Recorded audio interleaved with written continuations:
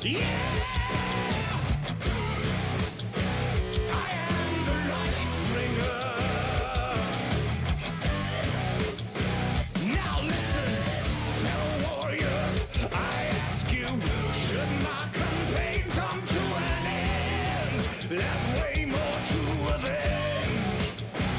Oh, 15 million souls live in this realm without much hope. Not too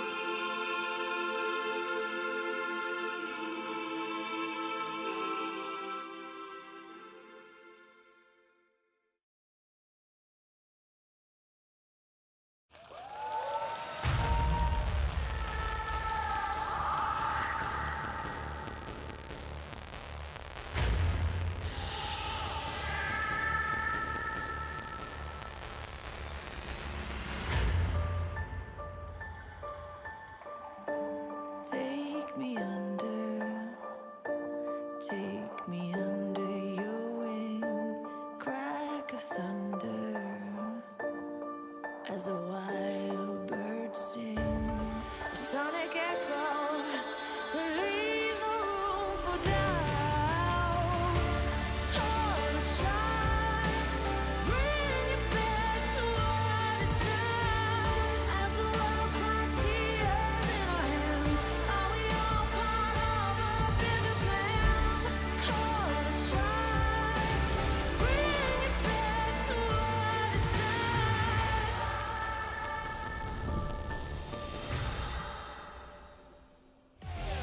Today's matchup. SK Telecom, T1. KT Rolster.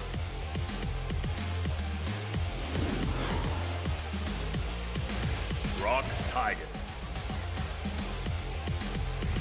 BBQ Olivers. 2017 League of Legends Champions Korea Summer Split.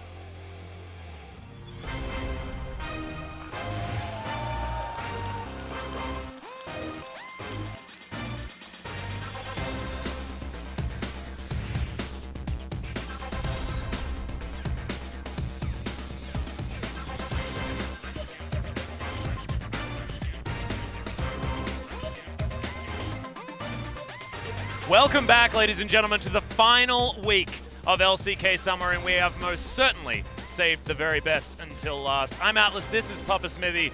We have a joyful day of League of Legends today, Papa. I mean, we open up with the Telecom War, Atlas, your first sampling of Korean League of Legends royalty, and honestly, the LCK at times, it feels a bit like Game of Thrones, where it's a big ensemble, right? There's 10 teams vying for the top, even some teams struggling at the bottom.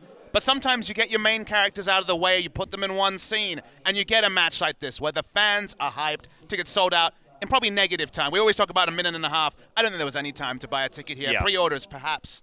Well, what happened? This is the series that may decide our first qualifier for Worlds, and we're a couple of months out from the tournament. Yeah, and the crazy situation is if you look back, I mean, there has been a previous telecom war this year, Papa Smithy, this season, in fact, and it was KT faltering at the last, and we all remember the Jin pick, face-checking brushes, things like this, but has it all changed? We've had this massive losing streak for SKT. They're coming off victories, though. We've moved to a new patch. So many questions are now up in the air, and you just don't know which narrative to take. Like, which path are you going to choose, Papa Smithy? I mean, the scientific formula isn't going to yield a result. We have to wait and see as we look at the standings.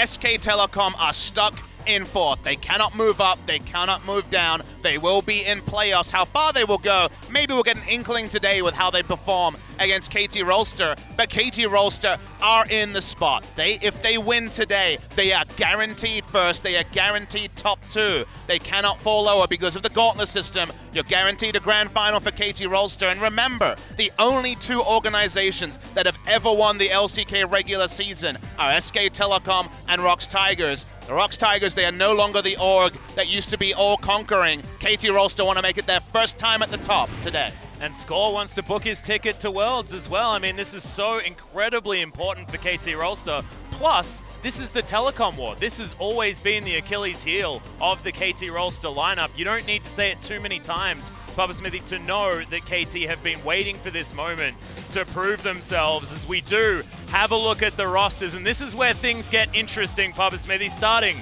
with SK Telecom T1. And it will be a certain gentleman on the top side of the map that we haven't seen for a few weeks. Huni going to be starting alongside Peanut, the roster that fell down in 27 minutes against KT last time around. But also the roster that won MSI on paper. When we're talking about maximums, you feel like in terms of potential, the potential here is off the charts. So many mechanical gods on this lineup. But you're right, they have not gelled very well. Huni and Peanut have not been able to be consistent enough to be a starting roster in summer season. Maybe today is the start of something. If they beat KT and can actually cement this roster, this is all the roster that if you see them holding up that World Championship trophy in a couple of months, no one would be surprised. Yeah, and I walked past Huni in the backstage area, and my goodness, it was all business on that man's face. He barely got a thanks out when I wished him luck in the matchup, so good to see that they're certainly taking this as seriously as you possibly can. Moving over to KT Rolster, though, absolutely no changes when it comes to roster. Not going to be seeing Sun on anything but that starting pitcher. And this roster put together purely to take down SKT and win the World Championship. This is their opportunity to book their ticket right now. And put together on one man who is in fantastic form. That, of course, is Score, who has seen this war too many times, Atlas. He is your war veteran, grizzled, but still a superstar. He is the one who wants to see his squad finally, for the first time, win the regular season. There'll still be work to be done. They still would need to actually win a trophy for that man. But KT Rolster is a super team, finally gelling like a super team. They've had their ups and downs. They lost to the ROX Tigers. We all wondered what it meant after they lost to SKT. This is the match. This is the one you cannot miss. SK Telecom with 4 wins in a row, but no one's celebrating yet because they were against ever 8 winners and ROX Tigers, neither of them in any form. And right down the bottom of the table, the SKT fans want to believe, and a win today might actually heal and repair that process. But adding to that sort of positive optimism that you're talking about, Papa Smithy, the way that SKT won on this 7.14 patch did definitely look convincing. FLICKR's Lucian looks out of control. So many question marks now for the draft. But you've got KT coming off a 2-0 victory over Longshu. That is a massive feat. I mean, KT feels like they fit the meta perfectly. You have a top laner like Smeb who can play the tanks and the carries equally well. And they're bringing in Huni, you have to feel, to be able to have the same sort of mechanical talent in the top lane. Ontara is fine, been a great role player. But you feel like if you're against Smeb, you need someone who you think can go toe-to-toe on any style. And Huni was a great tank player in the spring season. He was. Famous Cho'Gath player as well, so I think that will be a big pick for SK Telecom to consider on the blue side. Every time these two teams meet, though, in 2017, it went only one way. We'll get a graphic to confirm that. This is the graphic where you're like, okay, KT Rolster, KDA's score is off the charts to join BDD in undefined territory in terms of the pentagons. But every time a KT Rolster fan sees a graph like this, they have to check themselves. They have to wonder because the numbers suggest that KT Rolster are favorites today. If there's ever a dangerous tonic to drink, Papa Smithy, it is KT Rolster excitement. And you most certainly cannot do that too early, especially against SKT. And they catch you hard and young, right? You think, okay, this team looks good. I believe in them. And the roller coaster from there, it's such a great name for a team, the KT roller coaster, because who knows where the destination is. They want to believe it's champions of summer. They want to believe it's champions of worlds. So often it's gone a different way. And you can see here the unfortunate reality. Atlas, it always goes 3 games, but unfortunately the spring final was the best of 5, and KT will want to forget that one. They want to rewrite history. They want to pick up the big victory. And also, you remember a year ago, they were the team to spoil SKT's summer plans by taking them out in the semi-final. They didn't go on to be champions. KT Rolster often lose to SKT, but at least once a year, you get that oh-so-tasty time where they rewrite the script. And this is looking back to that matchup that we think back to all the way to the EDG Pawn days, you know, even further back. MSI 2015, even further back than that, of course, to Samsung White. But man, FLICKR versus Pawn, and this is Pawn's time to shine, because honestly, he's never looked better than this moment. I mean, in spring season, this was a very one-sided matchup. FLICKR was in great form. Pawn looked like the weakest player on KT Rolster, but he has been fantastic this season.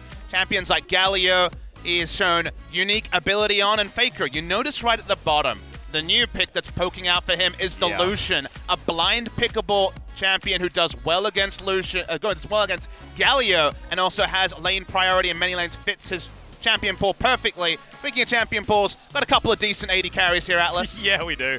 And you can see the regular season stats against any team. Deft is first in 3 positions, whereas Bang, look at that KDA versus Deft. I mean, it seems that when these two go head-to-head, it's terrifying. Interesting that the Ashe is pretty shared, but Kalista, recent performance better for Deft. Bang has an excellent legacy. Kalista players have nothing to speak of there. The Xayah, perhaps the most interesting. Bang's been playing a lot of that in their recent resurgence and didn't play it during the losing streak at all, whereas Deft hasn't found the same value on it feels like one of the Trinity. It feels like Ashe, Kalista.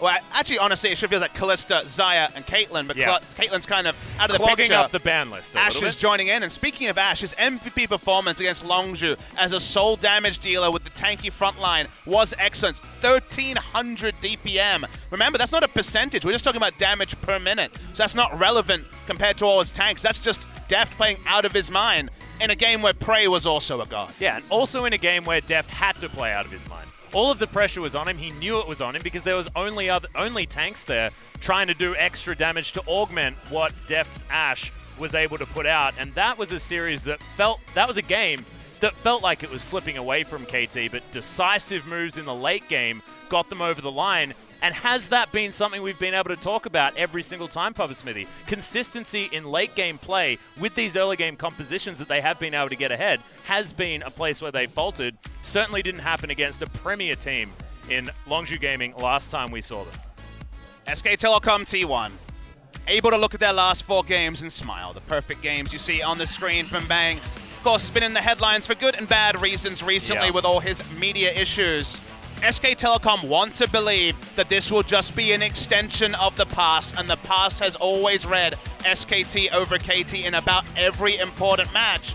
But KT Rolster are in better form, they fit the meta well, they have looked fantastic. This is their day to actually book their spot into the World Championships, and they may still get there in future days, but if they don't get there today, their fans will rue it, and every single time they'll remember back to when they could have done it earlier, but weren't able to get over the line. And this is the reason why all of these players are together as well. If they're not booking a ticket to Worlds, they may not necessarily have to do it right here, but this is the reason this team was put together, and this is their opportunity. If they can't do it now, how are they supposed to win in the future against SKT? But let's get into Champion Select. SKT, there are so many questions, Papa Smithy. You were talking to me about the options all of these teams have. The first ban is a pretty obvious one of the Thresh away from Mata, but now what does KT do on the red side? I mean, it's very interesting how you approach this series. I always love doing theoretical pick bans when it is two teams like this in a big match. I definitely had Thresh as a blue side ban. Galio's another one I'm considering, but this is not one I saw coming. I was actually talking to you, Atlas, about KT's need to ban the Elise on red side just because Peanut, in the recent run, has been playing almost exclusively Elise. What I did tell to you is that it felt for sure we would see some of the overpowered or at least premium meta picks available, and with an Alistar ban to counter Wolf's recent melee support choice of the Alistar, we're getting spicy already, Atlas. It's super spicy, and what is it going to be? Is it going to be Kalista? Is it going to be the Zac taken away here by KT? What are the options that they choose to remove? Do they leave open a smorgasbord? Do they just ban Aatrox and say, go to town, SKT? No, it is going to be the Zac. Respect for Peanut. You could have seen Zac being open because it is Peanut, and Peanut is known. This was part of our previous discussion. He's known about his skirmishing junglers. I thought SKT would continue to put an extreme premium on Elise to allow him to win every invasion war. But they move away from that. Kalista first pick, that makes sense. Where KT goes with their draft is unknown. We've seen so many picks from Score. He's played Skarner as recently as the past 2 weeks. The Maokai is a flex pick. Smeb and Score have already played this season. And this is where things already, the script gets flipped a little bit because the Varus priority that sure has definitely been there in previous weeks, instead of the Xayah that he hasn't been performing on in the matchup we see a lot, or the Tristana does super well against the Kalista, we see the Varus. And just to continue the point, Cassiopeia, double solo lane blind pick potential here, and the Cho'Gath that Huni has been spamming in solo queue. Played 21 games of Cho'Gath in the past week. One of his favorite picks is locked in. Yeah, and Faker getting that Cassiopeia is so terrifying. Means that Pawn doesn't get to just freely pick champions like the Corki that he has been very, very good on. Of course, in their 25-minute victory against SKT last time around, it was also on the Corki, and I believe pre-buff as well. KT, is that a lock-in of the Zyra? Varus Zyra already taken away. Could be associated with a potential example of some of the mistakes that SKT made on the last patch. The way you approach this lane is very interesting because it's a winning lane matchup. Varus Zyra is very powerful in lane, and they're trying to curb the Kalista, hitting her timings at the good time, and maybe even potentially prey upon a melee support that isn't Alistar. They haven't left Alistar up, they banned it away. Or it could be the lane that you just leave to do well and focus on other parts of the map. The draft will really shake out to give us more information in that regard. Banning away the engaged supports anyway to keep a bit of safety for the Varus. Very important on the side of KT. Yep, Braum not going to be opted in for as far as the ban here from KT, and they are going to take away the Blitzcrank instead. The Galio understandably banned against Pawn. Looks like he may have a different idea in mind, though. Otherwise, that would not be a Zyra. That would have been a Galio locked in there for KT. Orianna, already banned out, would be the obvious pick into Cassio. The Galio and her ability to just kite back and protect is there as well. So the mid lane champion for KT here is going to be a very intriguing one. Lucian makes it very far through the pick and ban, even though SKT have been first picking it recently. Taliyah is another option into the Cassiopeia. Be much more about the rotational early game focus that KT often leverage even if the Galio is down. And it seems like KT trying to pick winning lanes, play the map, but also have important teleport or ganking power, depending on where the Maokai is going. Yeah, and actually really like Taliyah here for Pawn, just because his heroic entrances on that Galio in clutch moments have been fantastic, and you can use the Weaver's Wall in a similar way. Arrive at the team fight at the right time. But now SKT, to choose their champions, looks like Peanut's going to be taking a potential Jarvan into the jungle, unless that Cho'Gath is going to be flexed there and Huni's going to be playing towards the top side. And that is going to be Kalista Kennen considered for Wolf and Bang. Yeah, lane priority on both sides, double ranged on both sides, even though SKT were heavily criticized for going too much into the Zyras and other laning focused supports, want to have some priority in the lane. As you say, almost certainly going to be Jarvan jungle. Peanut hasn't been playing Cho'Gath jungle recently, and Cho'Gath does well against Maokai. Last pick for KT is the junglers. They flex the Maokai into top lane. They will be going with the Rek'Sai. Very standard power draft from KT with insanely powerful lanes for Score to gank. I feel like Score is the big winner here because the reliability in terms of lanes to gank is off the charts. Yeah, the thing that I find really interesting though, Papa Smithy, is that Score decided not to go with his Gragas that has been so incredibly good, can also gank extraordinarily well in the early game, and we've seen what Score can do with Gragas if they make it to that late game. Looks like KT really want to put the pressure on early and keep it on against SKT here in game number 1. And KT have been good at game 1, so you could understand that this is where they're putting the eggs.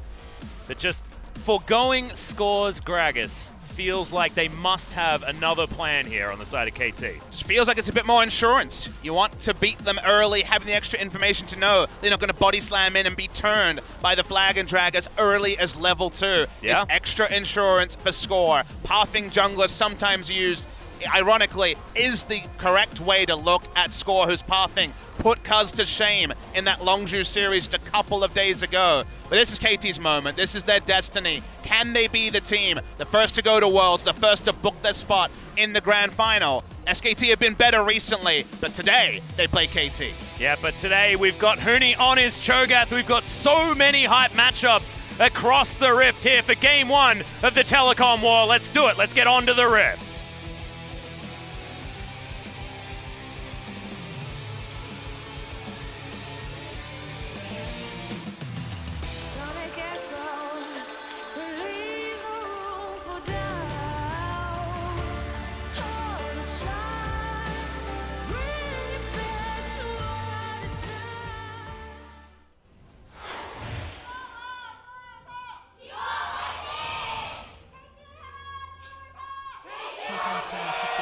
Oh, KT fans well and truly ready for this game number 1.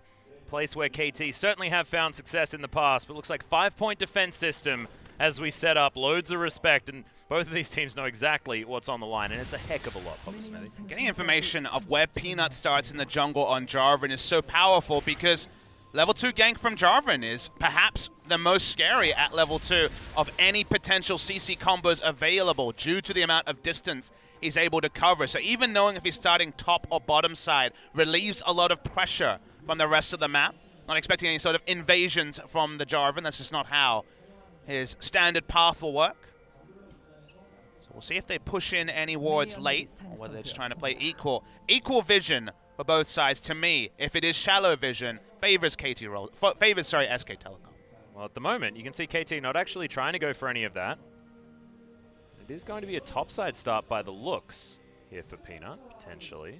We spent a lot of the pre-match and the hype focused around KT, because to me they have the tangible goals, right? They want to win to be first. They want to win to be the first team going to Worlds. Everyone can understand that. But SKT, it seems like to me, because they can't move up. Remember, guys, even if they win both matches this week, they will finish 4th. They will be playing in the best-of-3 wildcard and then have to play the whole gauntlet if they are to be the champions of Summer. But to me, SKT are playing for the intangible. They're playing for the right to once again be known as SK Telecom, the champions of the world multiple times, the sort of swagger they want to walk with as players. At the end of the day, SKT are known as that team that everyone around the world is afraid to face. And after their losing streak, we're not 100% sure to know, is it still that same SKT? Do they deserve that same level of respect because the opposition they've beaten so far has been lower level opposition? This time, they're against KT Rolster, and a win here for SKT would really allow their fans to once again have the same belief that they've had for years now. Yeah, this is the redemption story that SKT have been looking for that they haven't found in their last 2 victories. Score hanging out here, but Peanut well and truly ready as Pawn jumps his way forward. Not going to find the shove as Score's going to tunnel forward, and that's going to be Peanut's opportunity to get himself in. Flash comes out as Pawn down to 200 health. And SKT, good follow-up, faking not a lot of mana. Will level up and get some back. Stuff from Peanut. He was in position early for the counter gank, not moving to allow the Tremor Sense to give vision. And usually Peanut is the one who's playing the battle ward, invading aggressively. But now he's actually being Bengi-esque and actually providing coverage for his laners, something that he's done in fits and spurts over the course of 2017. Now Peanut going for the invade actually starts off the blue, but you can see KT moving their bottom lane up, have the inside track, of course, to this buff. Peanut making his way out, just going to take the Rift Scuttler, so not wanting to opt in for any over-aggression, which he may have taken earlier in the year.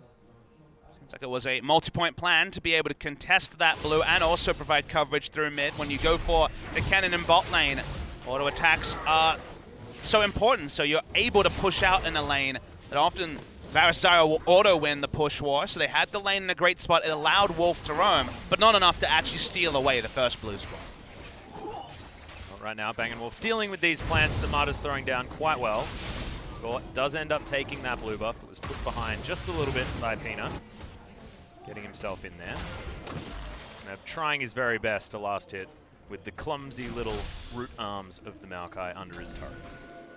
KT's comp, worth noting that in the late game, they will find it very difficult to push damage onto the backline. Talia famously, sure, if she gets a shove onto a carry, because she's coming out of control ward, can make a lot happen, but in general, the threaded volley is going to be absorbed by a 5,000 health Cho'Gath or a fairly tanky Jarvan, rather than being able to be pushed onto Cassiopeia, Kalista, and Kennen. So their early to mid-game rotations, with the reliability of their teleports, teleport plays between Cho'Gath and Maokai don't have a lot of overlap. It's not quite Trundle versus Maokai, but it's close to that, given that hitting a Rupture after a 3.5-second teleport is very difficult to pull off reliably compared to Maokai, who's got the point and click. Yeah. The thing that I'm looking at, obviously, is the Plants duo. Is actually got FLICKR going aggressive against Pawn. These Twin Fangs should be able to find it. Heal comes out. There's the flash. Threaded volley, but it's blocked by the minions. The score turns up and no kill there in the mid lane. But these guys are out for blood. Gotta love when they go super aggressive very early. Score's here to help them push out the lane. Peanut there for coverage. Maybe that's a preview of a Titanic 1v1 we'll have later in the series. First blood to either side as a solo kill in mid lane would put their fans into ecstasy. Oh, certainly would, and both of them now without a flash. So Score and Peanut understand that there is a huge target painted on their mid laner. Do remember that Peanut does have flash, and we saw Spirit yesterday pull off some very creative flag and drag into flash the last second combos. Score doesn't have his flash yet, so doesn't have the same ganking pressure, so Cassiopeia relatively is in a safer spot if Peanut continues to jungle around mid. We can see Bang & Wolf actually doing very, very well farming things out here towards the bottom side, but the pressure is in favor of KT. Deft actually feeling comfortable moving up towards this turret. I feel like they know this because they've spotted Peanut multiple times around that mid lane. Vision is down and Pawn. We'll see whether he can actually move over, safely navigate this potential gank, because Peanut just wanders through the lane. Pawn leaves lane because he has the defensive information on the bottom side. Does spot Peanut out. Thought for a second there he would do the casual wander away from a gank, then gank bot lane play, but there was wards available for SKT. Yeah, and actually pretty clever using that scrying orb to be able to clear out the lane ward as well, to be able to spot where Score's going to be going if he transitions via the mid lane. Haven't seen a scrying orb go quite that far the other way. Now backs are going to come in towards the bottom side of the map, and both of these AD carries are going to grab their Bilgewater Cutlasses. Smeb pretty greedy with his teleport, because Pawn was able to rotate out first, but just wanted to pick up all the experience. Teleport advantage for Cho'Gath, but we just outlined that making a teleport play with Cho'Gath is a multi-step process that's a lot more complicated than a Maokai teleport. So perhaps just hoping that, given the nature of Cho'Gath, he won't be in any way taken advantage of in the next 4 minutes or so while his teleport is down. He's going to head back to base. Here's Huni. So see whether he does use the teleport to get back there, because Smeb has been able to successfully shove that lane forward. That is going to be the teleport thrown out. So that teleport advantage that you mentioned, not going to be quite as prevalent as we move forward, but it just doesn't feel like one of those games. It does feel like the lane kingdom that we've discussed so often is well and truly in full effect, and it's going to be about what these junglers can do to change the odds. None of this 4-man, 5-man stack on the bottom side of the map at a given portion of time. If you ask me which team prefers to play a long game, I would say SK Telecom, just because Cassiopeia is a bit of an anomaly when it comes to scaling compared to the side of KT Rolster. SKT at 20 minutes have immense Baron threat. Immense, because they have Cassiopeia, Kalista, so they already have the Ren secure, and Cho'Gath as well, who'll have the extra 1,000 true damage very early. So KT Rolster need to either control the top side of the map or put down those wards around 20 minutes. Otherwise, the Baron secure at 20 minutes that we saw from MVP yesterday is even more possible from SKT. Yeah, they got so much DPS out of the Cassiopeia, and like you said, that's secure. Frightening stuff, but KT is also a team that if they manage to get to that 20-minute mark in the fashion that they generally are able to, then there shouldn't be control around the river for SKT, because KT have been able to often navigate themselves to positions where they can push their vision forward, be able to make sure that that area is under their control. Right now, not necessarily the case. KT have the highest gold difference of 15 of anyone in the LCS regions and the LCK at plus 1744 gold, which in a league as difficult as the LCK is a very impressive number. A lot of Galio games do buoy that, but they're so confident to play 4 tanks and an Ashe, or 4 tanks and a Kalista, which they played a lot recently, and actually hit their timings in the early game, have a big early game gold lead, take advantage of. And look, sometimes, let's be frank, they do have some weak mid games. The early game is their playground.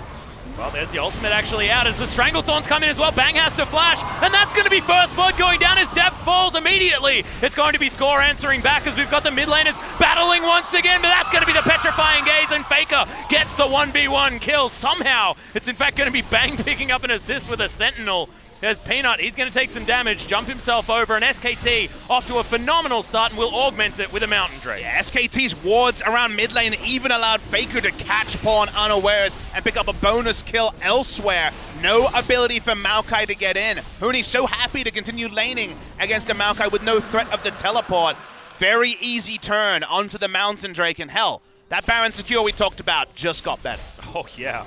We're going to see the replay coming through here, and KT are not 100% in sync, not able to knock up further through the ultimate there from the Zyra, as we see on the other side, FLICKR. It was just a face check coming through from Pawn, who didn't have any vision in the area, so was disrespectful in how he approached coming bot lane with no flash up as well. He's holding onto that weave as well to try and utilize it to cut people off on the bottom side of the map. Was obviously not necessarily looking there as he walked past FLICKR. He didn't have the famous mid lane priority that goes hand in hand with the lane kingdom meta you were alluding to, Atlas, to make such a bold rotation. And well caught out by FLICKR. Summoners up on both sides for them now, but the damage done early. Yeah. And it will be very, very difficult for Pawn to hold his own here in this lane. Goes back, gets himself a Null Magic Mantle and a cute little Amp Tome. Blasting one now onto FLICKR. Deft still with a slight CS advantage, and they are shoving this wave very, very effectively over and over again. Below half health is that bottom outer turret. No first brick to go down just yet. So FLICKR will go back and keep putting the pressure on. You can see Pawn already standing so far back. Their vision not necessarily there. He's been able to get great purchase timings. Already shot twice and has a Righteous Glory. Finished and fully completed at 11 minutes. Smeb has been slower for his second back, so only has the Merc Treads complete so far. See Huni go on the same sort of roaming missions that we saw yesterday from ADD. Yeah, just going to eat a Rift Scuttler over and over again. Bot lane. Yeah, there's the Fate's Call. Flash actually comes out from Deft as Wolf. Lightning rushing around, but isn't going to be able to find any purchase, and they knew that Peanut was there, so good reaction there from Deft, but still get the Summoner Spell in trade for an ultimate. Just seems crazy that KT opt into the higher damage laning-focused bot lane battle. Thresh was banned for sure. They could have found another engaged support apart from the Alistar and the Thresh. Instead, they go into SKT's wheelhouse. What they played the most has been these double-range comps, and this time they've had the coverage from the Jarvan. Be good about the decision-making. Here's the engage. Yeah, Deft trying to stay alive, but he's down to about 300 health. Good knock-up comes in as Peanut's going low, but Huni wants to find this AD carry. Wolf is going to get eaten, is now once again in the mid lane. Things going wrong. Pawn has to get himself underneath this turret. In the end, it's a 1-for-1 as the top laners get involved as well, and Smeb looking to try and continue the pressure. Can KT get some damage on this turret some more? But even though it was a 1-for-1, Atlas, again, you pick out the right thing to talk about. In the mid lane, FLICKR with no summoners forced out both from Pawn and the recall. So FLICKR's advantages into Pawn on the Taliyah. Taliyah, with the ability to have gank support, can pressure Cassiopeia with a faster wave clear, but just left her own devices. Cassio is outplaying the Taliyah. Well, that ward is going to die. You can see KT notice that it falls down, and that's going to be Bang's cue to exit. As he heads back to base, Blade of the Ruined King done for Deft. Should be done also on the side of Bang, unless those boots of his have put him behind, as Recurve is what's going to augment his item build. All the gold from KT and their 2 kills awkwardly is on Score on the jungle Rek'Sai this game. Rek'Sai getting ahead, Papa Smithy. There's a bit of a meme. What it means for this particular game is it allows for some vision missions, and that means actually they'll get the coverage around bot lane to have the multi-pronged attack where they go down for first brick. It seems like first brick will be picked up here. So much coverage in that bot lane area. No teleport on the Cassiopeia, of course, to impact this. Yep, that's going to be first brick going over to KT. SKT able to shove out both of the other solo lanes, as it was Pawn actually moving himself down as well. That's going to be free time for Huni, free time for FLICKR. I don't think either of these turrets should fall down. See whether KT can actually stabilize. Huni's actually doing a lot of work. I wouldn't be surprised if he was able to actually get that turret. Didn't really like the decision making from KT. You know, we talk in the pick ban about what the comps mean, what they mean on paper, but quickly if gold goes fast into one member or another, those on-paper matchups mean a little bit less Atlas. So KT responding and understanding that a 2-kill Rek'Sai and just a Maokai, they are the most reliable way to invade aggressively and turn for a pick while they're in the enemy jungle. That's why they were able to take down the first brick, because they used the one thing they did have in the early game, which was a fed Rek'Sai, to allow first brick to be safe enough to be claimed. Now, CKT actually, sorry, Huni, getting gigantic on this Cho'Gath. You're going to have to really have a lot of adjectives for large in this particular series when Cho'Gath's in the game. Many bigs, Cho'Gath. Been opening the dictionary, I see. Yes, yes, completely. My thesaurus skills are certainly up there. But it is just going to be that classic swap from KT. Take the bottom lane out of turret, move your AD carry and support towards the top side, see whether you can take that one down as well. Increased pace of the game is what they want. They have tremor sense. They also have the ability to find a quick pick with multiple members of the team. Basically everyone a pick champion on the side of KT Rolster. So turrets going down works for KT. They're strongest in the mid game before the items start piling up on the Cho'Gath and the Cassiopeia. But this is their time to rotate around the map and try to make it as open territory as possible. Yeah, and you can see actually KT answering that turret with that top lane outer as well. Does mean that they are still ahead in gold. It's only 1,500.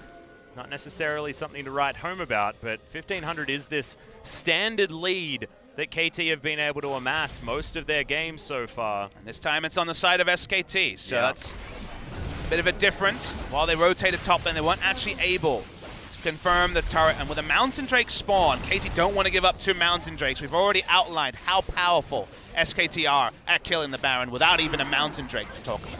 Yeah, it is going to be KT actually starting this one up. Marta pulling that one out of the pit by the looks, but KT not hyper convinced that taking this dragon down is a good idea. Top laners didn't have teleport, that's why they were able to start it, because Cho'Gath won't be here just yet. Yeah, pinging the fact that he's not towards the top side is Peanut taking a lot of damage actually from those plants. Reaver's Walker cut them off here. Pawn hasn't used it yet. Yeah, he's going to throw it out now just to break off this fight, and it's going to be 3 members. Oh my god, Bang going so far away from this Peanut fight. got the Mountain Drake. Trying to do what he can. Yeah, Peanut's going to be able to get that steal, but Def, he takes down Peanut. Now SKT, they are closing in on the tanks of KT already. A delicious tree was devoured by Huni, and Score looking to try and flash his way out, but the Ren should be enough to do it if he can make it there. I thought that that was going to be a headbutt by the Rift Herald, but no, he's just going to take down the turret, and SKT, multiple objectives after KT didn't find the smite. And even though KT were first to rotate, you could see SKT had a very early plan of how they wanted to answer KT's force onto the Mountain Drake. That part doesn't even matter because SKT were able to take it. We'll see the replay here. Score's smites have been a bit off recently, and once again, slightly too early means that Jarvan claims it. Then he's just able to occupy Deft and Pawn for time, and all-important time early into the fight. That allowed SKT so much more access to the bot side, and then FLICKR, Flash, Petrifying Gaze, doesn't find any members, but does zone people out of the on the backside was so easy, and because there was the early channel of the Rift Herald,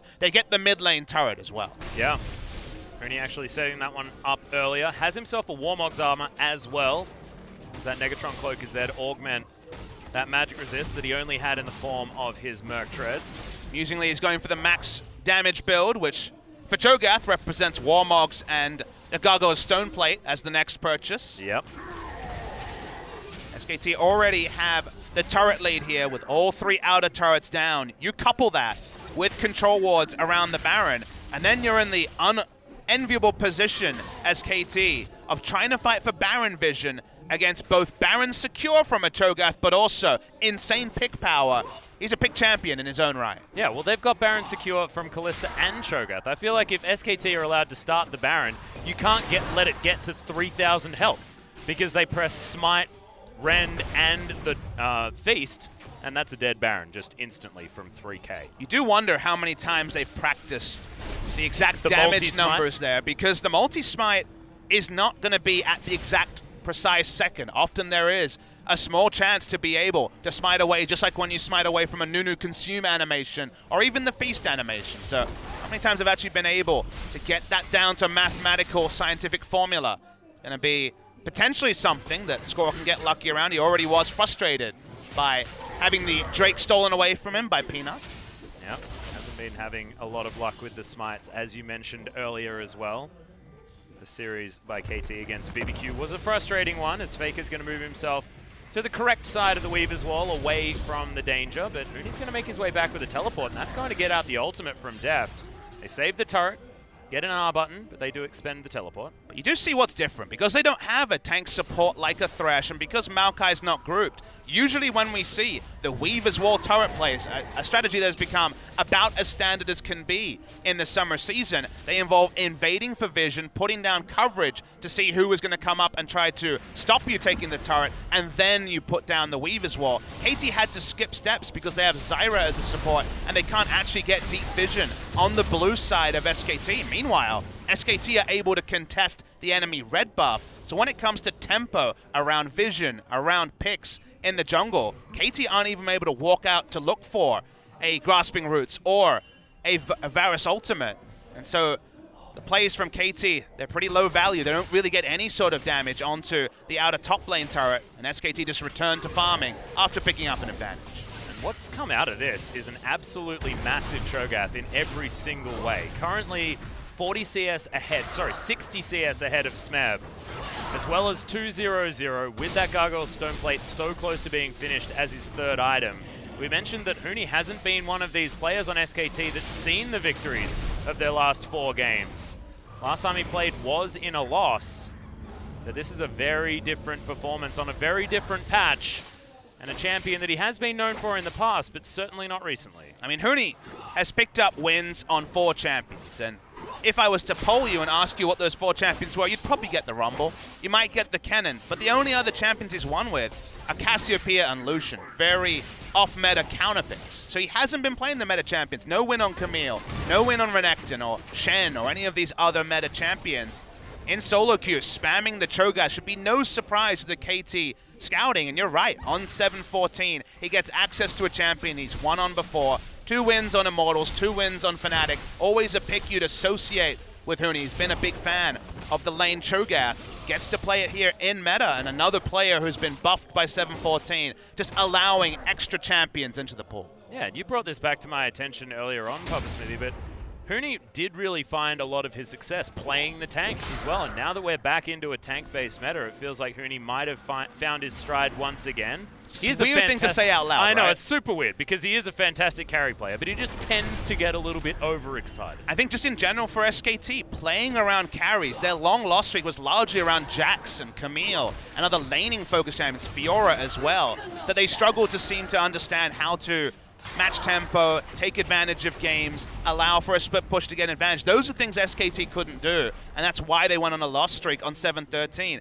In 7-14, they've been much smarter to use Rumble and Cho'Gath, basically tanks or the Rumble who can push in the tanks, roam in for vision on the enemy jungle, and use that to make logical decisions, and from there grow leads. Back to the old SK Telecom against Everate and ROX Tigers, but here also it's been logical play from SKT, and that's why they find themselves with a 4,000 gold lead at 23 minutes. Yeah, and it's also back to the genius drafting as well from SKT. The things that we have been expecting from Coma for so incredibly long were relatively absent in 7.13. I mean, it's hard to call out such a genius man, but it wasn't looking like SKT were at the same form with their decision-making in the draft. This time around, they have got exactly what they want and have the answers to KT that they were looking for. But at the end of the day, I'm not willing to say LoL lost at draft, because KT have a strong draft in their own right. They have pushing lanes, they had a Fed Rek'Sai early, they have the more reliable teleports.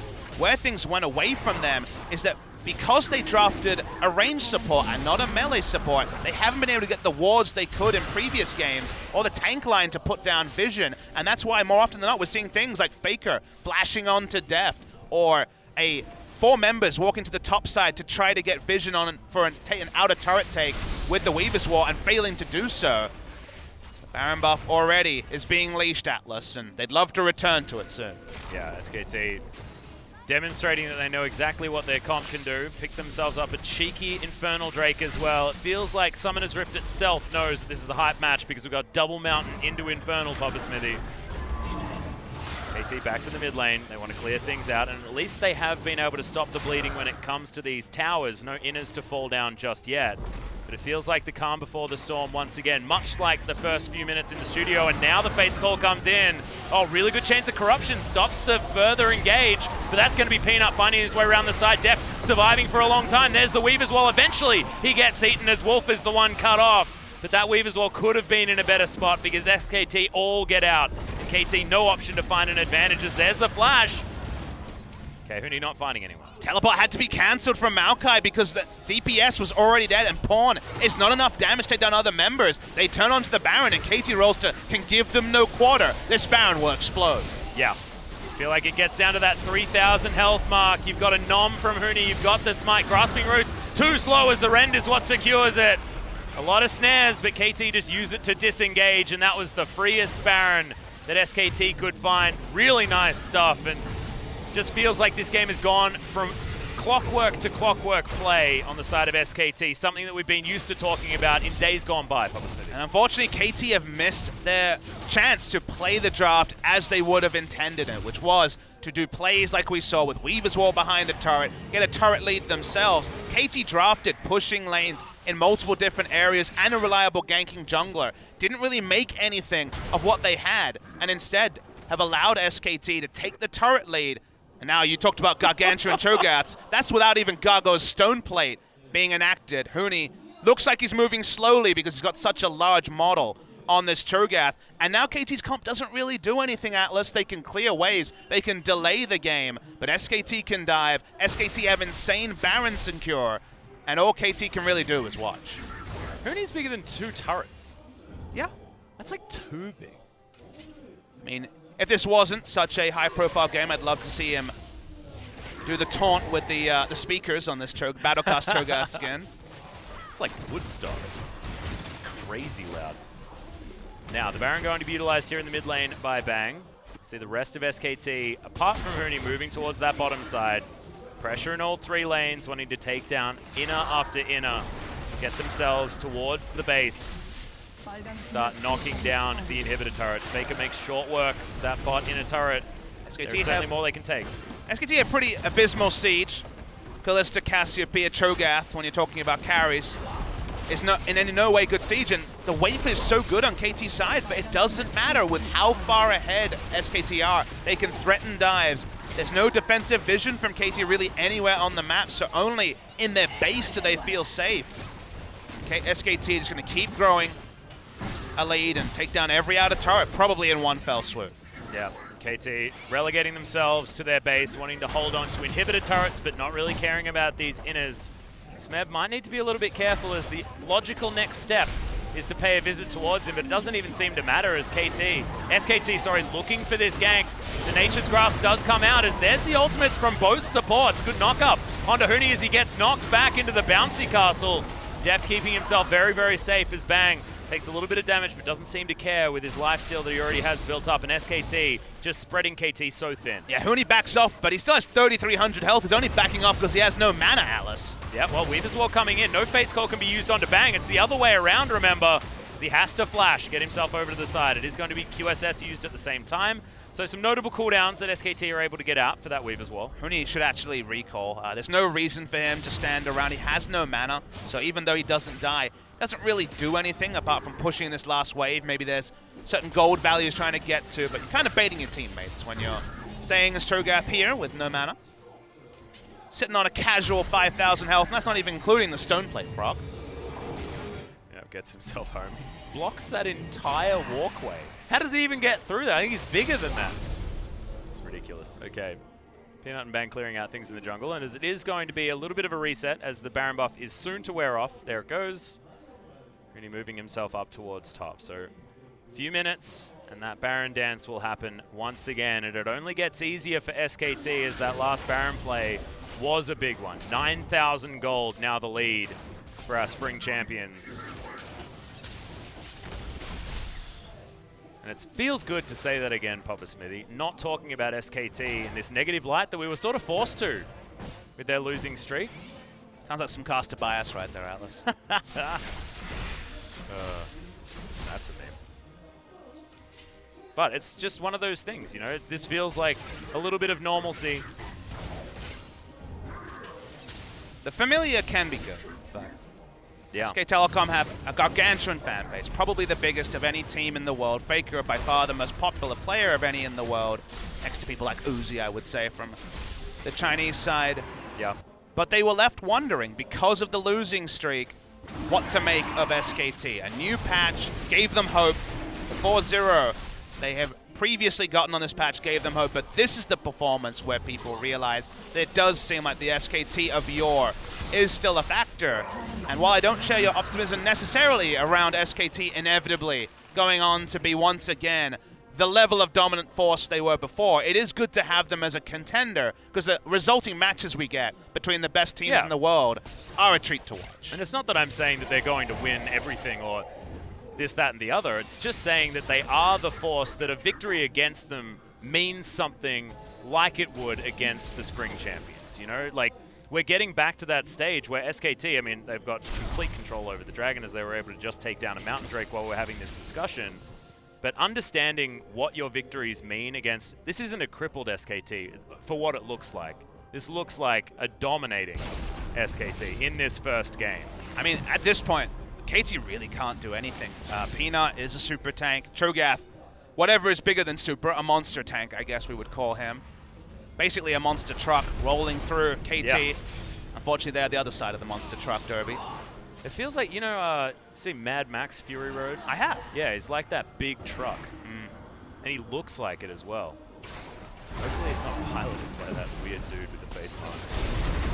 Okay, there's the knockback onto Peanut. Has to use the flash, so no flash Cataclysm to come out. KT probably pretty happy about that, especially Deft. Basically, SKT want to just take the next Baron and then dive is probably the way they'll go. As long as Huni is the one tanking the turret, they'll be A-okay.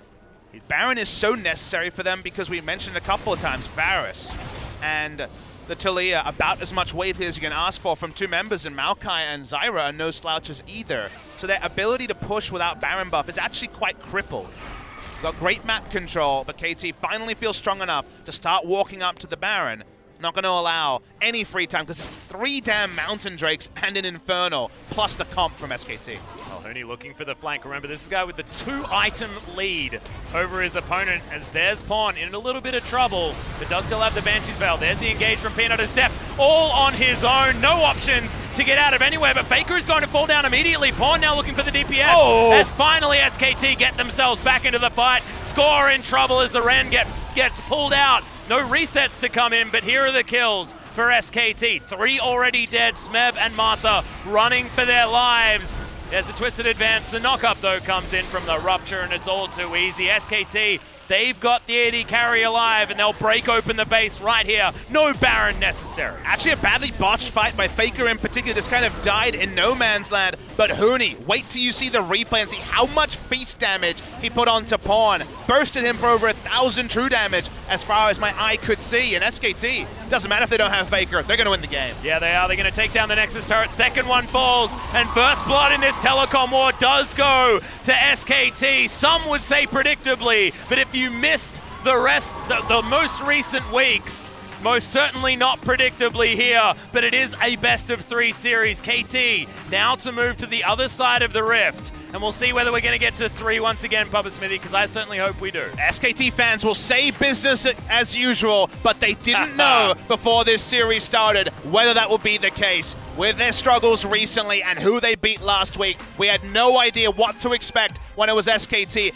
against our champions-elect, our first-place team as of writing in KT Rolster. But SKT played ordered, as you say, drafted smartly. There were still ways KT could win, but the moment that KT looked anemic at trying to take out a turret, you could see they would never actually get return visits to those turrets. SKT got the turret lead, they had the massive Cho'Gath, and they won the game. Yeah, putting the priority where they knew they needed to. So let's have a look at this Cho'Gath. FLICKR is caught out alone, and he has a lot of the gold here, but watch Huni and watch how much true damage he takes to Pawn. Pops the stone plate and eats him. He does almost his full health bar. That was a Rupture and a Feast, and he was dead. Yes. He died with both summoners up because that's not the sort of calculation you make as a carry. Yeah. Don't necessarily think that that tank is going to literally 100-0 you. But that certainly happened. Huni was a complete monster. I would be surprised if we saw Cho'Gath again. And KT Rolster is on the blue side, remember, for Game 2. More flexibility to ban away something like the Cho'Gath. But we don't even know if Huni's playing Game 2, Atlas. That is a very good point, but I probably wouldn't sub him out after that incredibly dominating performance, Papa Smithy. Still a potential 2 more games unless SKT can turn things all the way around, get themselves to 6 game victories in a row, which is the perfect setup to get themselves towards that gauntlet run that they could get to. Of course, even another match this week as well, so they could be on 8-0. But ladies and gentlemen, we are going to go towards that short break, but when we get back, the telecom war will resume.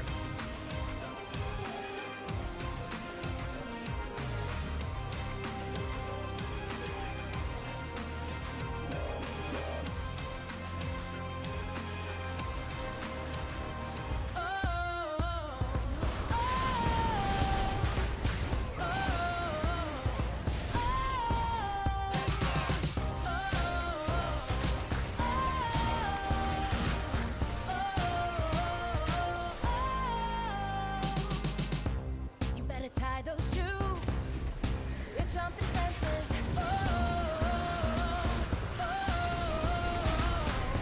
We're gonna shake these boots.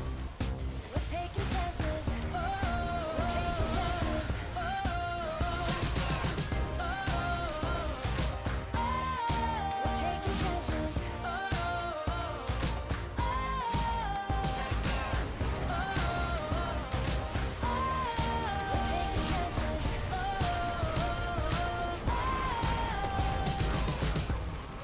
Tie those shoes, we're jumping fences.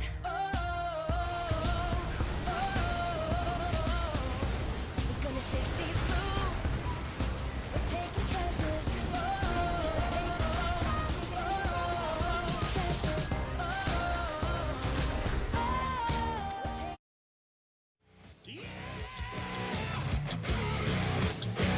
I am the light bringer. Now listen, fellow warriors.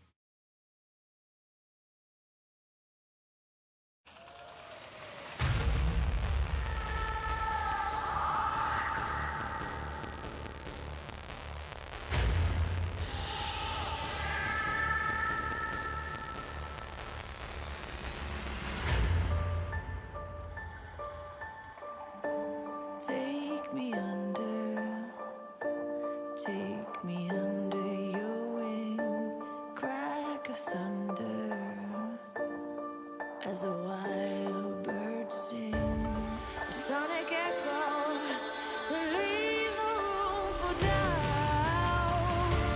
All the shots bring it back to what it's now. As the world comes tears in our hands, are we all part of a bigger plan? All the shots bring it back to what it's now.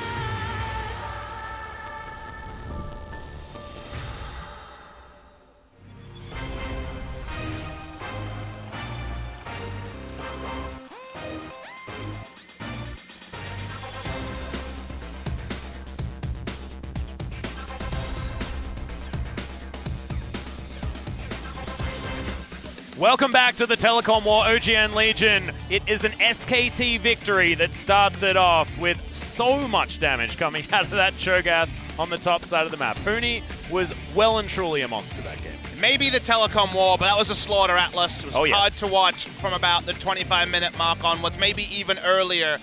KT missed all their timings, like they took the wrong train or showed up for work late because they just could not make their rotational comp work, and team fighting was never going to be their happy place. Huni missed out on 9 games in a row, no sighting of him, no substitutions in. He opens this series, and they're back to the MSI lineup, and Huni getting the Cho'Gath into his champion ball. First game on Cho in Korea, and from very early moments in this game, he was massive. He was definitely massive, both figuratively and literally, Papa Smithy. As look at this, just goes and eats Deft. Mata spent some time in the sky, and this was Deft with the ultimate escape, but you know, when there's this many bad guys, even the good guys can't get out. Yeah, just way too many. Eaten once again. And he's just too big. He's just too big, Papa Smithy. You can't click on anything other than Huni, but he's got so much health, it doesn't matter if you do damage to him.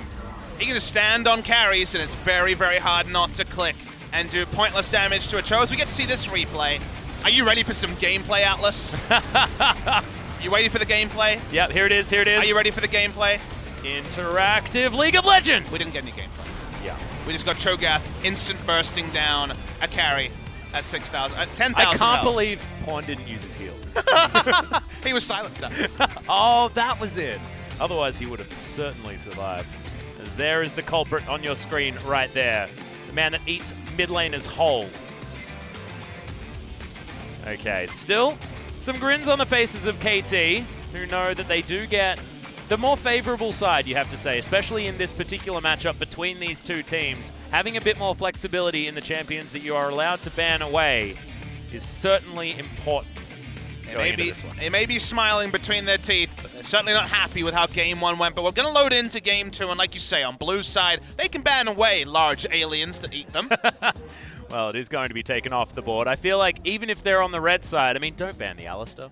Maybe ban the Cho'Gath instead. So Game 3, theoretically, if we get there, certainly could still be an option. But SKT priced into the Caitlyn ban because, yes, you need to do it anyway, but against Deft, you absolutely have to. What will they give up? Their bans in Game 1, Thresh, Elise, and Orianna.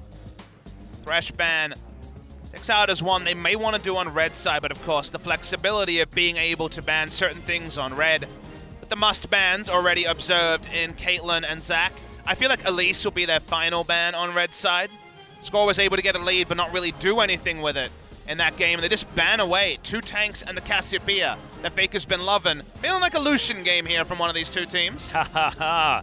But does SKT take it away? Do they take away the Elise? Oh no, it's going to be the Orianna going for the Ultra trade. Papa Smithy, is KT almost priced into picking Kalista? Elise, Orianna, Kalista. Elise, Kalista is more available here as well. A lot of contested picks. The Thresh still up and available as well. You don't want to let Deft and Marta be on that Kalista Thresh lane as well. That was what they were able to dismantle SKT with the first time around. Game number 1, the last time we saw these two face. Yeah, at least Thresh would be a nice start of a draft, but I feel like KT had the right read in Game 1. Alice is going to be taken super early. Marta, of course, another famous Alistar player. Oh, yes. And Kalista Alistar's been one of the big favorites. Might have to be Kalista Rakan or the Thresh, as you mentioned. Taken by KT. Could still be Braum or something like that. Marta still with a lot of options. Elise still available. Previously, Peanut has had a very high premium on Elise, so it would make sense for him to take it. They've left open other picks just to get Elise first pick and allow him to have skirmish power. Unable to get it in Game 1, had to ban it on Blue side. But this allows Peanut to invade pretty freely, especially if those lanes are pushing as well.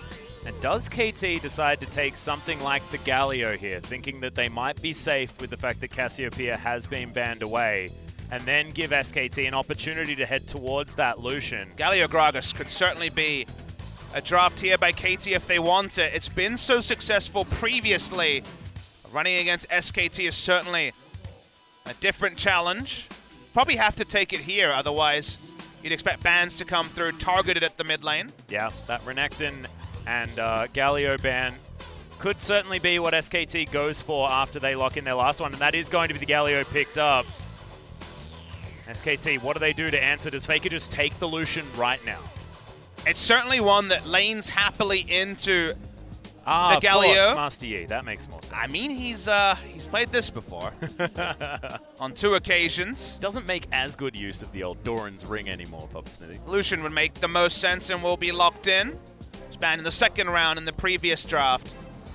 KT love playing the massive frontline and Kalista comp. They had to run it with Ashe last time. It's the sort of comp where you look at it, 1 damage dealer, sometimes 2, and say, okay, it's going to run out damage in the late game. And that's kind of, it feels like now, an old color point. Because if you consider the tank itemization available, the Gago's Stone Plate on great example by Cho'Gath in the last game, and also the new Thornmail that's come through, the ability to soak damage for these tanks almost makes them hyper-carry tanks, which is kind of a weird thing to say. But in the past, the lifesteal, the armor penetration, and the crit damage meant so much, and it feels like those stats are kind of recreated by the Stone Plate and also the Thornmail. So there's an argument that the frontline gets tanky enough that Kalista will inevitably be able to put through the spears, because no one can get past Gragas and Galio. What I want to see KT do here is flex Galio into support, Papa Smithy. That's what I want. And I want Pawn to be able to pick some assassin in the mid lane and really jump on top of FLICKR and end his reign of terror that he has been able to unleash on the Lucian. It probably won't happen. KT have taken away 2 of Bang's champions in the Xayah and the Tristana that he has been finding success on recently. Has been picks into the Kalista as well, as the Rumble is locked in for Huni. Back to an old favorite. And I was certainly not going to get my wish there, Papa Smithy, as it is going to be Braum considered on the side of KT. KT want to find a way to get a pushing lane against Rumble that's also a tank, which is very hard to do. It's one of the reasons that Renekton was banned by SKT, because KT's comp here, their rotational comp with tanks and globals, only really works if they have multiple pushing lanes. And the amount of pressure in the mid lane will be decent, if not ideal, into the Lucian, who does have a free lane and can control the lane quite well against Pawn. They end up going for the Jarvan, who does have decent ranged push and certainly can be another one of those frontliners. But SKT, in the face of KT's favorite comp, is going to be going for a very standard rotational draft. And to me, the jungle matchup might decide it again, Atlas. They've got the Elise and pushing lanes, so there still is the potential for Peanut to upset all the rotational play. KT kind of did a budget version of this tank comp in game 1, but couldn't make it work because they weren't able to get the map pressure to actually set up the Talia walls and take the turrets. This time they get their favorite comp, but SKT giving people their favorite comp and beating them is another one of those old memes that could come true. Yeah, we've been talking about lane kingdoms so often as well, Papa Smithy, and SKT have set themselves up with some terrifying lane matchups as well. We know that KT likes to pile drive as a group with this composition. Is that going to be able to happen if Galio is permanently at a quarter health bar because FLICKR has been shooting him the entire laning phase?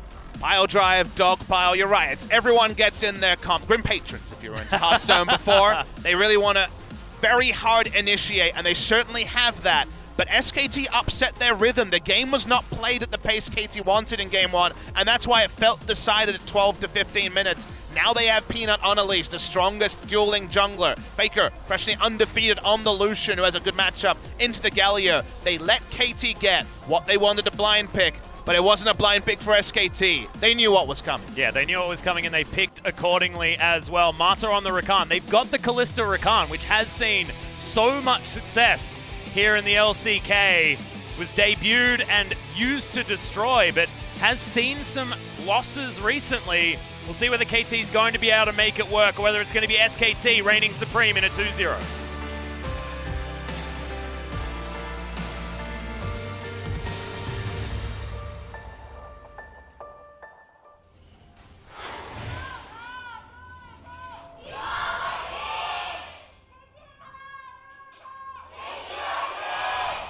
SKT fans certainly piping up now as the audience have most certainly all arrived here at the Soli Stadium.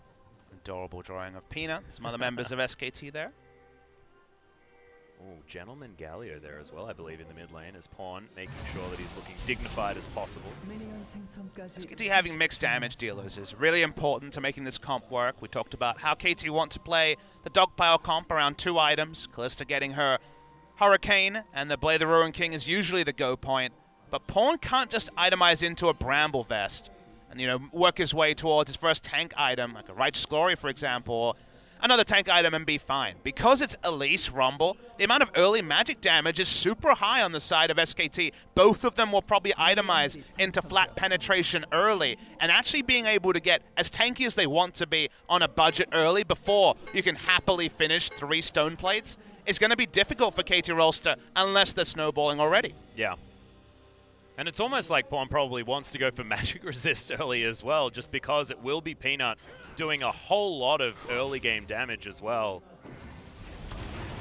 We'll see exactly what does happen here as KT start off on these little Raptors, and that Winds of War is certainly very, very good at helping out. Now the reason why the Galio is a big pick for KT is that Score gets super happy, gets the super leash on blue side when you get blue side Galio.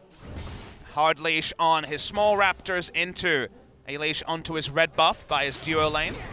Not many super leashes this week, but Galio in the meta does make it possible. See Smeb getting a little bit angry at Huni, that Grasp of the Undying paying off with the passive of the Jarvan. Okay, Bang, not going to get knocked up by that Grand Entrance, and actually Mata having to be careful. Time to eat some biscuits, I believe. Trust in his knowledge of the knock-up AoE of that Grand Entrance. But the visual was actually suggesting he would be caught, but Bang knew better. Smeb has probably been our most impressive Jarvan player. Here's the level 2 game. He misses Flag and Drag, though. Yeah, doesn't get the knock-up, but there's the body slam. There's the double flashes as First Blood comes out for KT at 2 minutes and 45 seconds. It may have been a flash party that was unnecessary, but it still was successful. That's how you make a missed flag and drag a flashy play, Papa Smithy. That's how it works. Well, you have party casts. Apparently we can have flash parties as well. And that's also the super leash at work, Atlas. Where was Elise during that? She was just on her red buff. She was always going to be outpaced. It was a longer route taken by Peanut, so he wasn't expecting to be there anyway. But Rumble, in the face of a super leashed Gragas, needed to be more defensive. He may have wards down, but Score's going to try again anyway. Yeah. And that blast plant means that there's not going to be a heck of a lot of time to react. No flashes anywhere, and there's the knock-up this time. Score's going to make his way through, but good Needs to hit lands. another harpoon onto Score. He doesn't. He's dead. Yep. That's going to be the overheat, and that's going to be another kill for Score. Peanut tries to get something back, but 1 versus 2 not going to happen, and Huni giveth, Huni taking the way. Fantastic flash out of Deft on the bottom side of the map as there's the stun coming out from Wolf, but Bang's going to get the Ren stacks pulled out of him, and KT already at a 3-0 start. Can they make it 4? No. Not going to happen here, but this is fantastic news for KT fans and fans of 3-game series for the telecom war. Exactly, they needed a gold lead. We said, how are they going to get a gold lead early and get tanky against the mixed damage? Well, picking up 3 kills in the first 3.5 minutes is a great way to do that. In 2 lanes as well. Gragas, awkwardly once again, has all the gold. Score, share it around with your team, they need it.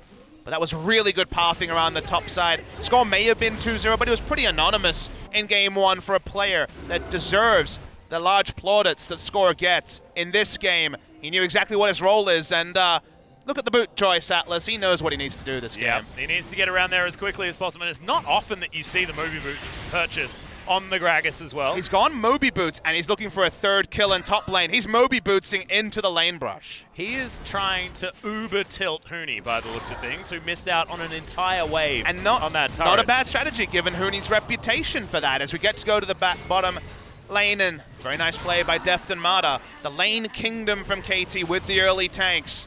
This is their comfort, and they're doing it again. Yep. Okay, teleport from Pawn to get himself back into the mid lane, but we're just waiting for Score to decide to kill Huni. Just wants to be able to land the body slam, and then these gank buddies on the top side of the map should be able to do it. There's no knock-up to come in. Huni should be able to get himself out, but does get... Oh, no, nope. He's dead. It's he's level just 4. Super dead. You don't need to hit your skill shots when it's level 4, and the Rumble is as anemic as can be. He's died twice, and the sum of those purchases was just the refillable. Goes back now and buys boots and a cloth armor. And desperately need it. Getting Smeb ahead. He actually picks up the kill this time. I was mentioning before all this, but Smeb has been our best top lane Jarvan because he's the smartest at waiting for the right time to engage. EQs haven't necessarily been on point, but the timings have been perfect. And actually, they give away the Elise, and they played around topside to the point where Peanut already is trying to put out fires and can't be the battle ward that you want to be on Elise. And can't take the initiative as well. Which That's what a battle ward is, yeah, right? It's precisely. about being there in front of the enemy jungle because you're happy with where your lanes are at. There is no initiative available because when you're firefighting, you're being reactive. Yeah. Score, at some point, you really need to calm happening? down. Is this seriously Yes. happening? Okay, ward goes in. Huni says, not again, gosh darn it. That's going to be the flag and drag. Peanut's going to arrive, but you mentioned anemic. I feel like he should be starting to gank the cannon creeps, Papa Smithy, because they're going to be worth more money. And he looks nonplussed. He's certainly not proud of where he's at in this game. So many repeat ganks. The boots of mobility purchase paid off as well. Goes back, doesn't have a full jungle enchant with 2 and 2 in the early game, but Smeb also has the lead, and all Huni can do is slowly put together his first item. It's going to work towards the Zonias with the Seeker's Arm Guard, but it's feeling like it's a long way away. Yeah, we got another engage on the bottom side of the map, though, as Wolf. I don't think he's going to be able to get the stun here. Stacks up the bells, but SKT having trouble on the bottom side as well, and we heard KT talking about this. It's okay, Pawn looking for the snare. He's going to get it. Is that's going to be a steal potentially? No. Peanut was able to grab the blue buff. Smeb going to teleport his way through, and FLICKR underneath the turret should be safe for now. Okay, so they don't get anything off the teleport play. Worth noting, Atlas, that if it was only top lane that was going down, it doesn't necessarily mean that much. We've criticized teams for over-ganking a Rumble in the past unless they were actually able to get something in return, because Rumble can build and put together a very cheap item. but it's the bottom lane kill in combination with what they were able to do topside that is the biggest story for KT. Picking up the kill in the 2v2 while Peanut could not be bot side has punished the Alistar draft, who is a weak laner without jungle assistance or without a winning lane. So it's the bot lane kill that KT fans should be happy enough with, because now they're winning in different ways. And it's not just holding down Huni, who will eventually just have equalizer, a bit of magic penetration, and be okay. Yeah. And now after all of that action towards the bottom side of the map as well, KT have got that deep vision down and should be able to keep tabs on where Peanut is, and thus able to continue that pressure on the bottom side, which, as we talk about it, Wolf only level 5, Ren going to be pulled out. We're down to about 300 health, but KT a lot of power and a lot of pressure on this bottom outer turret. And it looks like SKT are deciding to forego defending this one for the moment. Should be able to stand for a while, though. Another winner is Pawn, who you mentioned. He's on the Galio. He'll build a Bramble Vest and be okay against the Lucian, but Lucian gets a free lane. We've seen Lucian solo kill the Galio as well. He's down CS, about 18 CS down, I guess 15, and also some Raptors. He's got the Bramble Vest now, so the lane gets a bit better. But all he can really do is do what Kuro often did on Victor. Push the lane and be okay. Throw down 2 Winds of War. He can't really walk up for the auto attacks. He'll miss CS invariably over time. But because his top lane and bot lane are winning and his jungler is ahead, that's all Pawn needs to do. Yeah, just nullify FLICKR. Make sure that he is not someone that's getting fed and able to answer the incredible pressure that Huni's under, and make it so that he's a non-factor. And Score just takes blue because he's just relying on Pawn to do his job on a budget, let's say. Rich Man's Jungle Gragas coming out as he wards up the enemy topside jungle, allows the Jarvan to overextend even more, and now he's just being the biggest bully ever. Yeah, he's a gigantic jerk. Because now Huni's just going to get bopped again. I don't even know whether Score really cares about picking up a kill. Good die. There's the heroic entrance to come in. That's going to be Huni picking up a kill. It's going to reset his gold, though. But he's going to be able to flash away. It's Peanut that's going to fall, and Pawn grabs his first kill of the game. It's 1 for 1, though. And this money that Huni's able to pick up could be very important for SKT. And it was really smart from Peanut, to be in the brush there, available for the guy. Waited for the cast to come out, and that was the moment where they could turn on to the Gragas, who doesn't have any health in his early build, but is working slowly towards his jungle enchant. And now it's double buffs on Huni, which won't necessarily win him the lane. The item discrepancy sees to that, but it does get him the all-important gold, as you mentioned, Atlas, and he gets closer and closer to the Leandries, and he'll still be able to do his job if his equalizers are on point. Yeah, you saw the Hawkshot spot out Score, so Huni knows that once again he's going to have some attention, trying to get some extra vision there, but look at the deep vision on the top side of the map for KT. In fact, deep vision everywhere. This map is a Christmas tree for the KT Rolster lineup. 6-1 in kills. They're ahead only by about 1,200 gold, but they have all of the tools to try and continue this pressure. Night and day in terms of map pressure, or tempo as we call it as casters. From game 1, this is what they were trying to create to allow the Taliyah plays to work in game 1, but when denied from doing so. Scores back top lane, predictably. Yeah, gonna wander over this control ward. I believe Score just wants his double buffs back. Wants to take the top lane first brick. It's the objective they actually are looking for. At least his bot side was spotted out in a control ward, I believe, already. Yep. Things going in here as well. They know that SKT are going to be playing around their bot side jungle. First time that Elise actually making proactive plays on the bottom side while KT are getting their advantage top side. Okay. Rebel not going to be able to find Pawn just yet, as FLICKR in trouble. Scores come in. No Justice Punch, but it doesn't matter. Peanut in trouble now as well, as Mata has the quickness, wants to find a grand entrance as he just pops over the wall, takes the ride with the Spider, and Peanut, he's in the Thunderdome. He's going to be taken down. Score grabs his third of the game. Another pick.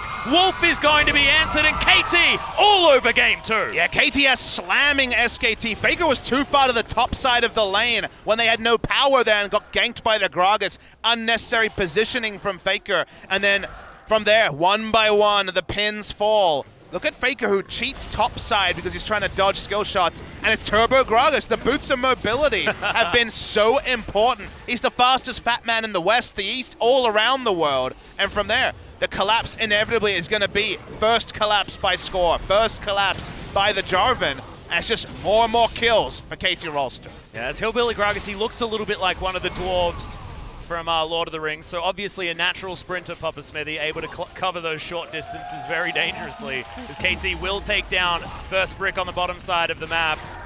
They already had so much pressure there, but there's a 30 CS lead now for Def, just because the rest of the map has gone so woefully for SKT, and that early kill on top of it. I'm smiling wide, Atlas, and it's not because KT is winning, it's because it's been the most KT Rolster series So you KT. could ever expect. Game one, just the doldrums of defeat. Everyone thinking, oh, it's SKT again. It didn't mean anything the rest of the season, and then KT, this is what they've done with so many teams. They're 10-1 with the Galio pick. It always functions the same. The queries will be there about late game damage, but not late game tankiness for sure.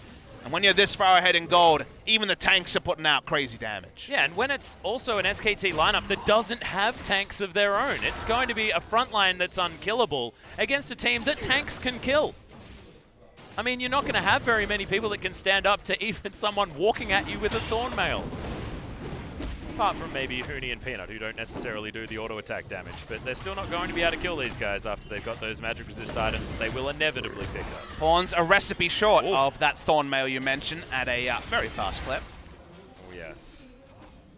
SKT are not going to be walking in to contest any dragons at this point in the game. No. That much is certain. Blade the Ruin King already complete for Deft. Yeah, Bang has a BF sword to answer, going for probably the Infinity Edge based build, but we'll go for a Zeal item most likely as the next choice. But it almost doesn't matter at this stage. Often those builds are for rotating around the map for when you're able to take initiative, but there's not a lot of initiative that SKT have available to them so far. Another game we're incredibly spoilt with our first few dragons. The first cloud going to come in of the series, otherwise it's been nothing but volcanoes. Felt like Peanut was spoiled being able to take his own red buff, given how much Gragas has been playing on the red side jungle of SKT. Well, no Cocoon to land. Oh, good sidestep from Pawn. Or maybe that was just where he was walking. Peanut predicting a juke that didn't come. And that's going to be Rift Herald falling down. So KT wanting to break open more than just that bottom outer turret.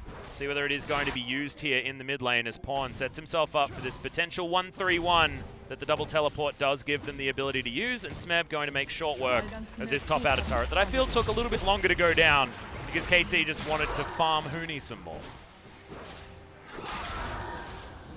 One thing about this game is that this is the game we know KT Rolster can have against any opponent, right? We've seen them play these frontline focused comps many times and blow games open pre-20 minutes. It's where their big gold lead differential, the largest gold lead of any team in the world at 15 minutes comes from, is games like this.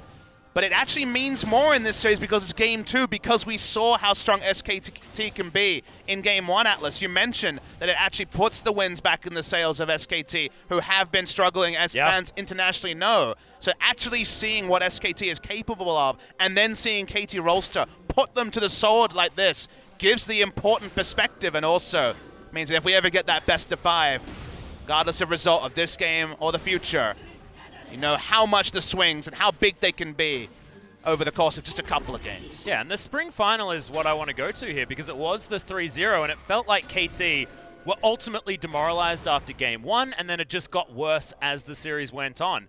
And looking at this series after game number 1, a lot of our minds went to, can KT even mentally get back into this? Obviously, that is absolutely the case, and they certainly can, but it has certainly been a question mark in the past, as now we've got another engage. I think that was Bang, but I don't actually know, because he was mostly just dead. Yeah, it's just going for the mid lane turret. They prepped all the vision in the red side jungle earlier. Here's the Rift Herald. They'll probably want 2 turrets from this, given there's no Baron to fall back to. It's somehow only 16 minutes into the game. I'm sure Huni is thinking this is the longest 16 minutes of his life. Yeah. He's got himself a haunting, guys, though, Papa Smithy. There's another charge. This Rift Herald is doing some work. They just run it all the way up mid, take both of the outer and the inner turrets. And KT now looking to rotate and try and grab FLICKR. FLICKR wondering what the heck he can do to get out of this circumstance. As Pawn's just going to wander in and punch the guy. Good relentless pursuit to try and get him out. But Turbo score. Fatman. Yeah, he is very, very fast. Just bops him, says thanks for the kill, thanks for the setup, Pawn. Bang has respawned, but he's just cleaning up this mess that is the mid lane of SKT. Same feelings we were thinking about SKT in Game 1. You're feeling the same sort of pressure and tempo on the side of KT Rolster in Game 2. That's why the best of 3 is so exciting. Even Europe learned it eventually, because we're going to get a third game most likely. This is the sort of game where the throw from KT would have to be pretty impressive. Would take up multiple throngs, you would say, of team fights where they threw themselves at SKT for them to lose out. I feel like they'd also have to all of a sudden be on different champions as well, because Deft's Kalista is pretty good at winning. Pawn's Galio's only lost once, Papa Smithy. And Score's Gragas is legendary. Marta's on an engaged support. Like, there's just everything going right, and Smeb's in the game. Pretty sure that's almost all you need. His J4 stats, I believe, undefeated at the moment. Is that one of his 6-0 champions? That is his 6-0 Jarvan. You just go in zone here. They don't need to overdive, and let's see if KT can be poised or whether they are looking for style points. Cheeky extra auto attack does cost Deft half of his health bar. Maybe suboptimal, but there's the equalizer, just clear out the minion wave. Desperation here for SKTs. There's the flash.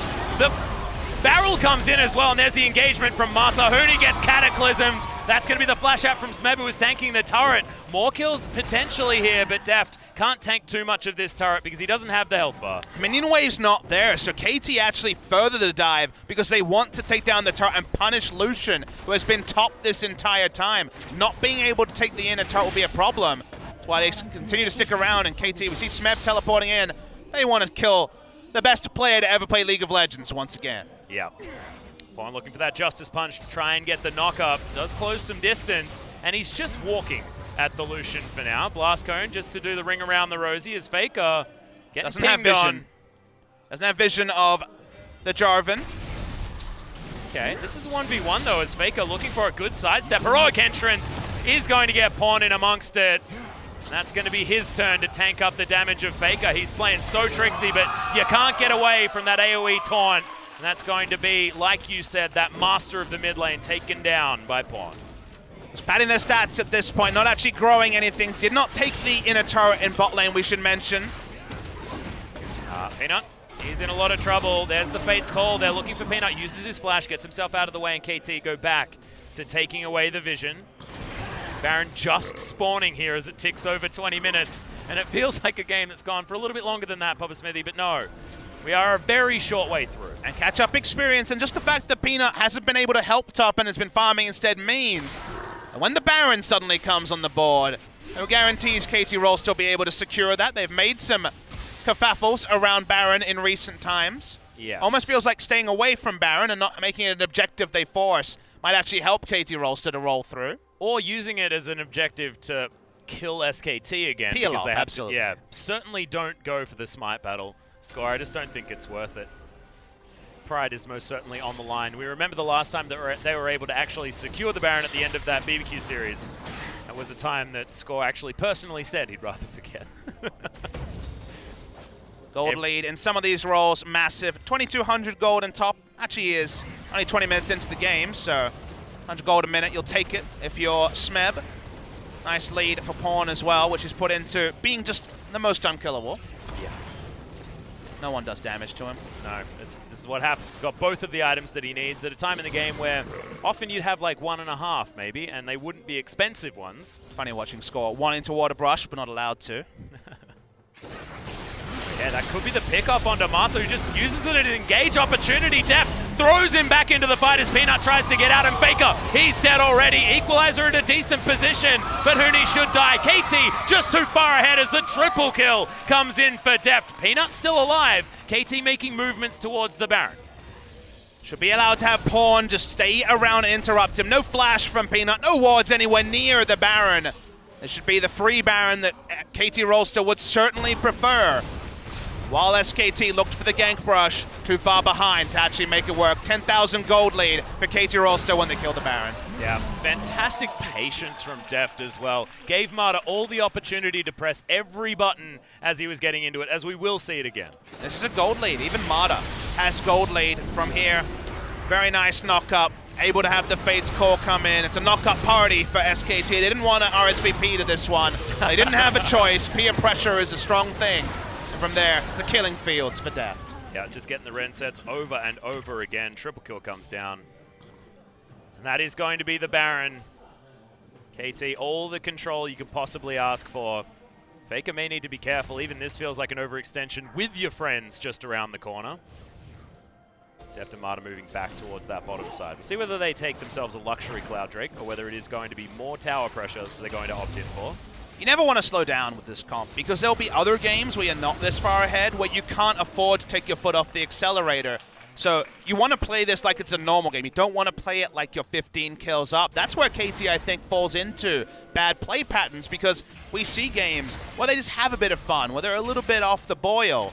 And then when they're in a game where they are closer than perhaps it first appears, they can make errors that if they tighten their plays on stage, they wouldn't make as often. So I want to see KT play this out as seriously as possible rather than skipping up steps because they're 12,000 goldish ahead. Yeah, and we've heard in their most recent interviews, because we get interviews with KT a lot given their gigantic winning streak, 7 matches in a row, but they have said things like made noises about the fact that they have noticed this particular trend of maybe losing focus if they're too far ahead. It's been a long time now, so when they talk about just recently noticing trends, I wonder if they have any insight at all. That's a very good point. However, it's good to know that they actually know that, because it has just been one of those things that has happened, but they're easily able to break open the bottom inhibitor turret. Looks like they're doing work in the mid lane as well. Pawn and Smeb, the tanky members, just shrugging off the damage that SKT are trying to put forward. Arrow sails by majestically, and that's going to be the headbutt pulverize from Wolf. Has to flash his way out, though, as this tower will inevitably also fall down. Now, KT never take the bait. They just stay on the turret. They stay on the inhibitor. Everything up for a re-engage after the arrow wailed by, but they don't over-engage. They do back away, and this is what I wanted to see from KT. Yeah. Gonna head back to base now is multiple members of this KT roster, and there's the snowballed Bloodthirster from Deft. Has his QSS built up as well, triple lifesteal to potentially be finished off, but this is what you do. If they can't insta-burst you as Kalista, you just dance around and never die because you've got so much lifesteal, they cannot get through it. He's pretty much a tank as well. And Pawn decided he wanted to do damage, doesn't need a Gargo's Stoneplate because they've got a Gragas and a Jarvan with 2 already. So they're pretty happy with their front line. Yep. Well, and you're against Blade of the Ruin King and a Liandry's Torment. Why don't you just build flat resistances? As there's the grand entrance. FLICKR in trouble. Deft wanting to make it a 1v1, but Pawn is going to nip that kill just at the last second. 2 levels down, but there's no fair 1v1s. The chivalry is not happening here. No. The British fans in our audience aren't going to appreciate this lack of respect, but no need for 1v1s when you're so far ahead as a team. Well, it could have been a potential catch any other game for SKT there as Wolf and Peanut were set up, but KT can freely face check now.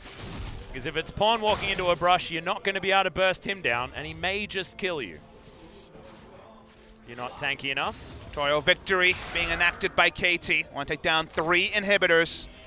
FLICKR will respawn because it's so damn early into the game, only 25 minutes. Eternity for SKT fans, though. Yes.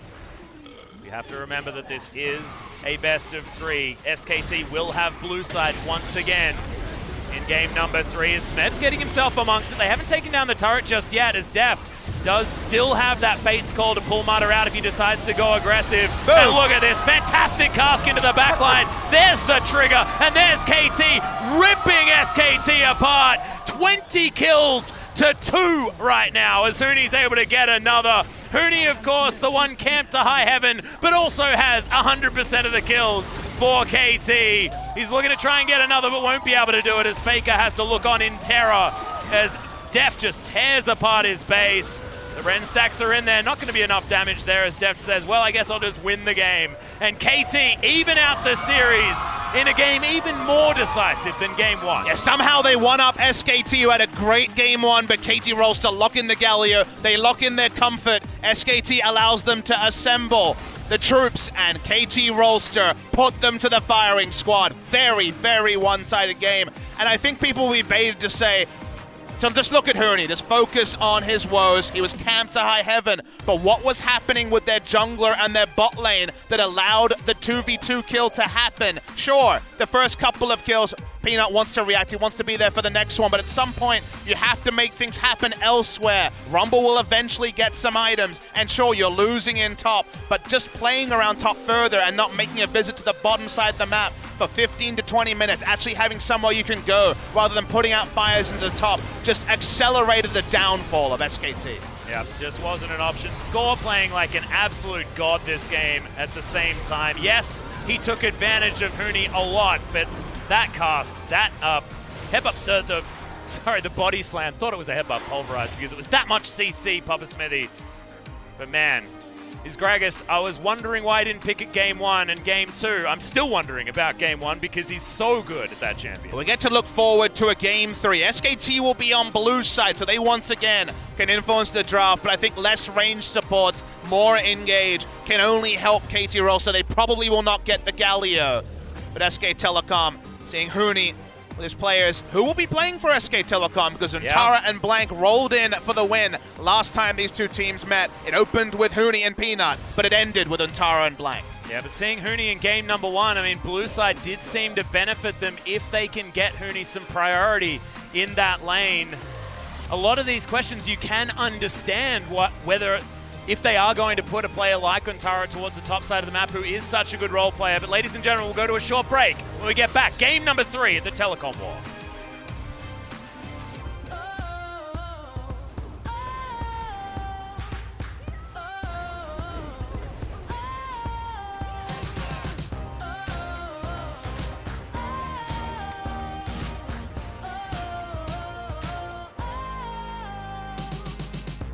You better tie those shoes. We're jumping fences.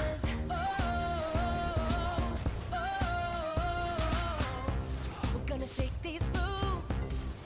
We're taking chances. We're taking chances.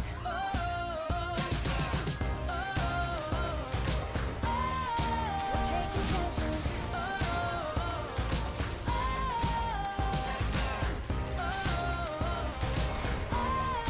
We're taking chances.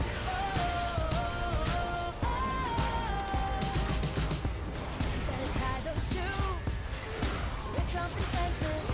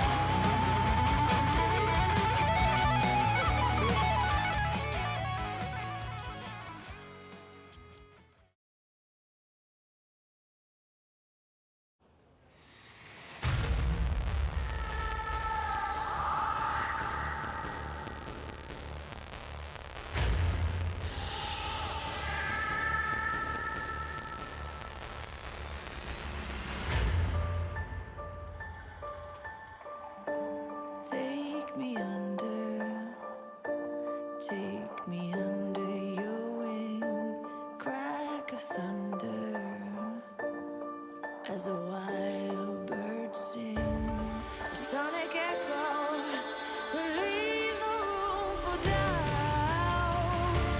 All the shots bring it back to what it's now. As the world cries tears in our hands, are we all part of a bigger plan? All the shots bring it back to what it's now.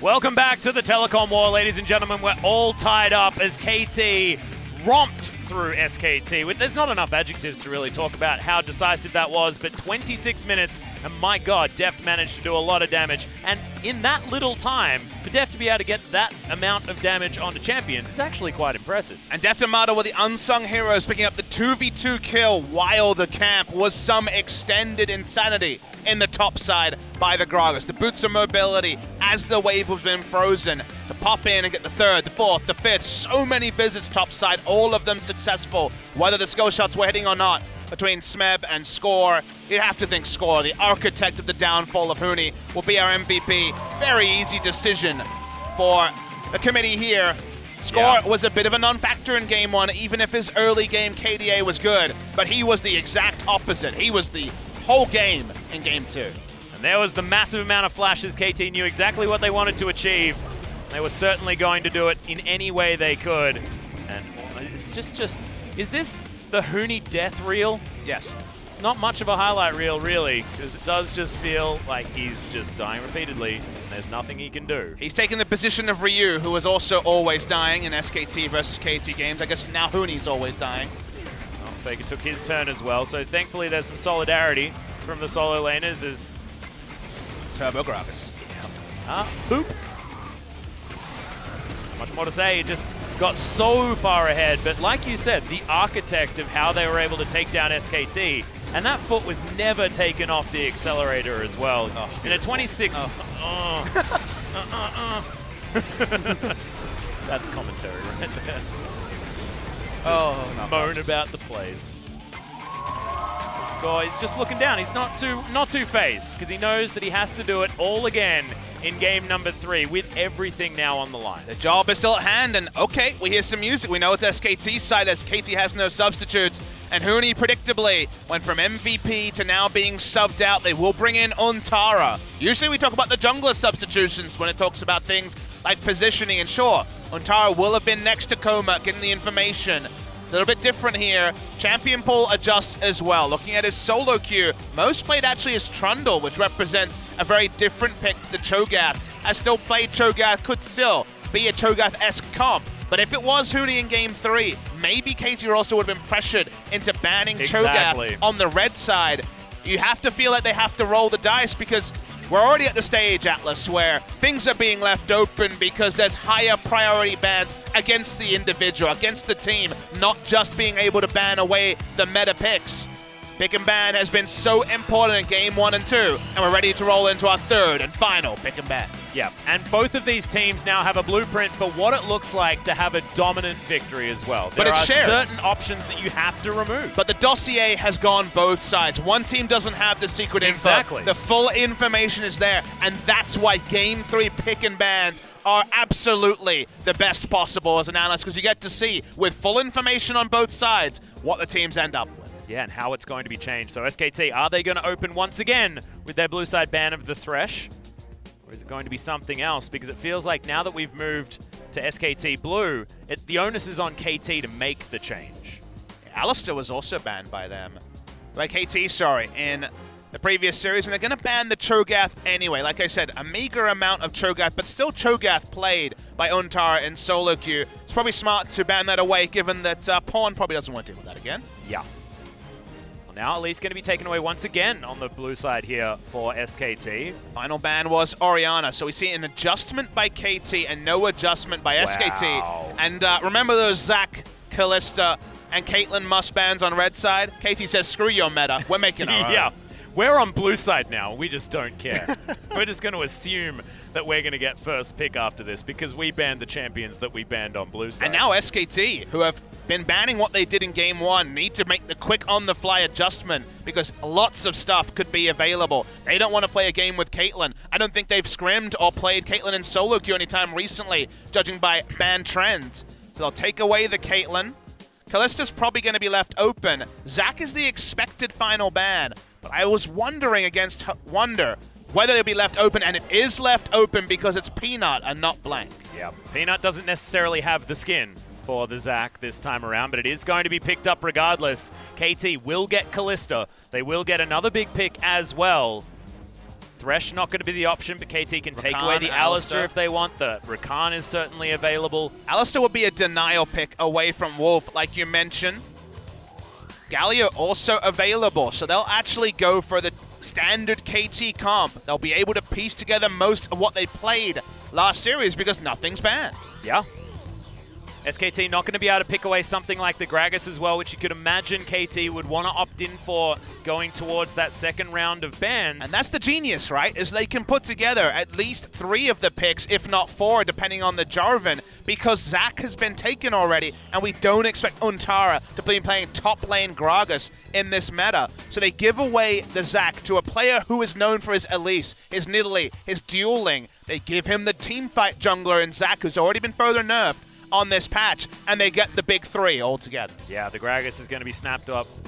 You can imagine as quickly as possible for KT. Now they're going to get into that banning phase, but SKT have made the change. The Alistar Tristana is there, and that is a lot of early game pressure in lane. But the joyous thing is, you give this draft to both teams, I'm sure there's SKT and KT fans saying we won the draft with just 3 picks locked in. Such is the power of the Zac. Tristana is a lane counter into the Kalista as well. And KT also have what they feel is the God comp. So already we're seeing trades of power rather than one team just putting together the God comp. Yeah, and it feels like SKT have got the composition that everyone dreams for, whereas KT have the composition that they dream for every single time they hop onto Summoner's Rift. Got to start banning melee supports, so we see the Rakan, not quite melee, but engaged supports anyway.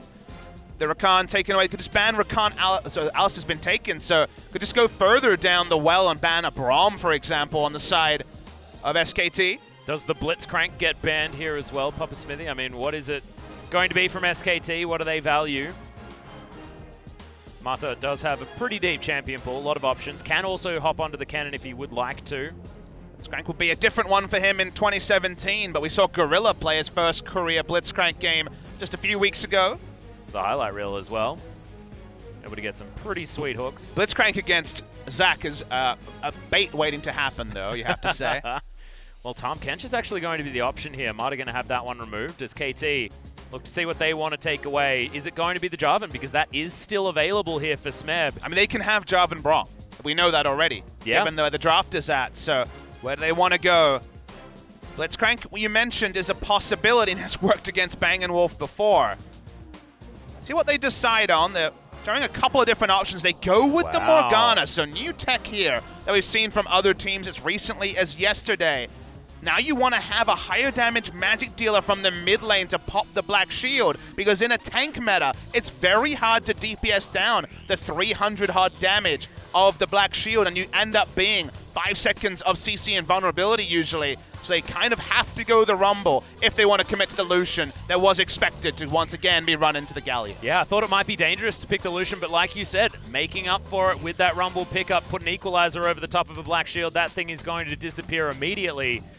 KT, now do they head towards the Jarvan? They know that they've got the Bash brothers that can head towards the top side. Oh, look at Smeb. He's definitely feeling stressed about this decision. 5 seconds left, and they actually changed their identity. This is not the full knockup comp that they usually go for. They're shifting identity with last pick, going for split push with the Camille. Sure, Camille can also be the part of an initiation with the Hextech Ultimatum, but it gives them another semblance of style. And it also, to me, is an adjustment to say you can't just have Untara come in, call out the positioning and timings of the previous game, and be able to counter KT, because now it's a very different proposition. You have to respect the 4-1 power and not just full-on teamfight aggression if they get a lead. And this might also be Smeb calling out Untara at the same time. We know that this guy is more of that role-playing top laner, doesn't have those ultra micro mechanics that Huni does have, and Smeb might be wanting to just style on him and go to town and become that unstoppable split push threat. But it's so interesting because is Gragas now going to be extra incentivized to gank for the Camille, or does he flip the playbook, play around other lanes, and see Smeb play a bit safer? I feel like a decision like that could actually affect the whole game, because still KT Rolster will be looking for early supremacy. Yeah, and giving away the Zac just so that KT can secure the Kalista for Deft. Is she their recipe for victory? There are so many things that we are going to find out in this game number 3. KT Rolster looking to secure their spot at Worlds as the first team to be guaranteed that particular honor. My God, it's all come down to this in the telecom war. Let's get into game number 3. Sonic echo, there leaves no room for doubt. All the shots bring it back to what it's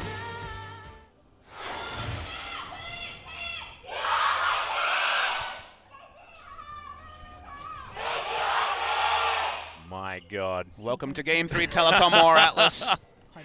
My eardrums are about to erupt, and I have a headset on. Well, we'll start away with some smiles and look at Smeb, who had his choice, could have gone for the Jarvan into Rumble again. Different Rumble player. Expected adjustment and strategy from SKT, and this does counter any potential information Untara could bring about what KT were doing in Game 2 by going for a different identity. But we should look bigger picture, Atlas. This is a best of 1 for KT going to Worlds. If they win here, it'll be their first win as this KT roster in a best of 3 or best of 5 over SKT all year. They have lost in 3 games, including straight 3-0 in the spring final at every opportunity. This is their chance to be the only team other than SKT and ROX to win the regular season. And when you're in the gauntlet format in the LCK, that means you're guaranteed top 2. You go straight to the grand final and wait to find out who you will face. The gauntlet is going to be ungodly stacks. Samsung, Longzhu, FLICKR, Jin-Air, all these teams are still going to be there, and SK Telecom as well. This is their chance to finally allow Score into the grand final, his first regular season victory in LCK history. But it's all down to one game, and it could go either way. It certainly could. We saw what happened in game number 1, and then KT answering right back in game number 2. Now we're here. I have a feeling this is going to be much closer, Papa Smithy. I feel like this isn't going to be the same landslide, because both of these teams, the gravity has gotten heavier here in this room. How could the telecom war have heated up as much as it has recently? This final week with Longzhu playing against second and third place, with KT, we need just one match win, but of course it had to be SK Telecom for them to relieve their spot. The telecom war is usually just solo an important match because it has so much esports It almost history. doesn't need implications. It's not a League of Legends rivalry, it's bigger than that. It's been around since the start of Korean esports, and yet the gravity here, the final game here, the amount that's on the line, somehow it all adds up to a crescendo that should be this game 3.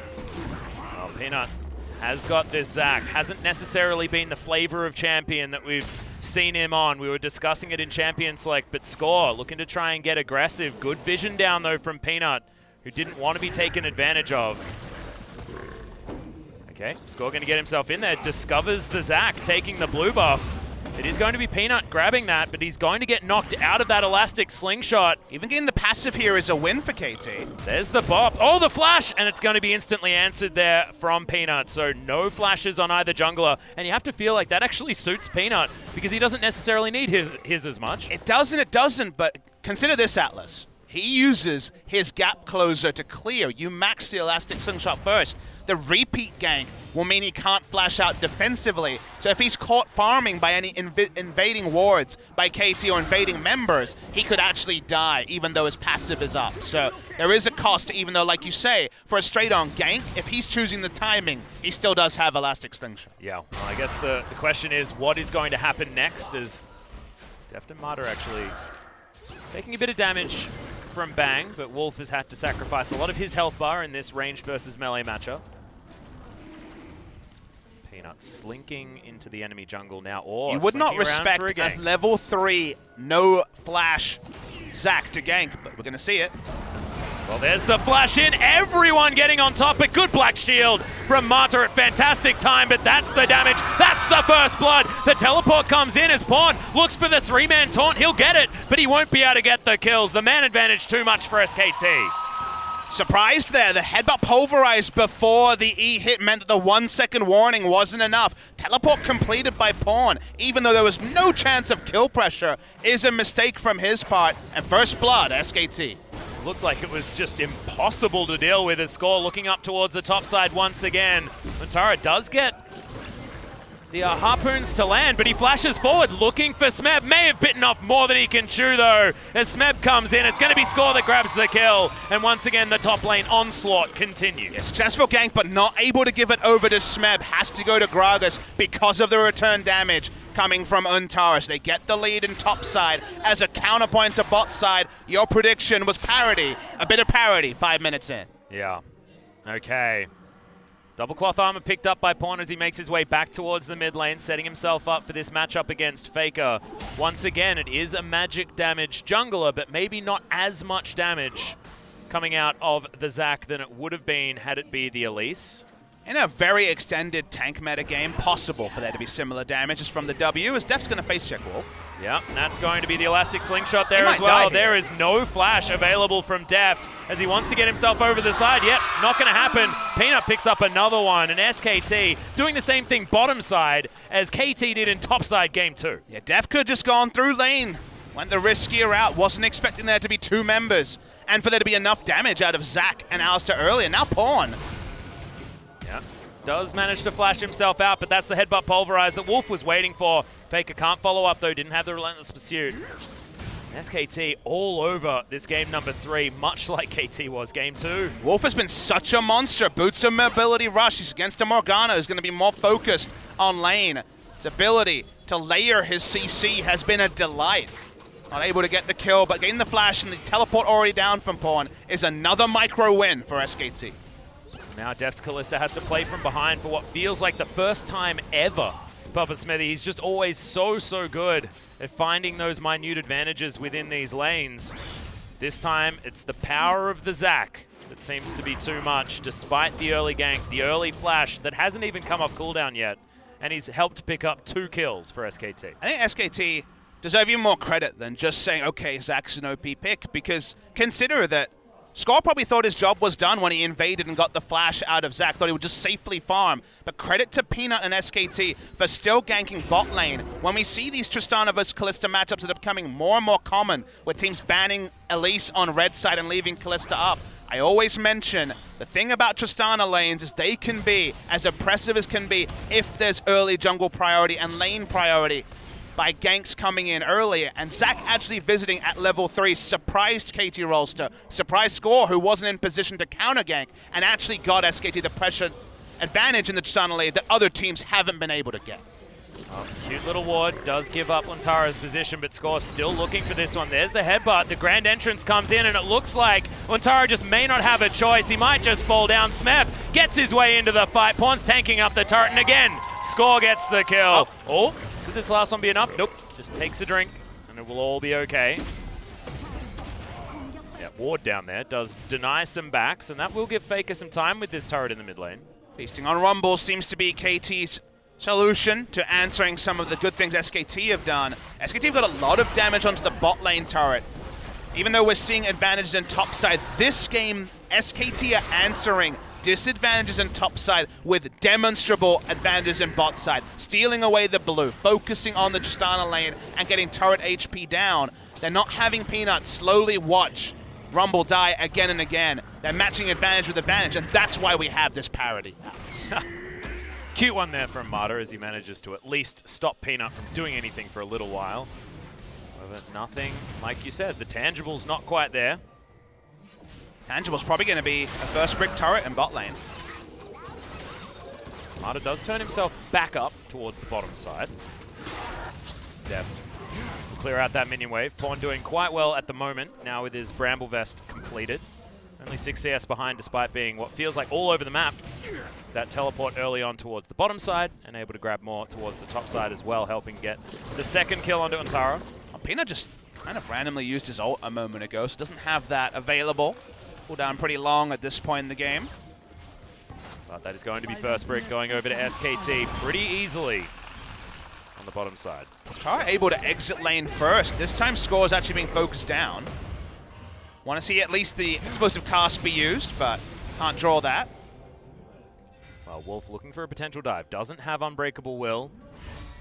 So it's not the optimal dive solution this time. Pawn wants to play the top side wherever possible. His whole team is there, so it'd just be a mistake to be on bottom side of the lane. Marta was actually looking for something top. Not going to get there. Antara, he's going to turn up once again to this top lane, but has Peanut waiting in the wings. There are pings there, I believe. That was cheeky turbo little shot ping. rocket. Yeah. He did let us know. Okay, Peanut finds his way on top of Smab, who throws down the ultimatum just defensively to try and get out, but I don't think he's going to be able to. Peanut just explodes and picks that one up for himself. Yeah, panic hook shot. Mechanical mistake from Smab. Meant that he didn't actually have the ability to flash hook shot away. Didn't even use his summoner in the end. Straight up mistake, surprised by the Zac. AT through the gauntlet, but the Zac is working out for SK Telecom. Yep, it's just all falling down here as this mid lane outer turret, if it falls, it's just going to be so much extra pressure that SKT will have. And on top of it, they're able to take down this top outer as well. Teleport going to be used from Smeb. Get himself back up there. You've got Pawn waiting on the bottom side, just trying to get some pressure in this lane to answer what SKT are throwing out, but it feels like 2,000 gold means so much more than just that here at 11 minutes in. They're able to play their own game, just rotate around Tristana, pressure. Alistair, a melee champ, walks up and wards. You don't know where Zac is because no longer do you have your Gragas keeping tabs on Zac. That means they get the aggressive vision in because you're scared to engage on the Alistair, engage on the people who are looking for the siege, and then turrets roll down. So the SKT's game plan, which looks like it might have to be aborted after their Zac lost flash, is in full effect, and that means that KT need to find a creative way to get tempo back in the game. See whether that is going to be, because Deft has moved to the mid lane. It's been the 1-3-1 setup for quite some time now for KT. Camille still having that push advantage towards the top side and a 13 CS lead. Feels like now any sort of advantage that you get moving up towards that top side with Peanut with a Cinderhulk and now the Merc Treads as well, Smeb might just be feasted.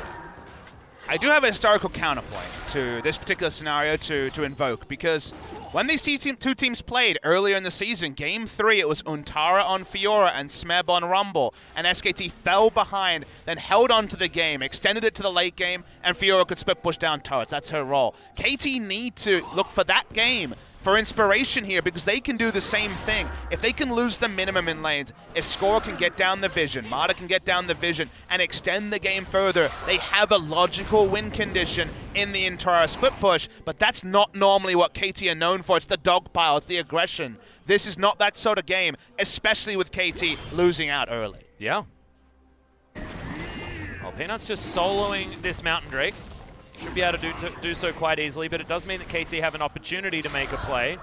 Just not very many opportunities are presenting themselves at this point. The vision tells you the story. 3 control wards in the bot side and a very slow solo of Drake for SKT. KT can't hope to fight that, but the Drakes are high value all all series long in this telecom war, so they can't give up too many free Drakes on the bottom side. As KT's vision is around the top lane turret. This was the turret they weren't able to push vision around in Game 1. That's why they looked quite anemic with their Talia turret dives. This time around, they do have the vision, and sure, it hasn't meant extra gold onto Smab like they would have liked, but he's free farmed, he has 2 assists, and he's working towards his core items that Untara, whatever he puts together, will not be able to answer in the 1v1.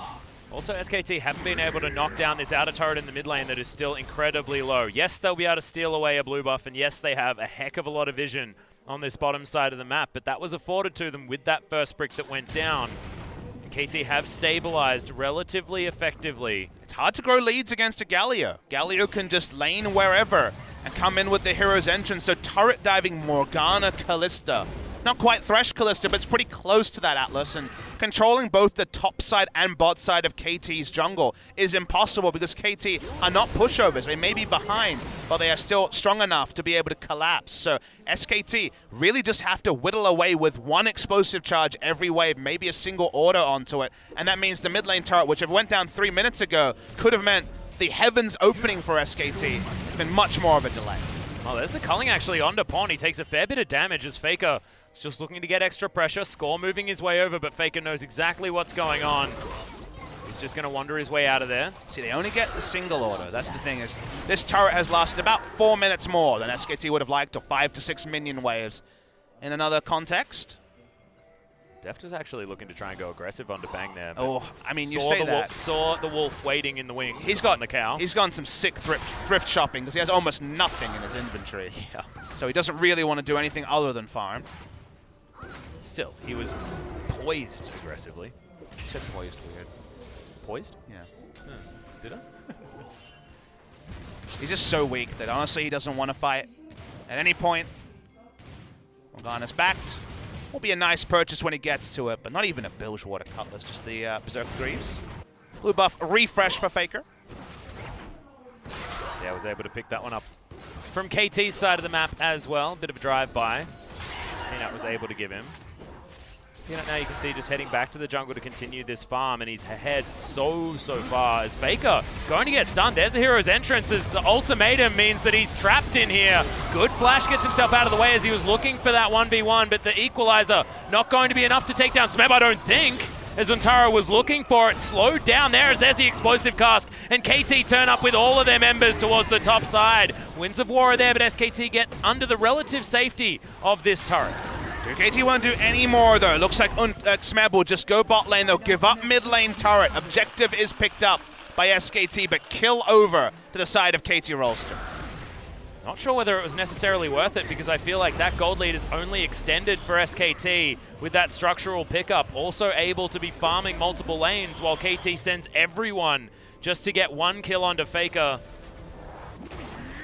It's always a good idea to kill that man, but still, feels like it's making sacrifices to get any step forward. It's like 2 steps back, 1 step forward when KT's making a proactive play. Rift Herald will be started by KT. The only reason to make a topside play like that is to stop a Rift Herald coming down for SKT because they kind of admitted that they would lose mid lane turret during the course of that dive. So I do follow what you're saying. A single kill with no objectives is not a big thing, but the objective they get is a bit of tempo around the top side, and definitely should not be a Rift Herald being surrendered, as Deft actually has gone for a different build path. He has rushed the Hurricane, so for earlier team fighting, a Ren set is possible, but doesn't have the Blade the Ruin King for the 1v1, so really does not want to be anywhere near the Tristana, for example, in a 1v1 sense, or even FLICKR. Yeah, I feel like that's a Sungyun build, isn't it? If I'm remembering correctly. It's the one that actually decided to opt in for that one on his Kalista. Certainly has been a bit of a Kalista master in the past, but I feel like this could be KT looking for those early team fights. Or maybe it's just the famine build. Okay, Score clearing things out in the river, but they're focusing on this top side so much. Teleports for both solo laners on the side of KT. Hero's entrance almost there for Pawn as well. Not those sort of summoners available for SKT. Untara's teleport is down, so playing the map is what KT are afforded to do, and SKT focusing on one lane is what they want to do is mid lane. Yeah, here's the teleport coming in. FLICKR using the cleanse very early as Score doesn't have the Moby Boots this time as Pawn just casually wanders into that culling. A lot of time. Looking for the hook shot, doing a lot of damage here is FLICKR as, yeah, the time that he's wasting is a big deal. Another kill onto the mid laner of SKT.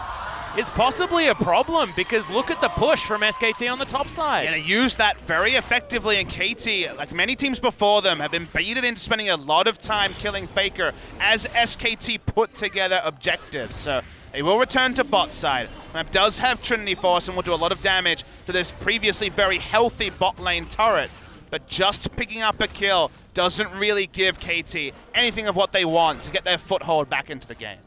Does provide them with a 2-1 and 2 Smeb though. Trinity Force done, Tiamat also there as Score is playing body block and actually taking a lot of damage, looking for the stun on Untara, and does find a good flash from Score. Hero's entrance comes in as Wolf looking for it. Good equalizer as Untara uses it to save his life as well. Smeb, doesn't find it. The kidnap comes in too early. It's just not enough. There was an interrupt as well, I believe, on the Hero's entrance, so Pawn couldn't even turn up. And SKT get 2 kills in response, and Untara lives. And I mentioned that game 3 last time out. It was SKT being so much more measured when behind. KT not as far behind as SKT was in that game, but with such a powerful split pusher, you don't need to take the risk. We don't need to see aggressive body slams from Score. While there was a free objective to be picked up bot side, they didn't even get the outer bot lane turret. They would have been free if it was just a distraction coming through from Score, and now SKT control the bottom side of the map again. FLICKR gets another blue buff over KT as well, as SKT, they're the ones that are able to get both dragons this game. It was the same story game 1, it was KT's monopoly in game number 2. Let's see this one again. Score realized early that he'd made a mistake, and nice interrupt on the Hero's entrance coming through from the Galio, negated any of his CC and dueling. Very nice kidnap also interrupting the hook shot. It would have meant at least a 1-for-2 trade. Ends up just being a clean 2-0 for SKT. Yeah, now 2 items picked up for Bang. He's got Static Shiv and the Infinity Edge. The golden duo of heck loads of crit damage from Bang on this Tristana. Vernal and a Mountain under his belt as well, as SKT with their bot lane control from early in the game have been stacking those up. Now the Mountain is the 3rd spawn. Still, this is a composition that KT can use when it comes to the late game team fights, but is 4,000 gold at 20 minutes enough to secure victory for SKT? Probably not. But are they in a position where, given prior form, given what we expect from SKT almost every time they hit the Rift, is this an opportunity for them to capitalize and move forward like they have in the past? Most certainly. There was a time where if you give SKT a lead like this, there almost feels like there's no way for them to achieve, for the other team to achieve victory. These past few weeks have been odd ones though. There's still question marks. KT are on a 7-match winning streak as Smeb gets equalized on the bottom side of the map. Bang, looking to make his way in. Flash comes out of Smeb. See whether he thinks that he's created enough distance though, as the hook shot does come in. There's the double bounce over. Bang, slowed down, but explosive shots there. Look at this damage, flashes forward. There's a heroic entrance though, and Smeb survives. Pawn waits till exactly the right moment. They get a free flash out of the Tristana. Trying to make a play on the top side was KT Rolster with the escape coming through from Pawn, but not able to do so. Lucian able to still come up and push up the wave. They have no advanced vision at all, Atlas.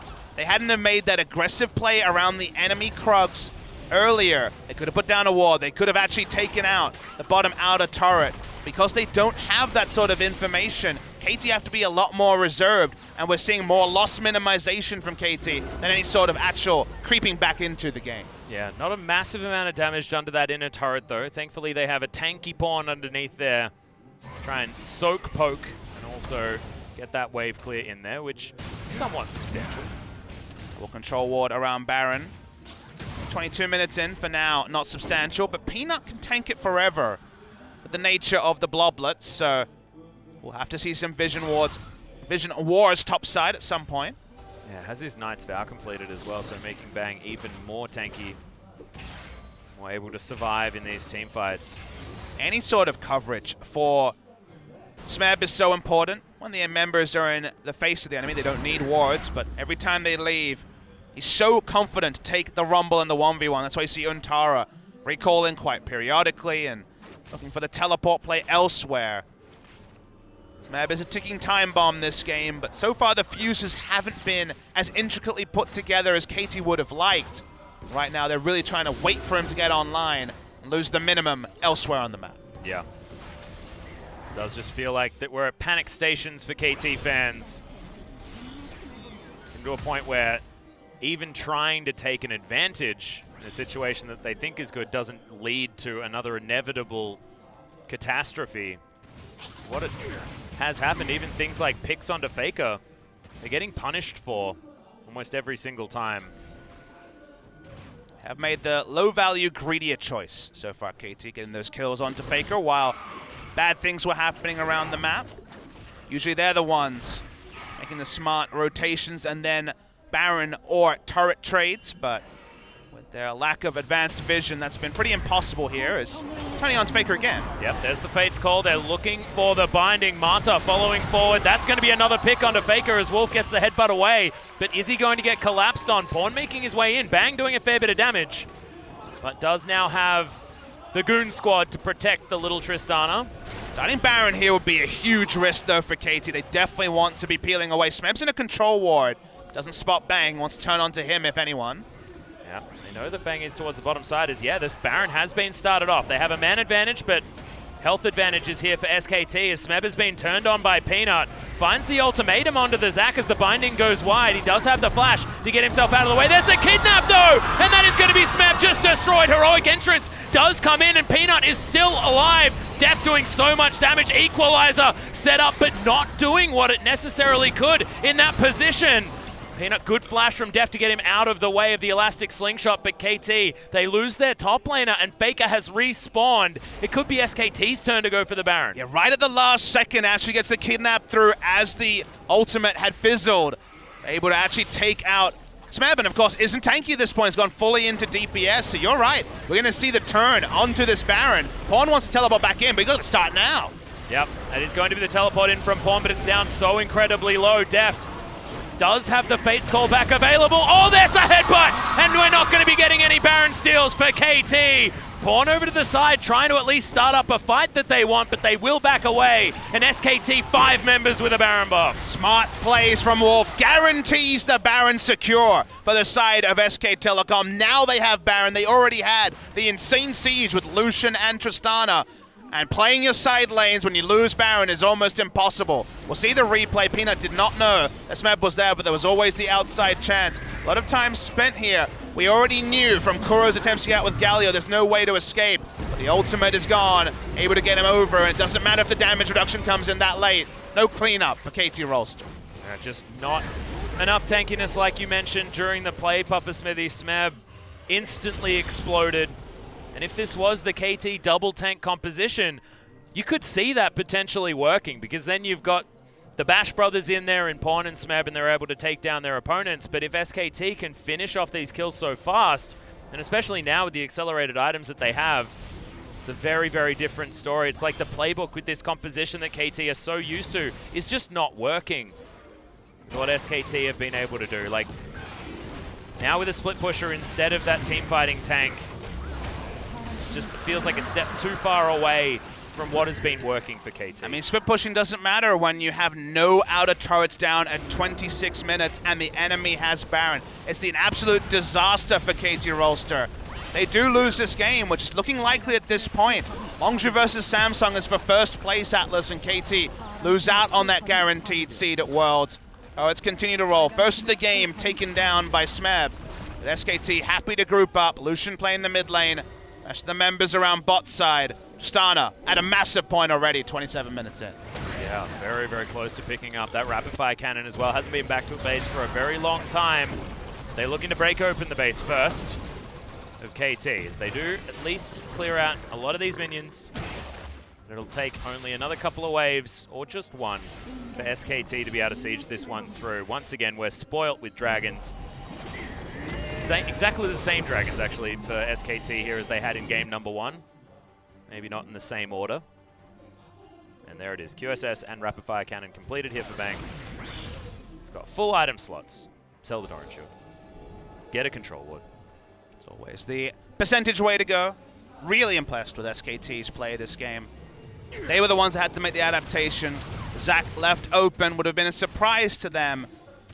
But KT Rolster felt that given Peanut's reputation and even the recent play where he's over-indexed on Elise at every opportunity, been very focused about dueling rather than just being a teamfight tank, goes against years of Peanut being incentivized in a Warrior Enchant or Runic Echo meta and disincentivized in a Cinderhawk meta. They give up the Zac, the power pick for the longest time, and he's able to make it work. I'm so impressed with SKT's decision, even after losing the flash on Peanut, to still visit bot lane, to still make the early game. They're clearly surprised. KT Rolster got the Tristana ahead, and from there, their play has been on point. Their play has been the percentage play, and KT have been too aggressive with Smeb, who has a 50 CS lead, but just can't set up for a split push without losing multiple turrets. And once again, actually, FLICKR choosing his skin. Lucian looking different game number 3 as opposed to game number 2. Cassiopeia skin in game 1. Exactly. Who is this guy? That's what the interviewers need to ask. The big important questions is Deft and Bang doing battle. Oh. My God, very close to the 1v1. One more crit. Yeah, and the heal, if that wasn't used, he was dead. Peanut setting himself up. Wolf not going to be snared. Not going to see any commitment to that fight.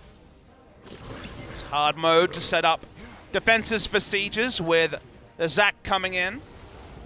With Rumble bot lane, they don't have the ability to break the black shield, so at least Kalista can afford to play forward and wave clear with Hurricane compared to usually unable to do so, given all of Zac's engage.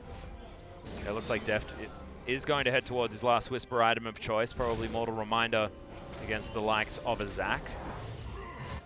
Smeb's playing a mini-game where he never groups with his team and then has to walk with no vision around, hoping he's not face-checking an engage tank.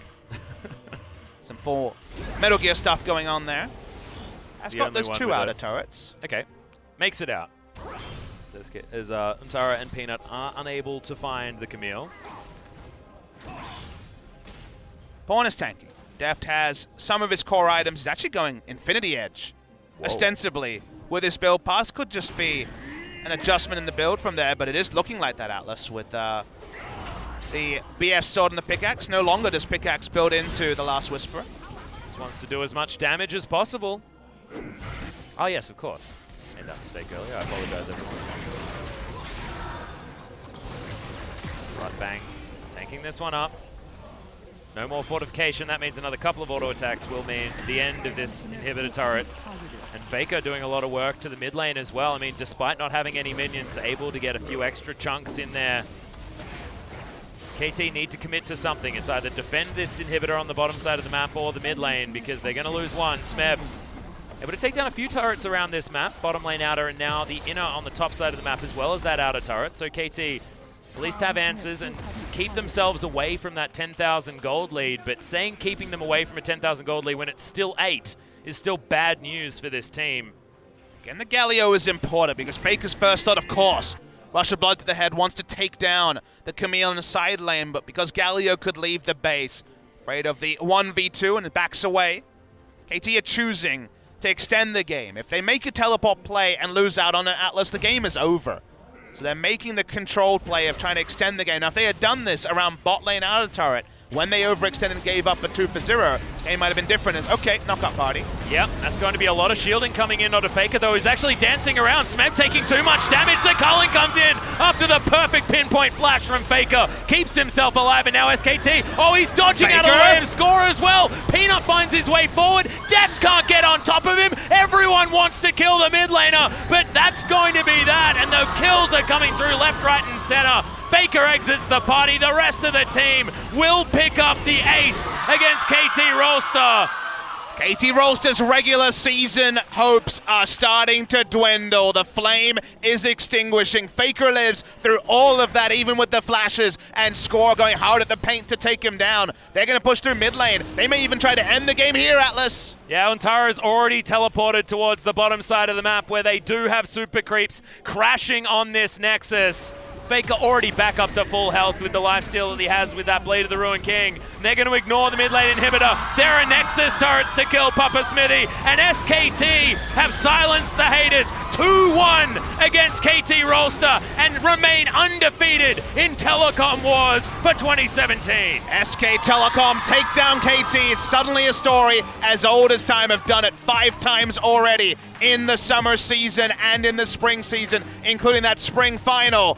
They got their man. They killed FLICKR multiple times, but around that Atlas, the game was decided. The play around Camille was intermittently good, but often too greedy. This is the reason why they go for the engage comps like Game 2, but they made the adjustment. They saw Untara come in, and it seemed clear that KT didn't want to repeat the strategy that worked for them in Game 2. They decided to make an adjustment. It's so different to play around a Camille who needs gank pressure and also needs you to be a lot more defensive in your decision-making late game while she stacks on advantages. Instead, they kind of rolled the dice. They went all in. You can't just play as if you have a Jarvan. And the end result is that SKT make the right macro calls, return to form, do take down a premier team in KT Rolster, and deny KT's hopes of going to Worlds today. They may still go, but at the end of the day, Atlas, with where everything goes, we're going to see the replay. FLICKR managed to live for so long, already had a lot of items, that disengaged twice. Score decides he needs to kill FLICKR, but isn't able to do that. Gonna get a group interview with all of SK Telecom after this, but FLICKR kept living. The barrel comes up short with the outplay from FLICKR. This means that Longzhu Samsung on Sunday decides first spot. KT Rolster cannot finish first. Yep, unfortunately you saw that FLICKR was able to get out of everything that is going to be the ace at the end of this game, and it was a highlight reel from the very beginning, but it felt like a highlight reel in the draft in game number 3. SK Telecom back in form, their decision-making good. Everything about what they were putting together in the early game as well in that series was good. I mean, FLICKR even sacrificing himself worked out so many times. He wasted so much of KT's time. And now KT have the unenviable position of this being their last match. They are done for summer season until they play in the off season. And Atlas, we remember how cold they've come off telecom wars before. Their next match is going to be an elimination best of 5. They have no more stage games before then, and they're going to need to shake off another loss to SK Telecom. SKT have set themselves up, though, in this gauntlet that they're going to need to run. They were secured in that 4th place. We're going to see a lot of SKT, I feel, Papa Smithy, unless they're pipped at the post by a team that has recently come off 2-0 victories. It's so crazy to see them have to get revenge on everyone on their way to the final if they're going to make it. There's any gauntlet that you want to be watching in LCK history, it's going to be this one, because you get SKT every single time, and they have to prove themselves. But the drama hasn't even ended for this week. I agree, even where it stands right now, the gauntlet is going to be insane. But there's still going to be so many important matches. Our second one on paper, a small one, ROX versus BBQ. That's for relegations for BBQ. If ROX can win that series, we have Longzhu versus Samsung for first spot. And like you say, SKT needing to run past KT Rolster again at some point during that gauntlet run if they are going to make the grand final.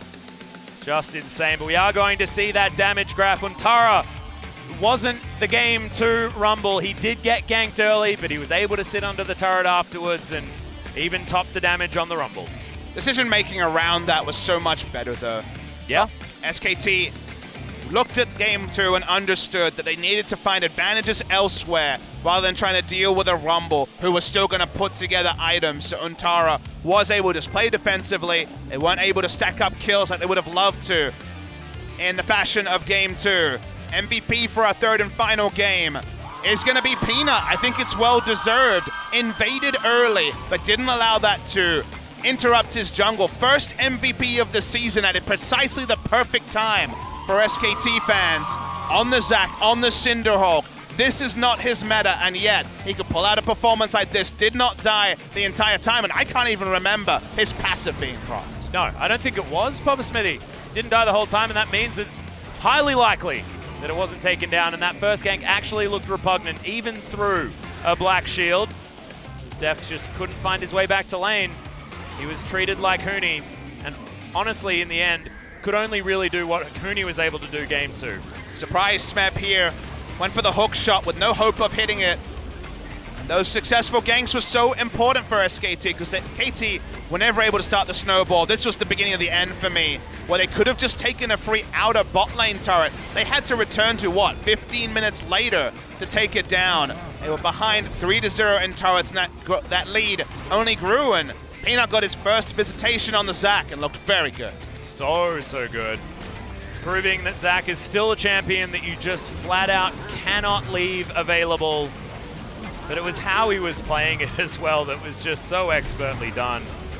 Tara here as well, just backing this up with the perfect equalizer. And this play from FLICKR.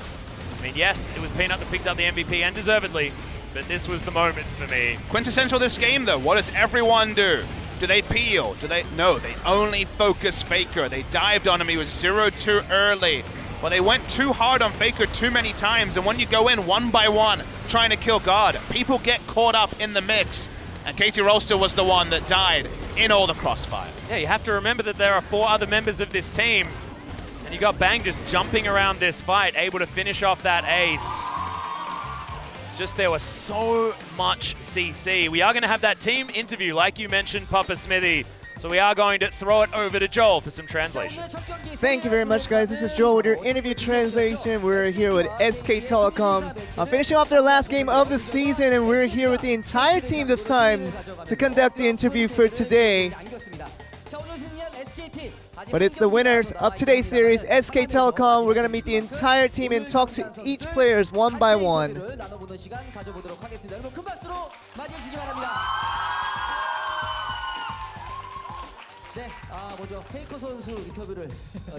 FLICKR, you got the mic first right now. How do you feel about the win?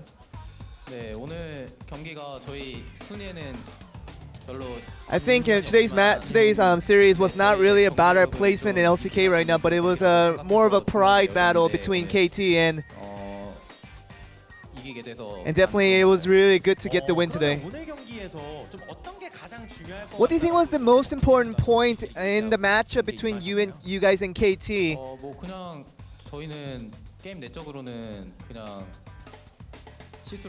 I think game-wise, I think we had to limit our mistakes, and the more we were able to do that, we were going to find success.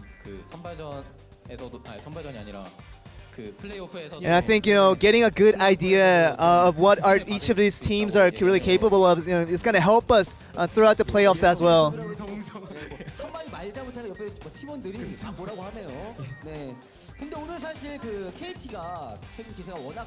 And it just seemed like KT was a lot stronger side than the last time you guys have faced them.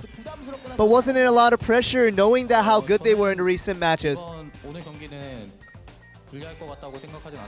I didn't think that we were going to be behind or under advantage against KT today, and I thought we were just going to go in with the same amount of confidence that we always have.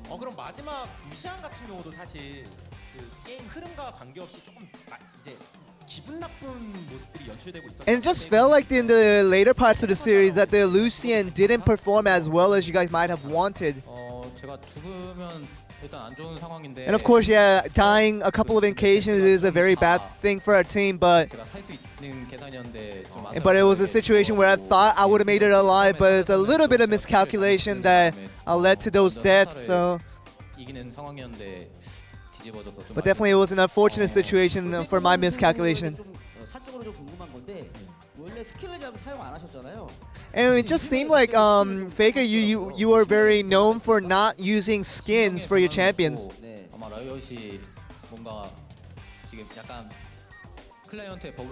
I think with the client bug that I've noticed, that I think Riot is forcing me to use skins now. I think it's at a point where I can't even choose not to use skins anymore.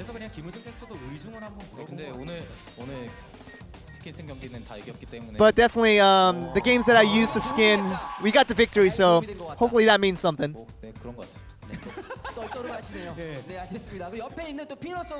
We're going to move the mic right over to Peanut for the next part of the interview.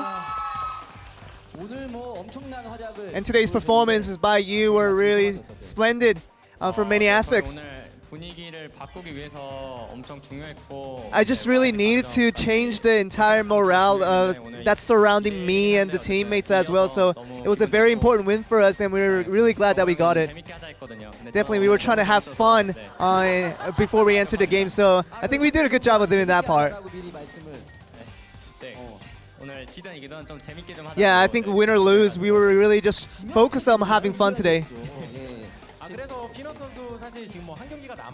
And of course, you guys have one game left, but just looking back towards everything, and wasn't there a lot of situations that you probably would have changed if you had the opportunity to? No, actually, I'm very satisfied with everything this season. But you know, with MVP points, it's a very individualistic thing. So obviously, the most important disappointment was the 4th straight loss in the series. That was the bigger thing than the MVP points.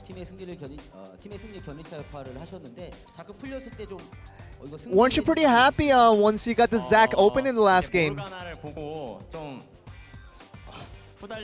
Yeah, I saw Morgana. I was pretty frightened by that pick, so and I never really had a good opposition to face off against the Morgana. But I think after the game, I just felt like it wasn't a very scary pick to go in with. Wasn't there an occasion of going with Kalista over the Zac? Yeah, we felt like until this patch, this Zac is still a very strong pick to go with, and it's definitely a top priority. We're gonna move on to Huni for the next part.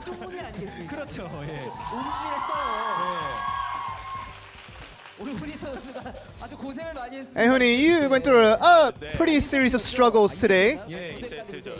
Yeah, I think game 2 is what you're talking about. Yeah, that was a struggle. Definitely, I'm still in a shock, and I still have to recover from it. But definitely, the staff and the teammates are really cheering me up. So I think because of them, we just got a feel-good win in the series again. We just felt like, you know, in the second game that you didn't make it through, but going with game 1 though, it was the most significant part of your series, and going with that Cho'Gath to really carry the game for your team. No, I just thought it was a good pick, so I picked it up. Did you practice a lot on it? Yeah, I did. But you know, with me being Huni, you know, I only need to play a champion just a couple of times, and I pretty much mastered it after that point. So don't know what that point of that question was. Yeah, Wolf looks very distraught by Huni's answer there.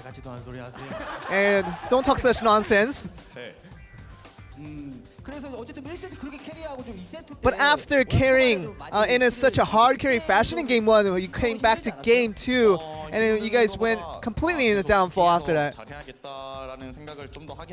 Yeah, we definitely kept in our minds that we should have kept our focus and maintained that same amount of attention going to game 2. But I think I was maybe a little bit over-focused. That kind of led to the opposing end of that scale, where it just kind of went downfall from there. And the biggest debate always is whenever you're in a loss situation is whether it's the top laner's fault or whether it's the jungler's fault. And of course, you know, just today's games, you can say that the jungler's fault was not really there. I think that's what I have to say. And of course, the communication between the top and jungle is so important that you always have to keep in mind. I think it was completely my fault. I want to try to prove that, you know, that it was. Definitely the bigger fault in that was the top laner, for sure. Well, first of all, let's get this straight. It's definitely both of our faults for doing our faults in multiple situations, but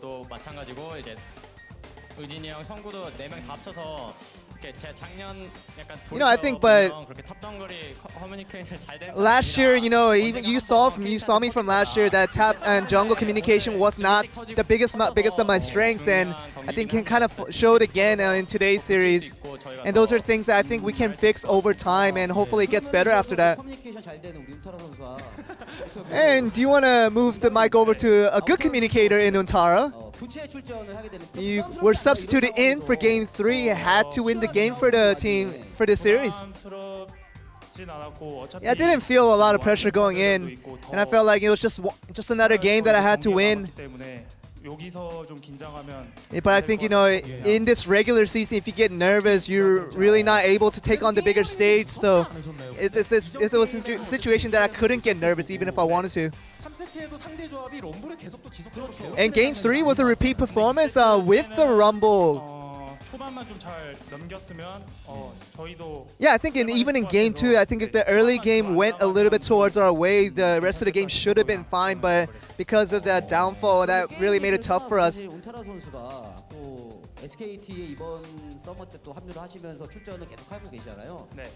And of course, joining SKT this specific split, now you are playing a lot of games. But I think, yeah, I think I really owe it to my teammates who are doing just a spectacular job in every role.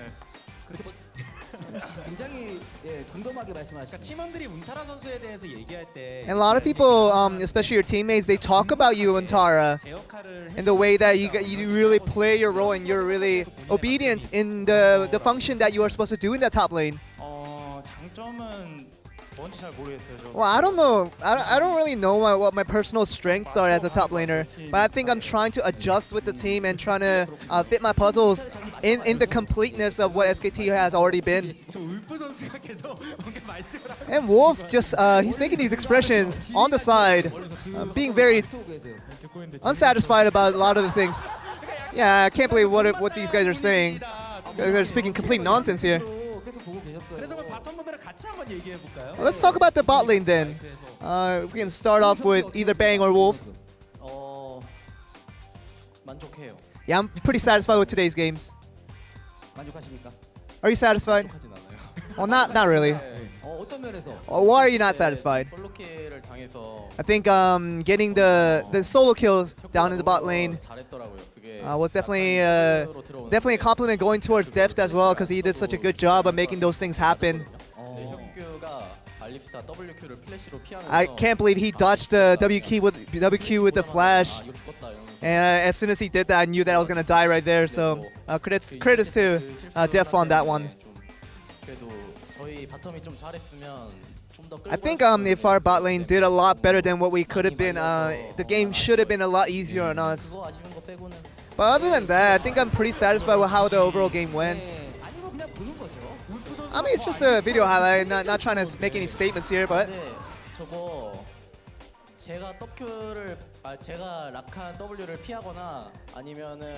I think it was a situation where if I dodged a Rakan WQ, for example, I think not a lot of people would have talked about it, but Def made it look good on that one.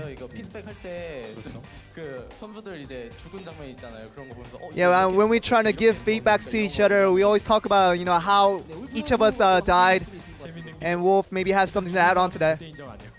Yeah, we never accept deaths. We don't acknowledge that. So we always say that if you did well, you would have made it alive. And Wolf, you picked out LSR and you didn't. You were actually very competitive in how the opposition threw their games against you. Yeah, LSR is definitely a very good solo queue pick, and it's something that I wanted to carry on to the competitive scene. And but you know, I felt like that confidence really did come from my solo queue, where I was pretty successful with that pick. And speaking of solo queue points, you've risen very highly in the rankings in the Korean Challenger scene. I think, you know, if I start practicing, my points do go up, and I felt that. Yeah, because we knew that Wolf didn't usually pick the support role in solo queue. Yeah, I think maybe a little bit, but Yeah, ever since Wolf raised his score on solo queue, he's become very arrogant to say the least. So yeah, I'm kind of like looking down on my teammates now, and whenever they do something bad, you know, I just kind of criticize for every little thing they do. And of course, you guys want to celebrate today's win, but you guys have to remind yourself of the consecutive losses that you guys did face not very long ago. And did you maybe have a change of heart after that incident? I think as soon as the consecutive losses started, I think not only me, but just every one of our teammates here, we just had a lot to think about and really had a lot of realizations of, you know, what was right and what was wrong, and those kind of things, and really changed us as players and as an organization as well. And of course, you know, us having worked hard got us this far, and we just felt like we just need to continue on with that and keep that same momentum, keep that same mindset with the way we approach things. And definitely, I think the practice maybe would have got you guys the win today. Is there anything any of you guys want to say in this interview time that you guys have? Well, the mic naturally it goes over to FLICKR. Well, I don't have much to say, but I think us starting off in the wild card, it's gonna be definitely an adventure. And I think, you know, even with today's win, we can't get complacent over these results, and we just have to face the games one by one and hopefully get as furthest as we can. And I know that we have a lot of fans, so we just hope that you guys keep on supporting us, and we'll just try to get as far as we can. And that seems to be the end of the interview. Back to you guys. Thank you very much, Joel. Fantastic to hear from all of SKT, and unfortunately we have to say goodbye to KT Rolster without that massive interview, because they have finished up their games, I believe. They have indeed. That means they cannot finish first, Atlas. Whatever the result of Samsung versus Longzhu, the last best of 3 of the season, will decide who will be waiting in the grand final for potentially SKT or KT or one of the other gauntlet advancers. Great series between SKT and KT, where SKT proved just too strong by the end. It means KT finished the season 14-4, but because Samsung and Longzhu play each other, one of those teams will have 14 wins and at least a +1 game score on where they are, so they will be first. Yep, and even if they don't get that +1 game score for some crazy reason, they'd still be able to pip KT at the post, because a +16 is better than a +15. But our next matchup will be ROX Tigers and BBQ Olivers, and this is important as well, because this is keeping yourself safe from that relegation match. ROX Tigers looking to try and continue their presence here in the LCK, guaranteed with an escape from the promotion tournament. Yeah, the hype level's definitely lower, but still a very important match. This week, almost all of them are going to be important. So guys, about 15 minutes for players to get it set up, and then more League of Legends. Yeah, thank you very much for watching, ladies and gentlemen. That was the fantastic telecom war. Let's get back and see who is going to be safe from that promotion tournament.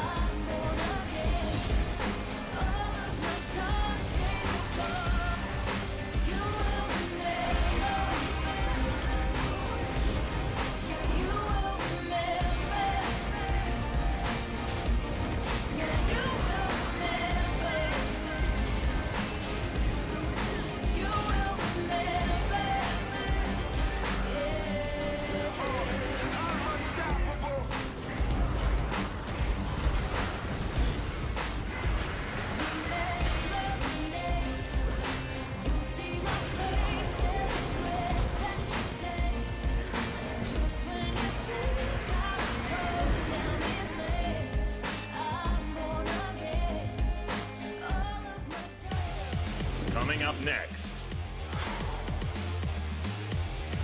ROX Tigers, BBQ Olivers, 2017 League of Legends Champions Korea Summer Split.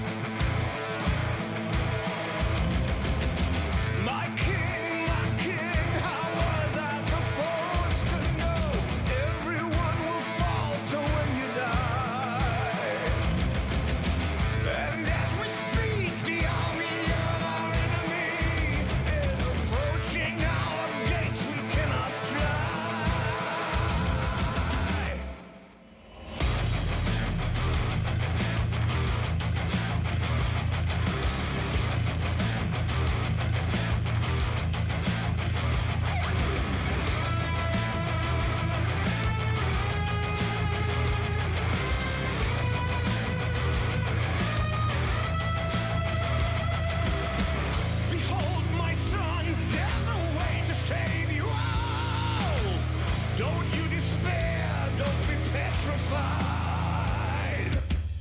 There is an armor, ancient magic made it strong, and you shall wear it when you face the fight. This harness will guide us through dangerous night. It humbles the foe with its grace. The thought nail will help us breathe and survive. Our deadliest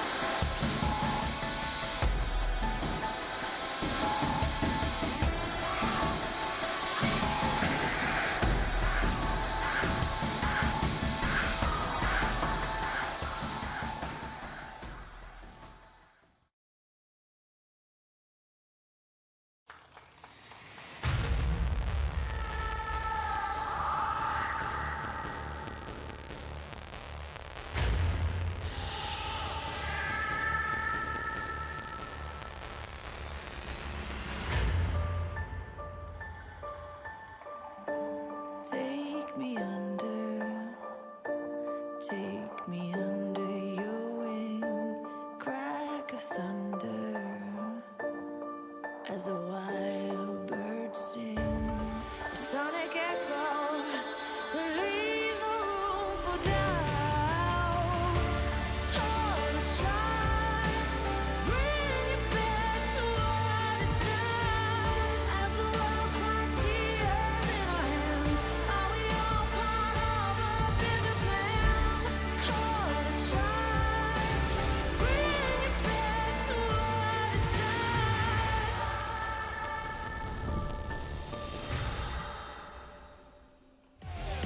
Today's matchup. ROX Tigers.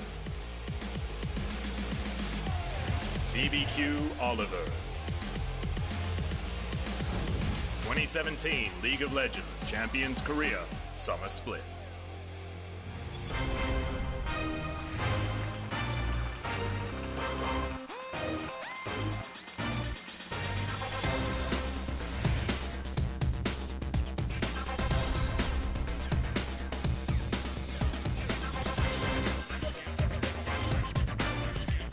Welcome back, ladies and gentlemen, to LCK Summer. We still have one more matchup for you tonight, and it's going to be ROX taking on their opponent, who will be BBQ. For some reason, I managed to forget BBQ when I'm so hungry. This is You completely didn't look ridiculous. at the screen when they were announcing the teams. I didn't and listen to forgot. myself. If you could not listen to anyone, that would be silly to forget yourself. Well, it seems like you also need to know that it's always about the second series after the telecom war, where the people that stick around get the bonus information. This is the real stream after that preview smoke screen of Series 1. This is where the real casting happens. This is where It the does feel a dream bit like lies. LCK After Dark, doesn't it? It does feel. That's a what little happens bit. when you LCK cast. up late. Every time you cast after a massive match, it's always a bit weird. Like, because you're Well, like, I honestly you're hyped feel up, a little right? bit like it's a hangover right now. I feel like I've got the telecom war hangover. But I mean, the thing is, you're hyped up naturally, and now you get a series that it could be a great one. It could also be a bit of a woeful one. It is an important one, given that ROX Tigers, if they win, condemn BBQ to the promotion tournament. But it's going to be a different energy level. How could it not be after KT versus SKT? It's a very good point. Both of these teams, though, it's hard to work out where the real problems lie. We're going to start on the side of ROX Tigers, who were able to recently take a game off Samsung Galaxy, but otherwise it's been a bad news story moving through their history of games. We are going to be starting with Linderung towards the top side of the map and Songwon in the jungle. That's how they started off the season, but Shy and Mighty Bear has seen quite a lot of play as well. Songwon has impressed me on his Elise in particular. Both these junglers, I think, we're desperate to pick that up, but I think it's largely going to be otherwise. The meta bans between these two teams, neither of them has captured the imagination too much. ROX Tigers are on a 5-match losing streak, BBQ on a 4-match losing streak. Someone has to win. Yeah, and BBQ was actually able to take down Jin Air as their most recent victory, and then fell to teams like MVP. So it's really hard to tell where this one is going to land, Papa Smithy. Both teams tripping quite a few times, but this is the first time that it's meant everything, trying to escape that promotion tournament, giving you an opportunity to really think about next season seriously, moving up towards that time where the promo tournament will have, because it does cut into your practice time knowing what you have. But let's move over to the other side. Crazy, Bless, Tempt, Ghost, and Totoro will be your BBQ Olivers.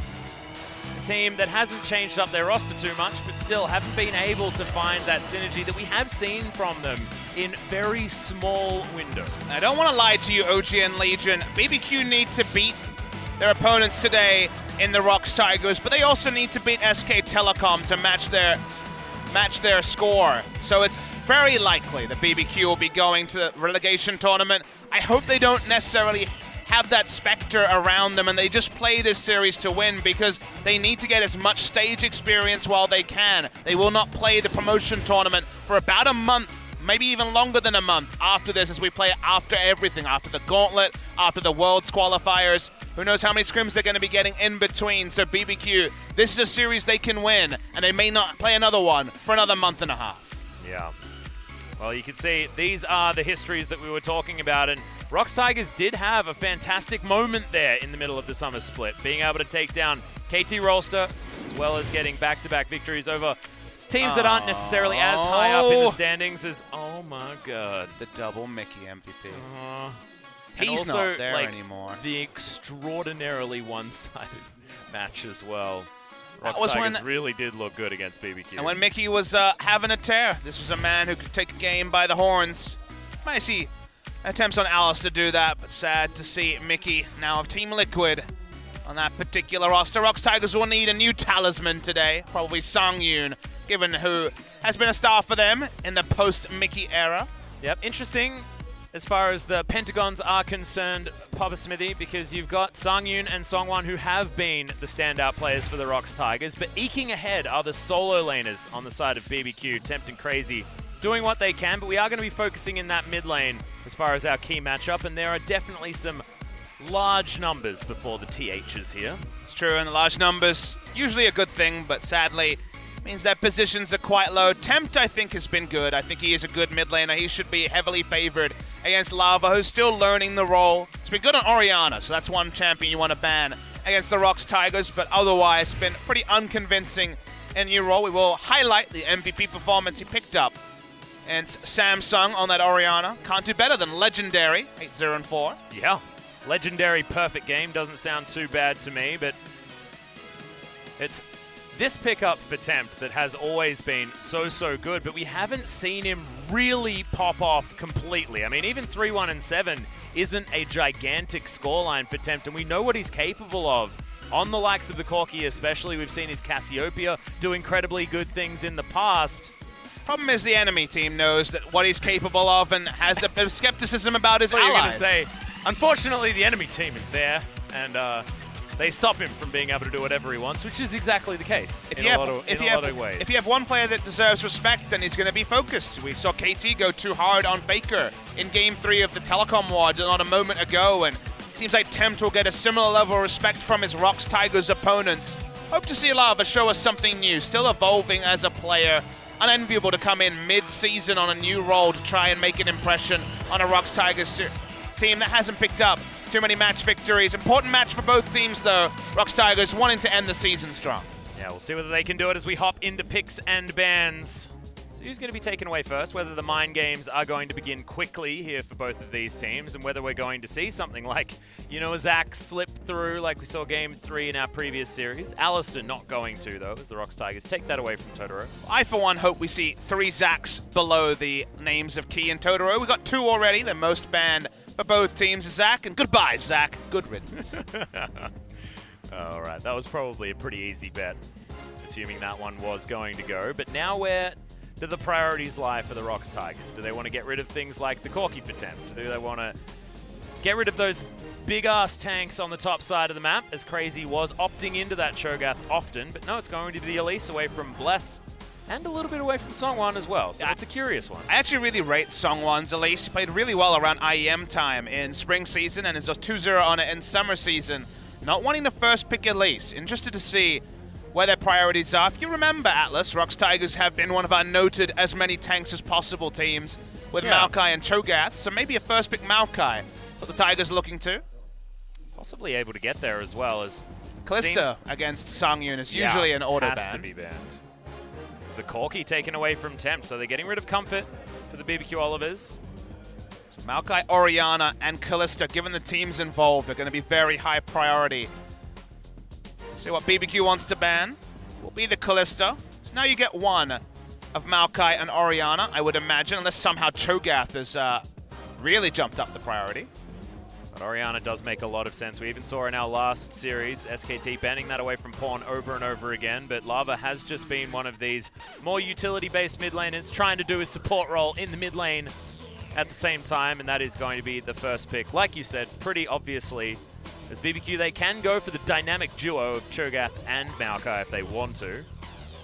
But Xayah also left up, and Ghost has been a huge fan of this pick. Yeah, it's the highest priority AD carry up. In Korea, at least, we see Xayah over Tristana as a priority pick. And Tristana could definitely be taken into the Xayah, but the Tristana side of the coin has been more common. Ghost is most played this season, has been the Xayah.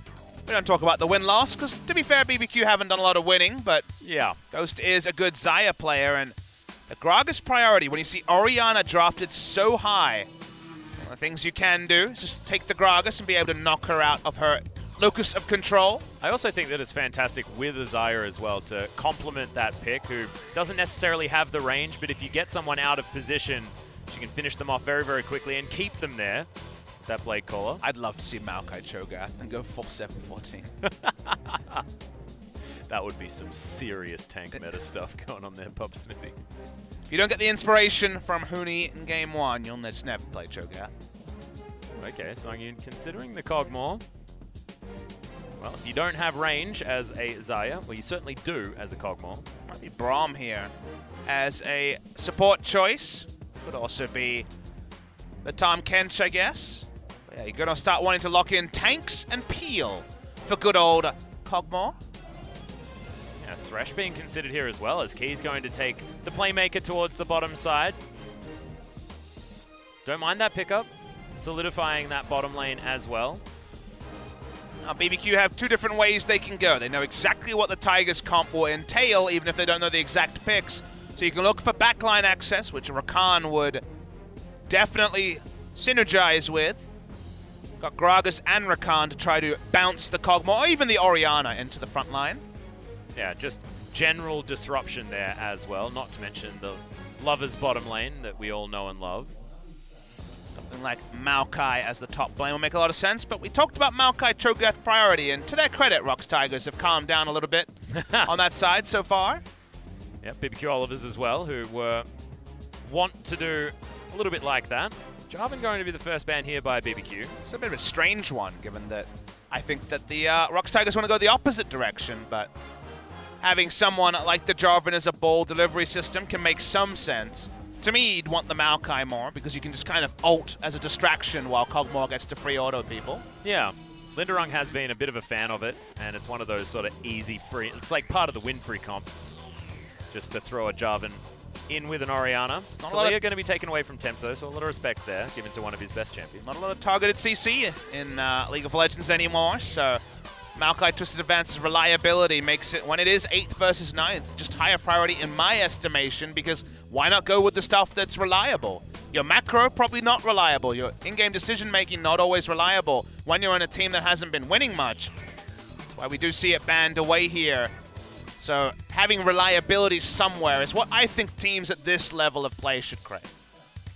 Well, is it going to be the Cho'Gath ban here away from Crazy, or do the Tigers think that BBQ Olivers have a different pick in mind? Crazy's played a lot of it. 3 games of Cho'Gath is the most anyone's played in the summer season, and Tigers seem to be happy enough to leave it up.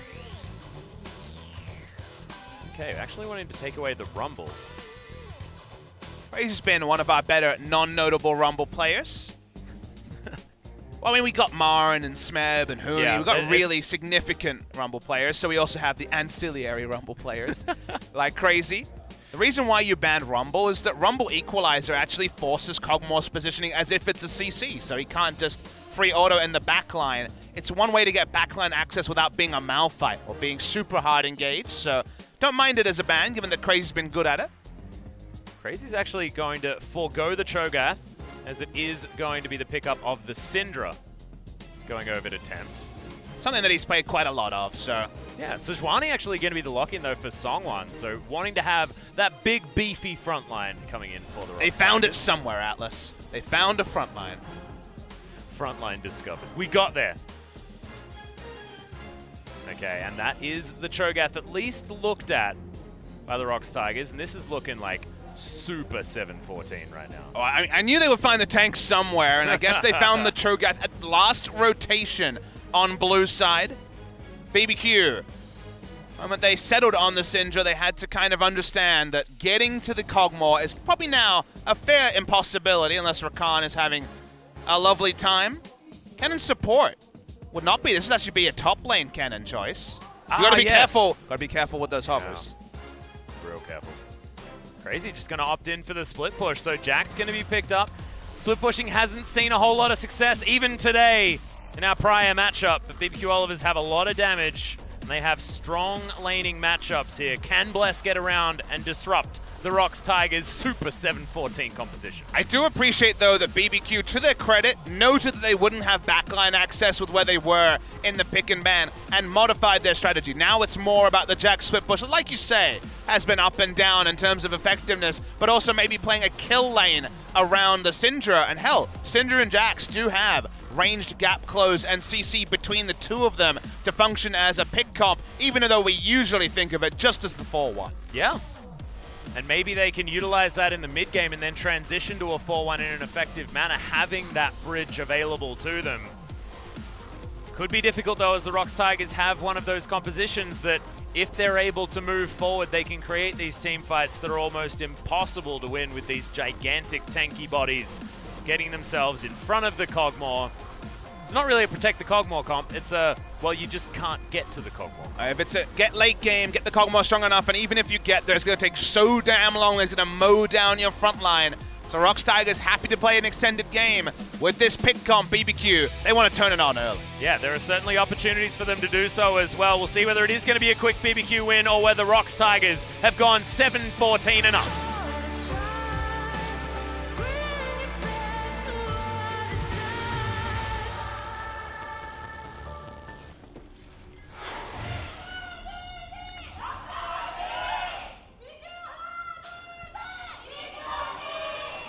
BBQ fans, there may not be a lot of them, but damn, they're loud. They are super passionate. The other day, they were all in BBQ official garb. BBQ has been selling their merchandise recently. Guess we've got to get in there while the season's still going. That is true. BBQ, not necessarily a shoe-in. BBQ fan from Thailand. Welcome to Seoul. Yeah, welcome to Seoul. It's pretty great here. It is. I wonder whether they've got some radio so they can actually hear us. That would have been cool. You just never know. It's true. We are in complete darkness. Just like we were in Champs League for a bit there, but we made it work. We did. I was wondering whether we should talk about the fact that our monitors went black for a moment.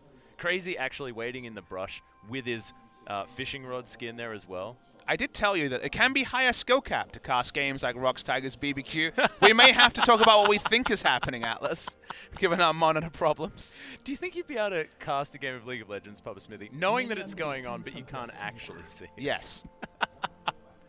I have supreme confidence in my abilities. Someone has to. That is true. That is true. Just have to gauge the fan reaction. I just love that I'm left with a live mic and not much oversight many times a week. Don't hear much from Riot Games. Don't hear much from OGN. We're just YOLOing over here, Atlas. Just go. Left on our little commentary. One day, we'll say something just too nefarious and get caught. Though we've talked about some random stuff on this broadcast. But it is not this day, Papa Smithy. Today, we commentate ROX Tigers BBQ. Nowhere I'd rather be. Probably going to be very slow going, though, so we'll have to find things other than particularly the movements of the lanes. Imagine action may be at a premium, Atlas. Yeah, well, especially if you're a ROX Tigers fan, or if you're ROX Tigers themselves, they don't necessarily want the action to start off too quickly.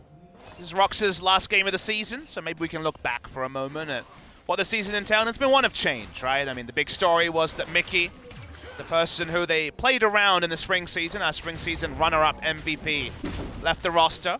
After they started on a bit of an uptick, they won their last match with Mickey, and then we found out the next day, as the first round robin ended, that he would not be joining the team for the season, and we later found out we'll be going over to Team Liquid.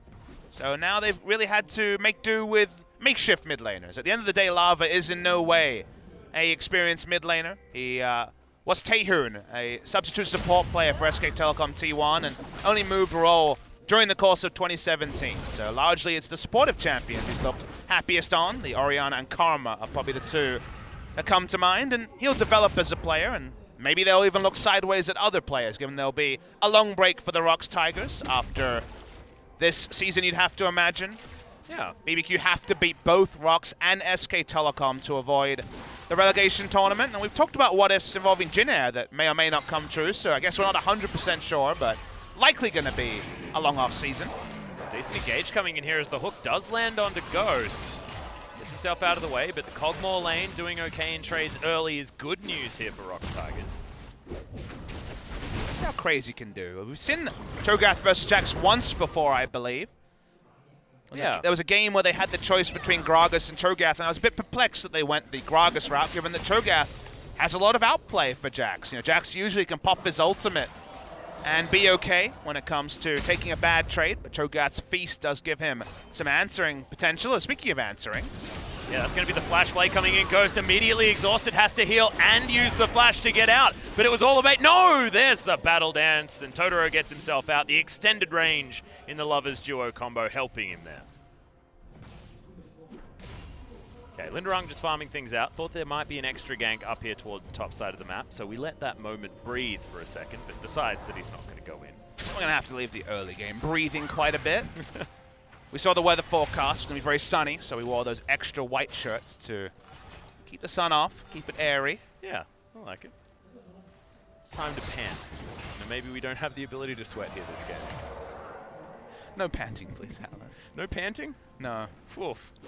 We offer a lot of things on the OGN stream, but panting's not one of them. Whoa, but you offer no panting? That doesn't sound good at all. I'll have you know that I am most certainly wearing pants, even if no one on the broadcast has actually. One of those common misconceptions that we don't wear pants. See the trades here. The auto attack trades into the Grasp of the Undying prop does mean there's some kill pressure when level 6 comes on, and Crazy won't just be able to push up in the face of Cho'Gath. Yeah, it's certainly not happening now, as that wave has been well and truly shoved back in towards that Jax. And evened out the farm there as well. Linderung actually getting himself well and truly back in it to what was looking like it was going in Crazy's favor. To be fair, Cho'Gath is super good at farming. Whatever the iteration, we're in the Emax territory now, but even when it was QW, ranged wave clear was something that Cho'Gath always provided. I was a big fan of the red side Cho'Gaths, where you just push up lane and steal away the enemy Gromp or Scuttle Crab. Which is what Huni was able to do actually game 1 on a blue side Cho'Gath. Just eating Scuttle Crabs all the time, looking as large as the river as he walked back to lane. But only level 5 is Linderung so far. Bless is going to be spotted on that control ward, clears that one out. BBQ and the ROX Tigers actually going on a little bit of an adventure clearing vision and putting vision down. Testing the waters on both sides, but like you said earlier on, this game is moving quite slowly. And ROX Tigers are happy for this to go 50 minutes. They've got the Kog'Maw comp, their teamfight reliability is there, and you know, as a counterpoint, certainly as a BBQ fan, you can say, well, in 40 minutes time, we're going to have Jax hitting even harder than he was onto the Cho'Gath on screen, but pulling off split push as a bottom 3-4 team has been almost impossible, we've been led to believe, by recent results. Ever8's game on the Camille against Shy on the ROX Tigers is maybe the one counterpoint to that. In general, a split pushing team has made some mistakes around vision or the ability to actually control Baron or deny Baron from the enemy team. Baron buff comes in and then the team fighting team just wins. So the reliability of ROX's comp calls into doubt what BBQ will be able to do in the late game. And at the moment, it seems to be the slow and steady push forward. And yeah, I do understand what you're saying. Just feels like the more straightforward option seems to be better in these particular matchups. It's always weird because I feel like the first time that we really talked about this, and it was talked about in the community quite a lot, was when Ryze was meta. And this is many reworks ago, Ryze, when he had targeted abilities. You're talking about Moscow 5 Ryze? I mean, you could say Flame and Shy top lane Ryze. That was the same time. That one too. We're talking about the time where he had no skill shots, and people said, well, if Ryze is at a certain power level, why not Ryze? Because you don't have to increase the variability of the skill shots, as Tempt's not going to deal with any smite steals on the blue. Yep.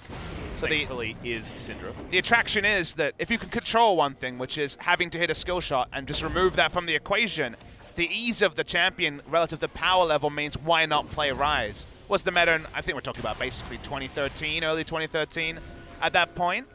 And I think that extends to a lot of the tank comps that are very straightforward to play. You don't necessarily have to always be on point with your side wave management. You turret dive like a beast because everyone's got a stone plate and a million HP. And Kog'Maw has such long range with Hurricane that you get access to the front line, take down the front line, and win the game. So while the skill shots argument isn't there, the ease of use argument is still there in my estimation. Yeah, it's almost like if this composition is allowed to just walk at you, it doesn't matter whether there's a turret there or not. And as soon as that doesn't matter, they're just going to take your base, and there's nothing you can do about it once it gets to a certain point. The composition like this. Best teams will be able to run split push. The best teams will be able to avoid that, and that's why we don't see 4 to 7 tanks in those matches. Usually it is lower on the tank front as the earlier power spikes and outplay potential is there, but especially when we are at this point, can't be too surprised to see very tank lineups from the ROX Tigers. Well, Lava's going to be at it.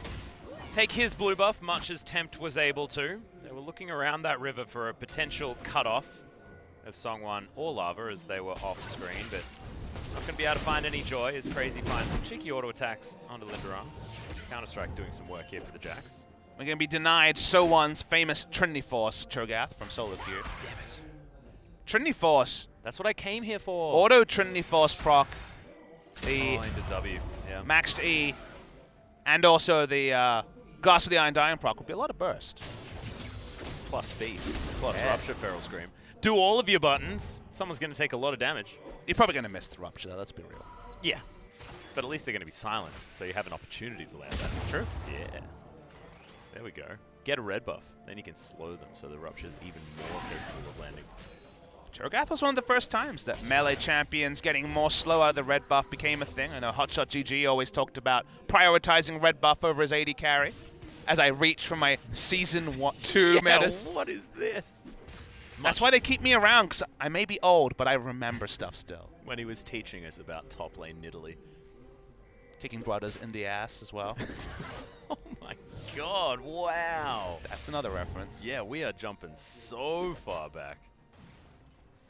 I mean, it is a Cho'Gath versus Jax top lane. Yeah, we'll be talking about Big Fat LP's stream in a moment. Did you know that Big Fat LP is like one of our OGN Legion? He's always in the stream. Oh, hell yeah. Sometimes he talks, some people don't recognize him, and I feel sad. You shed a single tear? I do.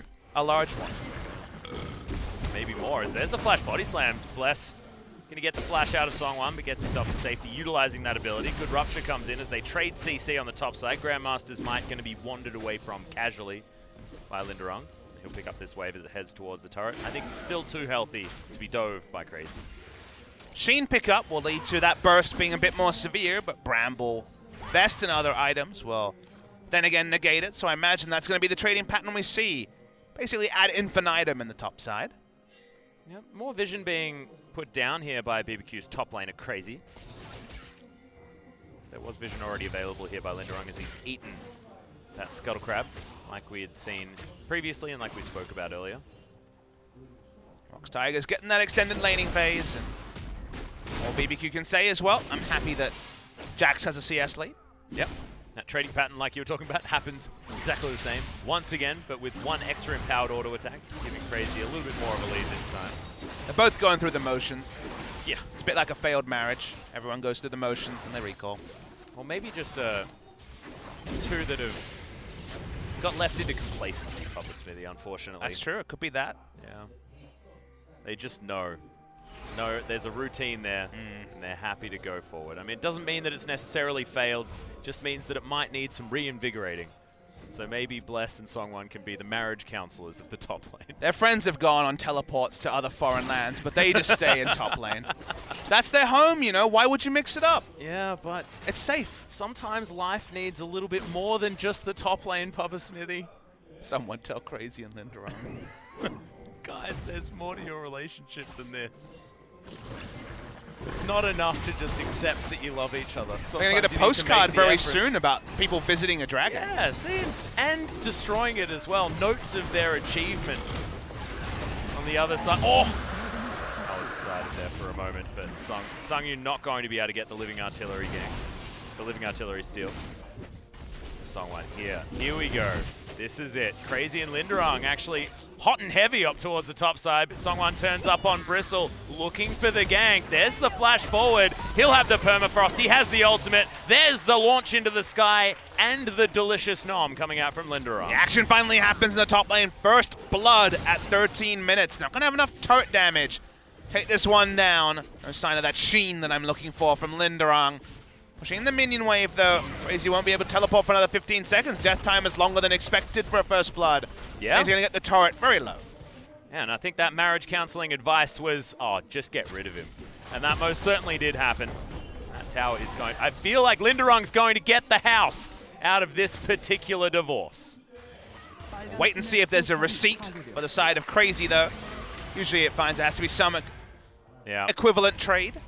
Often these things work out pretty badly for both sides, you know. There's always fallout. A very sobering cast. I know. I feel like we've just gone way too far in. Or I've gone way too far in for this particular analogy. Maybe if we keep committing, we'll get out the other side smiling somehow. Well, I mean, here we go. Here's the lovers on the bottom side, and they're able just to take the house down together. So love is pure! Yeah! Hey! Stunning. This is what you've got to do, guys. You've got to break down houses as a couple. That way you don't need to take each other's. There's the hook, actually lands after the body slam. Yeah, no opportunity for Bless, but good cast gives Crazy an opportunity to make his way around. And the battle for the Rift Herald is on. Counter-Strike not going to land too much as Lava, really good timing on the cleanse, allows him to take that Dark Passage to safety, but loses them the Rift Herald. BBQ picked that one up. If ROX Tigers hadn't leashed that one or hadn't started it all up, maybe they could have continued to delay the game as Odoro goes for a zoning quickness. That was enthusiastic. He had his flash up, so you could see he was feeling optimistic. Zoning quickness. Is that like the zoning emo playing? I had a lot of fun in Twitch chat for the Longzhu KT series. Oh, yeah. You remember, so I don't know if you were watching, but I was. There was a lot, it was Def playing Ashe, and he's had some zoning arrows recently. So many zoning arrows, yeah. And there was a time when he shot the arrow at the enemy mid laner and hit the Twitch in stealth, and I was like, oh no, he missed his zoning arrow. Disaster. Disaster. He had 1300 DPM, so he's doing other things well. Just not hitting arrows. Notably, that doesn't do a lot of damage, Papa Smithy. So, I mean, if it's just the CC, who cares? As long as you're landing your auto attacks and your volley, that's where it all counts. ROX Tigers with a slight gold advantage. Crazy has not... Actually, no, it was Blessed that picked up the Rift Herald. I tell a lie, but he hasn't utilized it just yet. I feel like ROX should have just warded around the Rift Herald rather than starting it. They want to delay the game. They want to extend the game. They weren't looking for fights. That's why the moment they saw BBQ, they all pieced out because at the end of the day, Kog'Maw's bot lane, piling on CS. They want the game to go as long as possible. It ended up being a free leash for BBQ, whereas if they just didn't start it, it was much less likely that Rift Herald would have been claimed by BBQ. Yeah, it's like get the vision down and you can actually just walk away from that situation, even if they get position. Unfortunately, you get awkward spots where, oh, we have Secure, we have the Feast, we have the percentage HP damage from Sejuani. Why not take the Rift Herald? That's why you have to take a step back and remember, all right, we're trying to delay the game. Yeah. Sure, we can contest the Rift Herald very well, but we don't actually want to fight over it. Everything was unnecessary there. Even the Dark Passage to get Songwon out of there. Not quite landing the skill shot CC for the BBQ to lock down the Sejuani. Despite the largeness of Bristle in general. Linderung, a little emaciated compared to our previous Cho'Gath. I feel like there is still time, Papa Smithy. It's true. We are settling in for the long haul. He's got many a Baron and a Dragon to eat. Extend that size. I think Huni hit 11 stacks by the end. He was at 10, definitely. Yeah, he was pretty gigantic. He was bigger than a lane. But there's the flash quickness. He's going to lock down Lava. Unleash Power comes in, but Lava does get himself out to relative safety. Ultimate flies forward from Songwon just for the disengage, and Lava survives. Blast decided to throw a cast, but ended up being a party cast. Didn't do enough damage because he missed it.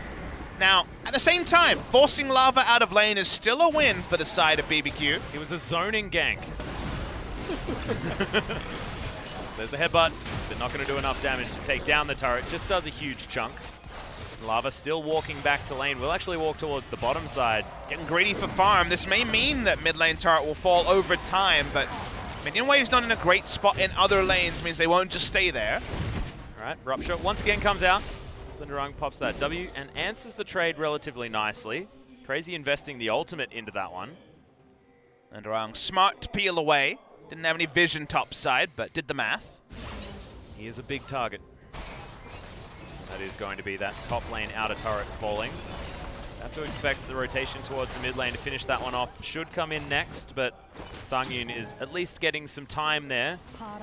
Good from BBQ to increase the pace of the game, but ROX also not rolling over. Lava had already admitted defeat when it came to keeping the mid lane turret up and already roamed bot lane, so no free advantages for the side of BBQ here as they want to keep the map as open as possible to open up teleports to put threat onto Kog'Maw, because short lanes where Kog'Maw and Orianna can farm do lead to the game going longer, the items being piled up, and the 6-item team fights that BBQ want nothing of.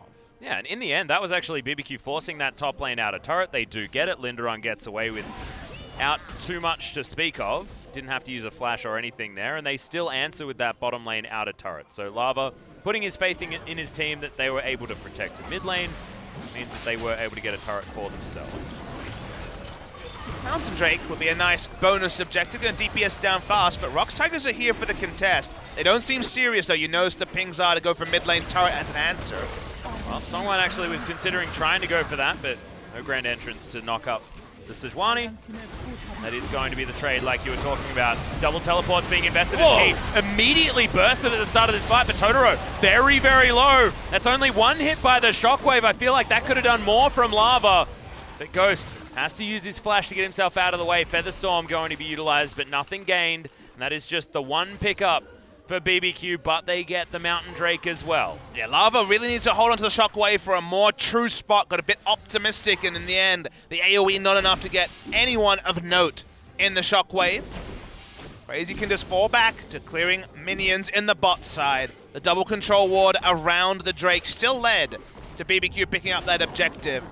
Tigers getting immediate gold is what they want, and they do have a gold lead at 20 minutes, which bodes well as the items start to pile up for their carries. Yeah, able to pick up that outer turret in the mid lane, giving him that global gold advantage. Very early QSS from Sangyun, respecting the stuns and CC coming out of the BBQ Olivers. Also wanted to have some magic resist up against Tempt on this Syndra. Unleash power onto a Kog'Maw does a bit of work if you don't have a lot of magic resist. Tigers is finding creative ways to guide Sangyun to minion waves. His second item is always something to track. Feels like Sangyun's one of our biggest fans of the Rage Blade on the Kog'Maw. Last time Kog'Maw was in meta, you'll remember, was the on-hit Kog'Maw build that Sangyun was the first to play with the Wit's End and Ginsu's Rage Blade. So build has changed a bit since then, and we see players indecisive between the two options. 2-item power spike of the Rage Blade is great for a single target, but Hurricane and Infinity Edge is the 3-item power build. Yeah, if you want sort of raw damage, that is certainly a way to do it, and offers some AoE as well in these team fights if you have clumped up members. But I like the idea of the Rage Blade here because it feels like pick a target, take them down, move on to the next one. And having a 2-item power spike against what BBQ wants to do makes a lot of sense as well, in my play-by-play brain. Anyway. I absolutely agree. If Ghost was Kog'Maw, he'd look at super tanks and need the Infinity Edge, but given that Jax is probably not going to be grouped for most of these fights, the single target damage build of the Rage Blade and the earlier power spike will let them power through Bless or Totoro in the front line. Yeah, and if they get that one pick-off with the Glacial Prison, or if a Rupture manages to clip someone, being able to go one after the other, makes a lot of sense. Troops are marching one by one. Hurrah. Hurrah. I think that's an example of too much synergy. Yeah, OGN Legion doesn't know about the ants go marching?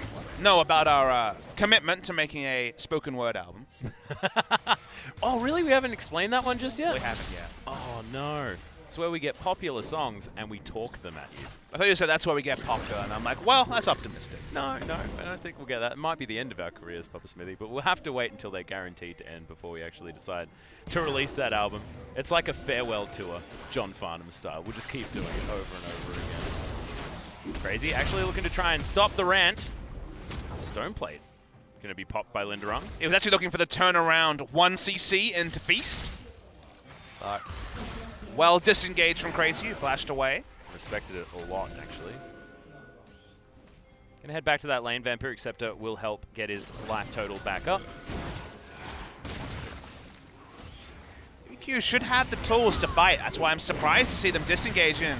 Bless decides to be a solo mission, but it's only on to the Song 1. Yeah, there's the flash actually coming out of Linderung there as well. A little bit of a seesaw of a bottom lane for these top laners. Confusing sentence, but it does make sense. Crazy going to begin thwacking on this turret.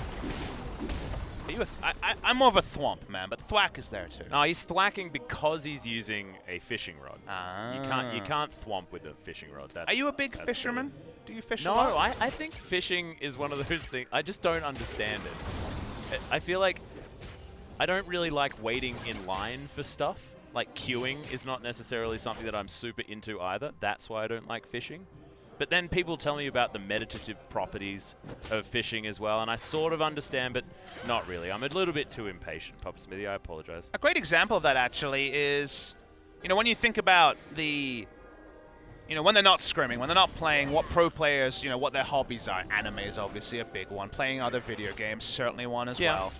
But the most interesting one I've heard is that I know that Peanut's main hobby is ice fishing, actually, in Korea. He likes to go for the meditative solo fishing expeditions. That's something he's been famous for. So, what do you expect? That really that goes against type, you would say, for a pro player? Yeah, you also wouldn't expect that out of Peanut as well, a player that has a lot of, aggression when he plays the game, and then you got to channel that somewhere. Yeah, largely passive pastime. Yeah, I didn't mean to alienate fishermen. They're an important demographic for the LCK1 stream. The thing. I just feel like there's no point. I mean, why have enemies when you can have friends? Exactly. We're all inclusive here. Yeah. On LCK1, if you're a fisherman or not, we accept. Yeah. Tolerance is our main aim. For fishermen. Yeah, fisherman tolerance. So Crazy, you're welcome towards this inner turret. Oh wait, Linderung says, absolutely not. Looking to try and protect this one, but a button is now on cooldown, so theoretically a win for BBQ. A button is on cooldown. It is. He can't press 1 as well. He can't. Well, he can. It just won't do anything. Oh, well, we actually don't know whether that's 1. That's just his most expensive item. Oh, face check. Not going to happen. This was almost so exciting. That was a lot of artificial excitement when there was a blasting plant. Did you hear the crowd? The Everyone's ready to be excited. That was the Korean casters. I can't hear the crowd. They're very quiet. I thought it was the crowd getting super amped over the almost pick onto Crazy. The almost pick does mean that Crazy's fully backed off, and a Drake will be claimed, or BBQ can get an answer, is positioning around the Baron. But Mountain Drake, important here actually, equalizing that particular Drake count, but means that this Kog'Maw is going to rip through the Baron even more effectively. Sungyun did decide to go for the Hurricane, opting in for the more extended power spike. It's what our tempo. They took out the blasting plant, so he's not going to get caught. Does let them know they have pretty good vision in the red side. Okay. Some free damage, but throws out the ultimate there. Goes Featherstorm, Flash, everything invested to get himself out of the way. Looks like he will be all right, but Key, taking a bit of damage from Tempt, still survives. Linderung unable to get into the fight. And once again, successful disengage from BBQ, but successful bullying from the ROX Tigers to get BBQ away from this Baron. But the ROX Tigers' goal was honestly to force the teleport from the Jax, who wants to return to the bot lane. They weren't able to do that. No ability to force the movement of Crazy. They get the Jax to teleport. Cho'Gath can free farm in bot lane, because the Jax can't enter as easily with Baron still up. Ultimate from Songwon, remember, so BBQ not having to respect this as much. Fortunately for them, not able to go up and contest towards this minion wave, and BBQ unable to actually get extra damage onto the turret. So in the end, it feels like a bit of a wash. Sungyun able to grab that big raptor as Tempt was not quite with enough damage to take that one down. I just want to talk about fishermen more. Yeah, I think you probably Or can. fisher women. I don't actually know how that works. Fisher people? I don't know. That sounds... Should we actually readjust the name? Fishing Probably? enthusiasts? Fishing. Noted fishing enthusiast. Fish capturing people? Oh, I don't like that. I feel like there needs to be a better word. Fishers.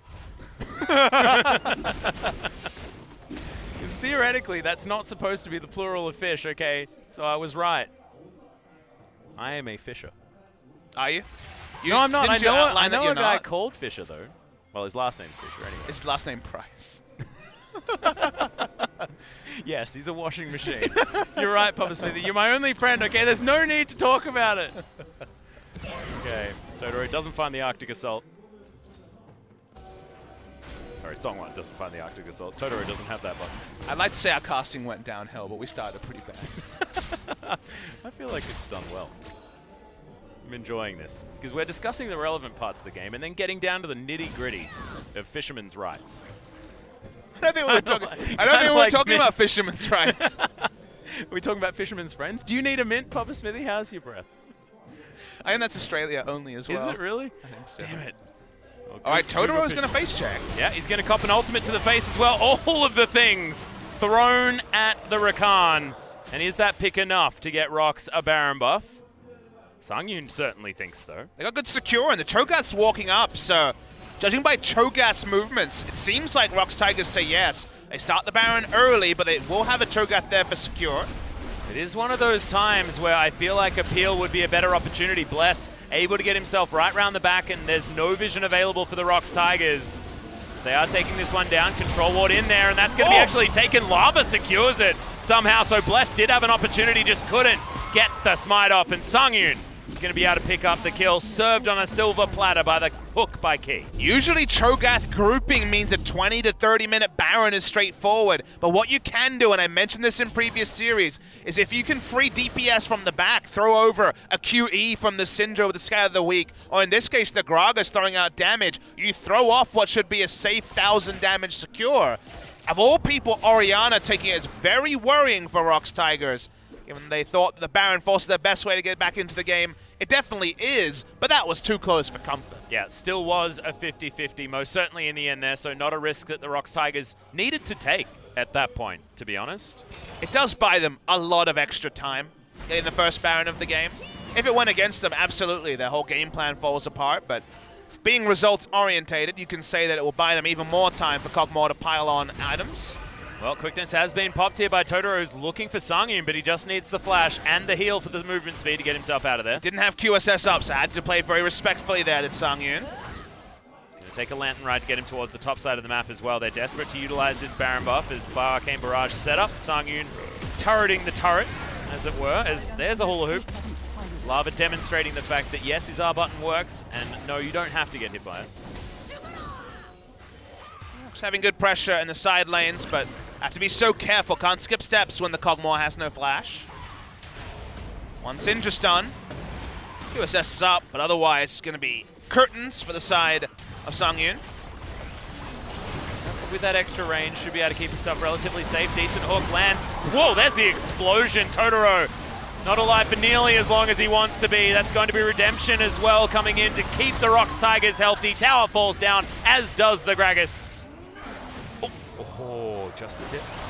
Not quite. Linderung hasn't used Feast. It looked like it with all the burst onto a single member, but still has it available. This is what you can do when you have tanks with Baron buff. You just tunnel down mid lane, and they're taking everything in one fell swoop. Yeah, they're just moving out of the way of Temp's skill shots as well. Unfortunately, Rupture doesn't land, but that's the inhibitor dying, like you said, Papa Smithy. And they'll just empowered recall back home. Looks like another day in the office for the ROX Tigers as they break the base. And the split push has worked. They've gotten an inner turret, but we've already reached the point where Baron is taken, and then split pushing means nothing. Noticing that Crazy wanted kill pressure onto Linderung, so did not go for Titanic Hydra. So against Baron buff, has no hope in hell of being able to push minions fast enough to make them pay in other lanes. Yeah. Consolation Mountain Drake does come in, though, on the side of BBQ. They have to deal with, like you said, the other lanes that are pushing in. ROX Tigers with so much space to move. Next Dragon will be that Elder Drake, and they discover the backing members of BBQ. Another Baron, another roll down mid lane. Feels like ROX Tigers will take game one, and even the team fight phase hits. The Infinity Edge is there for Kog'Maw, so you know that ROX Tigers are ready to roll. Don't have the death cap yet on the side of the Orianna, so not quite the max HP shields, but ROX Tigers in a fantastic spot here in game one. Yep. Infinity Edge done, though, for Ghost as well, so he's hit that 3-item power spike that we look at as being Zarya's real point of power with this Essence Reaper build. But is it a little bit too late?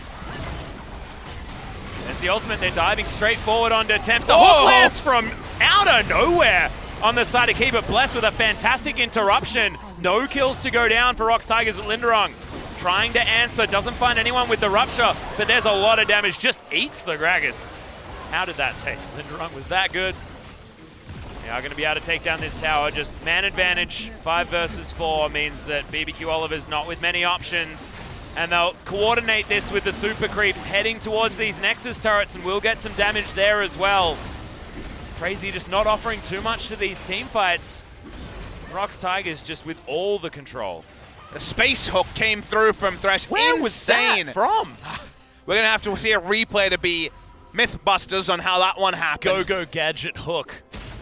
Inspector Thresh actually sounds like an amazing skin idea. You gave that one for free, Atlas. Oh yeah, should have sounds trademarked good. that one. But ROX Tigers, this is what you do. You just go behind the turret, Sejuani throws out the ult. If it registers, great. If it doesn't, there's still a slowing field while you take down the inner turret. And because it went on the right member, inner turret turned into inhibitor and inhibitor turret coming through for the ROX Tigers, and we're one clean push away from the game ending. I don't even know whether it needs to be that clean, Papa Smithy. Or whether it's likely to be. One scuffed push away from the game ending. Oh, scuffed push. Perfect. How scuffed? Relatively. All right, nice.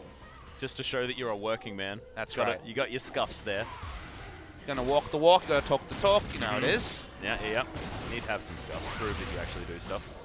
Okay, ROX Tigers setting themselves up. Tutorial victory. Song1 setting himself up. Predictably don't have their minions in a great spot in side lanes, but they do have super minions there. Yeah. Interesting to not see Crazy continuing to push those waves out as well, but not wanting to overextend too far, despite having a lot of information here towards the top side. Deep Sea Cogmore having a little bit of a sing. He's having a pretty good game here as well.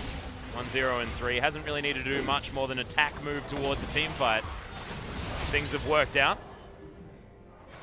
So have a bit of time here, BBQ. They can clear out one more minion wave. That'd be golden. Super minions not pushing in. Okay, Zaya's attending to some. This might be the go button for ROX. Oh, well, maybe BBQ. Yeah, in goes Totoro. Good charms actually set up there, but look at how tanky these members are, and another hook gonna fly through onto Tempt. He's the only one hit by the shockwave, but ROX have shown us that they don't need any more than one pick to secure these. Ghost has to flash out of the way. Totoro, my God, sorry, Key, doing so much work with this Thresh. BBQ Oliver's desperate to try and clear up these creeps, but it's not going to happen. It's a luxury inhibitor, not even taken on the top side of the map as the Counter-Strike gets some stuns, but it's not going to stop this last Nexus turret falling. The Nexus will be attended to, and the ROX Tigers pretty clinically take down the BBQ Olivers. It was slow, but it was steady to get themselves to match point in this series and silence BBQ's hopes of escaping the promotion tournament. And sure, they still need to finish off the match, but they're so close to fully silencing it away, Atlas. Slow and steady wins the race, a story as old as time, but when you lock in the hyper tanky front line and also the hyper carry Cogmore, it didn't take a genius to know that when the early game was even, and in fact, ROX Tigers was able to get gold in scenarios where I thought they would fall behind in gold and dragons. That never really happened in any considerable fashion, and it just looked too easy for the side of ROX Tigers. They've been in worse form than BBQ recently, 5 match losses in a row, but that was the easy game to ease them into this particular series. And one more game is all that separates BBQ from a confirmed spot in the relegation tournament. Yeah, that's not the confirmed spot that you want either. Unfortunately, the split push tactic's not quite working out. BBQ can go towards that tank style. We know that Crazy does love to play the Cho'Gath. Maybe next game he'll be able to get his hands on it. Won't be Linderong as the massive body just moving forward. Doesn't matter if it's a glacial pace if you're a steamroller, because nothing's going to stop you anyway. I mean, you see a game like that and you think, BBQ, you would have done better with more tanks. I think a tank instead of Jax, a Jarvan or something else for Engage would have meant a lot more for them than trying to play side lane, because I don't think they're a good enough team to pull that off. I don't think there are many good teams on patch 7.14 to play that side lane. Yeah, but we are going to go to a short break. When we get back, game 2, we'll see whether ROX is going to be able to continue the onslaught.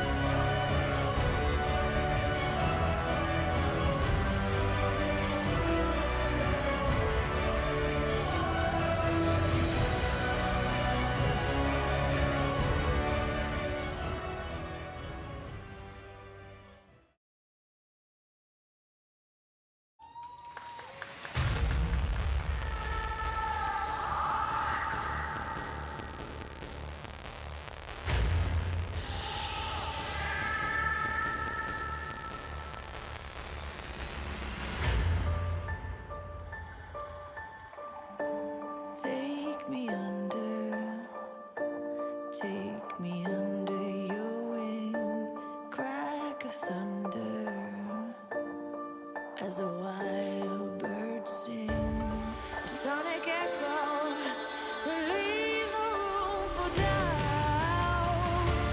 All the shots bring it back to what it's now. As the world cries tears in our hands, are we all part of a bigger plan? All the shots bring it back to what it's now.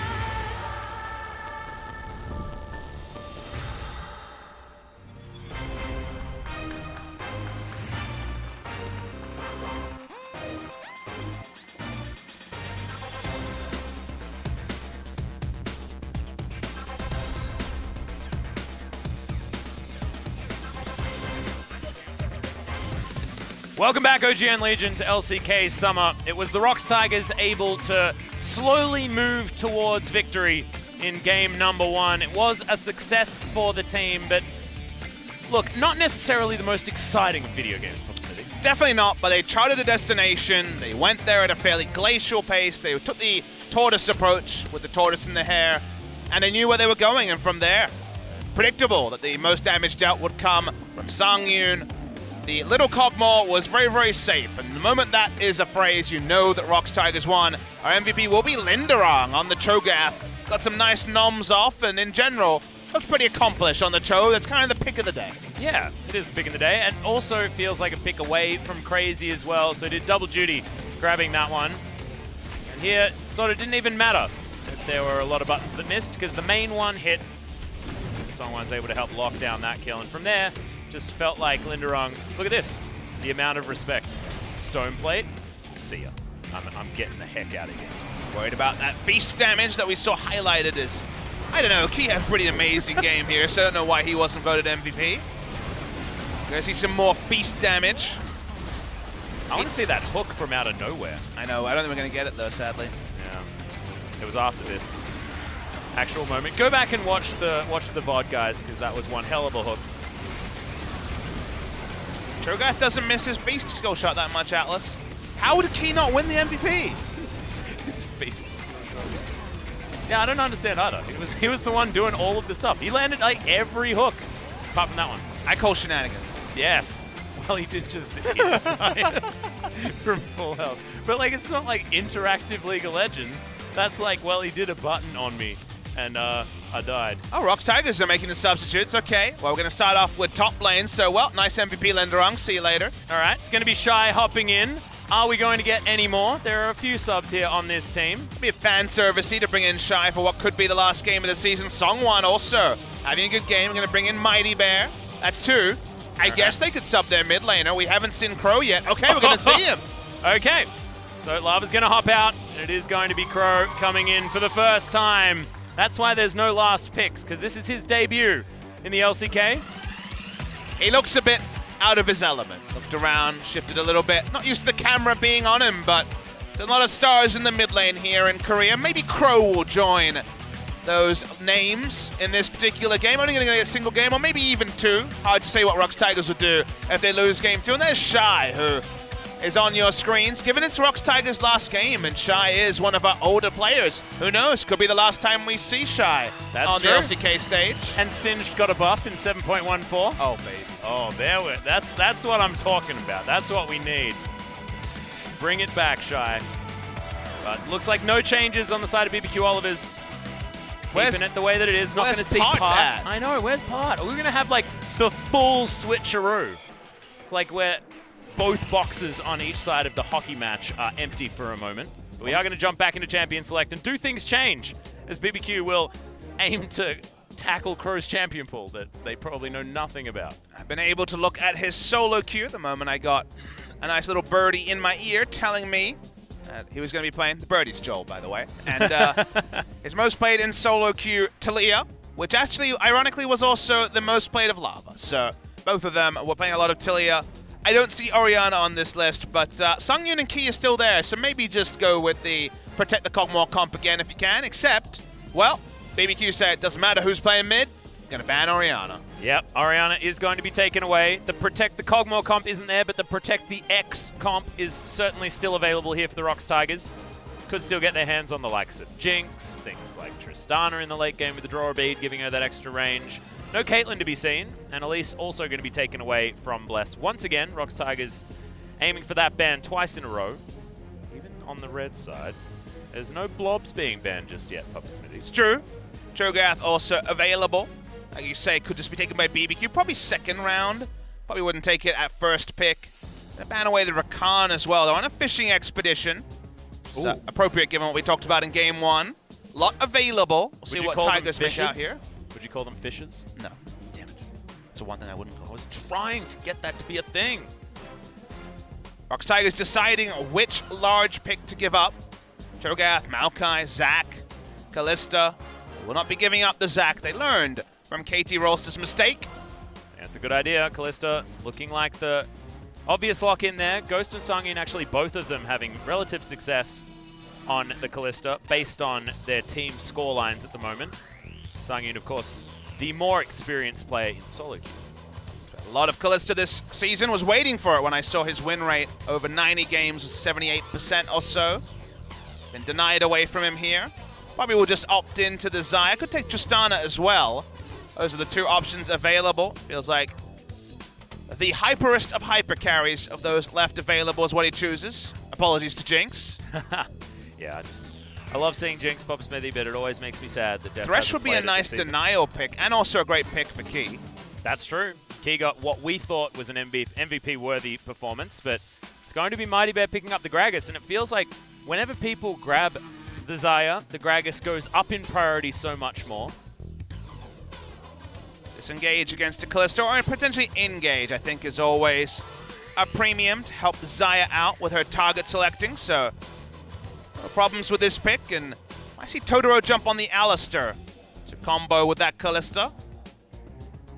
And there it is. I, for one, welcome our new Alistar meta. I know you do. You've told me about your solo queue escapades.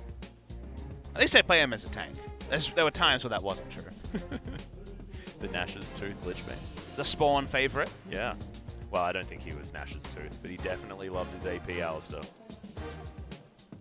Jarvan actually going to be opted in for quite early here. Could be for Bless, could be for Crazy. Bless was one of the first to try that one in the jungle. Crazy's had his most success on pressure picks, even though we think of him as a tank role player. Ro decides he wants to play Corki, can ban away some of the more struggling matches against Tempt. Also picking it away from Tempt as well, who is a very notable Corki player. Now the Cassiopeia going to go away. Could ban Corki, so he could ban Cassio and Taliyah here if he so wishes. Yep. Seeing sort of Taliyah be more of a neutralizing matchup, but could even opt in for something like a Lucian ban. Such a big Tempt champion. They already have a rotational engage comp that Taliyah makes a lot of sense macro-wise, even if, as you say, the laning matchup's not a highlight. Well, Cho'Gath going to be taken away. Shy, of course, has played that champion. The dude's been around for a heck of a long time. But counting something on his fingers, how many champions do I play? And then he gave up and he was like, oh, I've sort of played all of them. I can't be bothered even thinking about this. Did he get past Trundle? That's definitely one he plays. Well, Rumble going to be the second ban here, so Tigers leaving the Taliyah up. What I would actually like to see is just selecting, leaving the top lane as a counter pick and taking the Trundle. If you do see a Maokai or a reliable tank be locked in for BBQ. Not going to. Going to be banned away here. Double super tanks taken off the Rift by BBQ. Crazy wants a carry matchup, and Shy probably wants to avoid that. So let's see what he'll settle on. It'll also just be the support pick. Thresh and Braum would make the most sense. I feel like Key, if he doesn't pick Thresh here, I'll be pretty upset. Braum does make some sense, though. Thresh doesn't really have a happy timing into Alistar. When it comes to hook targets in lane, the Kalista is already going to be fleet of foot, and the Alistar happy to be hooked most of the time. Are we just going to have a knock-up party on the side of BBQ? They've already got 3. Ah, Shy's famous Yasuo to be picked up here. If only. Jace. Gonna be the option here for Crazy. Okay, well, Tempt possibly could go for that one as well, but no, he's looking at LeBlanc. All-out aggression from BBQ if they are going to lock this in. It's been a pick that he's played a lot, the LeBlanc, but with no success, so that's why I think the Taliyah was the more likely choice. They've settled on the Jace. Crazy on carry champions has been 3-1 on the Jace this season, but does kind of move away from the intent of the Taliyah draft. Now we're waiting on Shy to pick up the pieces. What does he want to take into Jace? I just want Singed, Papa Smithy. I want Malphite. Or Singed. Well, I mean, Singed into Jace is really bad. Yeah, but it doesn't matter. It's not what this is about. Okay, Renekton going to be the option here, so Shy opting in for a matchup that can be difficult. But it was Khan's Jace that was able to deal with the likes of Renekton's towards the top side of the map. And it was Shy's Renekton, which has probably been his most impressive performing champion in 2017. Had some good games on it in spring in particular. It's been a decent pick for him in summer. Lane trades on the Renekton, another one of these old school top laners, just fine from the side of Shy. But this is a very different ROX Tigers, both in identity and lineup. Yeah. 3 substitutions, Crow's professional debut. A lot of variables means that maybe BBQ look at this as a chance to force game 3. And it's only the bottom lane that's the same, so the majority of the map is now different players. You could almost feel like it's just, you know, a different team with a sub of one lane. So exciting to see what this new iteration of the ROX Tigers is going to be able to do up against BBQ. Whether BBQ is just going to be able to stick to what they're good at, throw the aggression forward, and now that they don't have to deal with this protect the Cogmore composition, that they can find success, especially with Ghost now on the coveted Callista pick. If BBQ can keep it a short game, they have a lot of tools at 1-2 items with the Jace lane power and also the roam from the Taliyah. They want to keep it short, and ROX Tigers again want to lengthen the game. Yeah, we'll see whether they can do it. ROX Tigers could last time. See whether BBQ is going to be able to put the nails in and bring us to a game number 3. Let's hit the rift.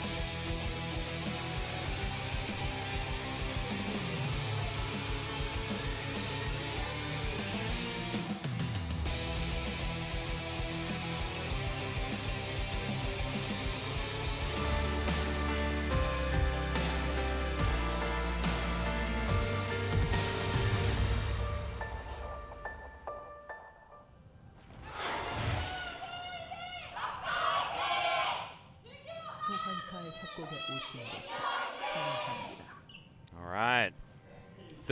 The real fans staying for our second series of the night. The passion you can hear. Not exactly the most people. It's Aww! us! Achilles. And Achilles too. That's adorable. Thanks, guys. That is the first time I've had fans in the audience. There you go. Aw. They love the Papatless enough to not know our nickname, but otherwise appreciate us. That means that they just love us for who we are. That's a sick tiger. That is an incredible tiger. I got so much more impressed when I realized that these aren't things that these people bring to the show. They do it right here. It's like speed art. It's amazing. There was a bit of downtime in that first series to do some art, it turns out. That's true. We were painting some art ourselves. We were. Well, it wasn't great. It wasn't. No. I think we've got to stick to League of Legends commentary. Totoro, instead of worryingly, discussing hasn't used the cowbell in the first minute and 30 seconds. What the heck? He's also opted for the different chroma. I do like the blue mohawk, though. Okay. Well, as slow as this early game could be, it is going to now move towards the laning phase as the minions are going to crash. Leashes on all sides. Ghost actually holding onto that Ren for a scary amount of time. Bless is going to move towards blue buff potentially. We'll see where he actually decides to go. Skips the Raptors, though. No Galio to give Bless a super leash. Taliyah can actually do some decent leashing herself, but doesn't want to lose out on the level 2 push to the Corki. Speaking of push, crazy. Bullying Shy right now using that range advantage. Be at least 2 pushing lanes and potentially even 3 for BBQ. If you can push super hard push at this point, it will reset and be in great position for a potential Jarvan gank, because speak of the devil. Yeah. Tempt actually going to move over. They're looking for a gank onto Mighty Bear. There he goes. Bless just gets himself right in amongst it, and Tempt gets the forward position. Flash immediately exhausted by Mighty Bear. I want to zone him away from Smite. Mighty Bear considers his options and will back away. 2 pushing lanes into an instant invade. Smart play from BBQ. Yeah. And Crow looked like he had no idea what to do. Could have potentially moved on over there as well, but now Bless setting himself up to continue this pressure as Shy. He's being bullied. This gank feels like it's set up by BBQ to be a success. Accelerated Shock Blast not going to find the mark. That could have been the damage necessary to make them feel confident about a dive. Pops his potion pretty early. Gives him a little bit of a chance to survive a turret dive. But you spoke about the dive, Atlas.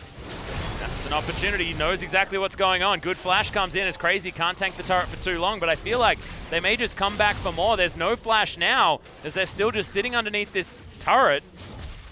Shy has to be so careful, but they're not actually pulling the trigger just yet. They're going to run out of minions. No flag and drag, so the CC limited. And it was just a 2 versus 1 for a moment underneath the turret. Shy saw it, collected some minions, and he's going to go home. I mean, the moment you hit level 3, you're so much more confident with the higher base stats. He also had fairly high rage, so he was able to just get a lot of sustain, even off the minion line, not getting any out of champions, and nobody to turn onto him. So crazy shares experience there. As bot lane, we see a bit of an engage. Yeah, cute little headbutt pulverized, but Sungyun getting stunned there by Totoro. Yeah, Ghost. He's in trouble, does have the flash, but Mighty Bear just waits for him to use it. Barrel comes in, and that's going to be first blood for the ROX Tigers. Totoro, they're actually looking for more. Sungyun might get delivered a kill, but the Blade Caller not going to quite have the range to be able to pick up the cow, but he has to use his flash to get out. No summoner spells of the safety variety remaining for BBQ. And Shy the MVP there because he repelled the 2. He empowered Mighty Bear to invade, knowing there was no chance that the jungler would be on that side of the jungle. It was such a great gank angle that, like you say, he could wait so long, Mighty Bear just waited and lapped up the flash when it eventually came. They pick up the kill, and first blood, ROX Tigers. Yeah, it was really nicely played by Mighty Bear. The patience to just hold on to the body slam, understanding that they would have damage if he was going to wait there. Between a rock and a hard place, most certainly. Bro's been pretty greedy with his potion here. Yeah, might want to use that one. Still hasn't used it. Attempt looking for some unworked ground. Doesn't get the seismic shove as Key's going to turn up. Maybe it was all a bait. The mind games, the crow mind games there in mid lane. There was some intel originally that Crow will be the starting mid laner for ROX, but quickly Lava took over that spot, even though Lava was a role swap. Crow is a mid lane main himself. And no side of Crow so far this season at all. Bear. Okay, Key's going to turn up. There's the body slam as temp. They want to stack this one up. The immediate flash from Key knows that he wants it, and Crow delivered a kill all too easily there in the mid lane. And despite the early aggression from BBQ Olivers, it's the ROX Tigers that are 2-0 up in this particular engagement, and Ghost looks like he can't actually capitalize on the 1 versus 2 on the bot side. And despite the wholesale change of a lineup, still really smart pathing from Mighty Bear this game. Mighty Bear's not had the best summer season after looking really good in spring when he was added into the roster for the second round robin. Sungwon has been the higher win rate jungler in summer. But on the Gragas and with Key also in the right position, Key has been really good for the past 3 weeks or so, even if ROX hasn't been necessarily succeeding. Good roam plays with the Braum, and like you say, 500 gold is not massive, but given what was drafted, pushing lanes in top lane, mid lane, and potentially even the bot lane, to be ahead in gold compared to where BBQ expected to be at this point is a bigger victory than 500 gold suggests. Yeah, feels like ROX Tigers would be very happy with the position they are currently in, despite not having the kind of scaling that they had in game number 1. Are we waiting on item spikes here for BBQ Olivers? Because they really haven't been able to make anything happen despite us talking about the fact that their composition works better earlier. Does it feel like we need to get first items to be completed? Things like that. No, before we have that conversation. I think it's much more about decision making. The turret dive first attempt was fine, but the overstay while Shy picked up level 3 was a mistake. And ROX just made the better in-fight calls. They made the better adaptations.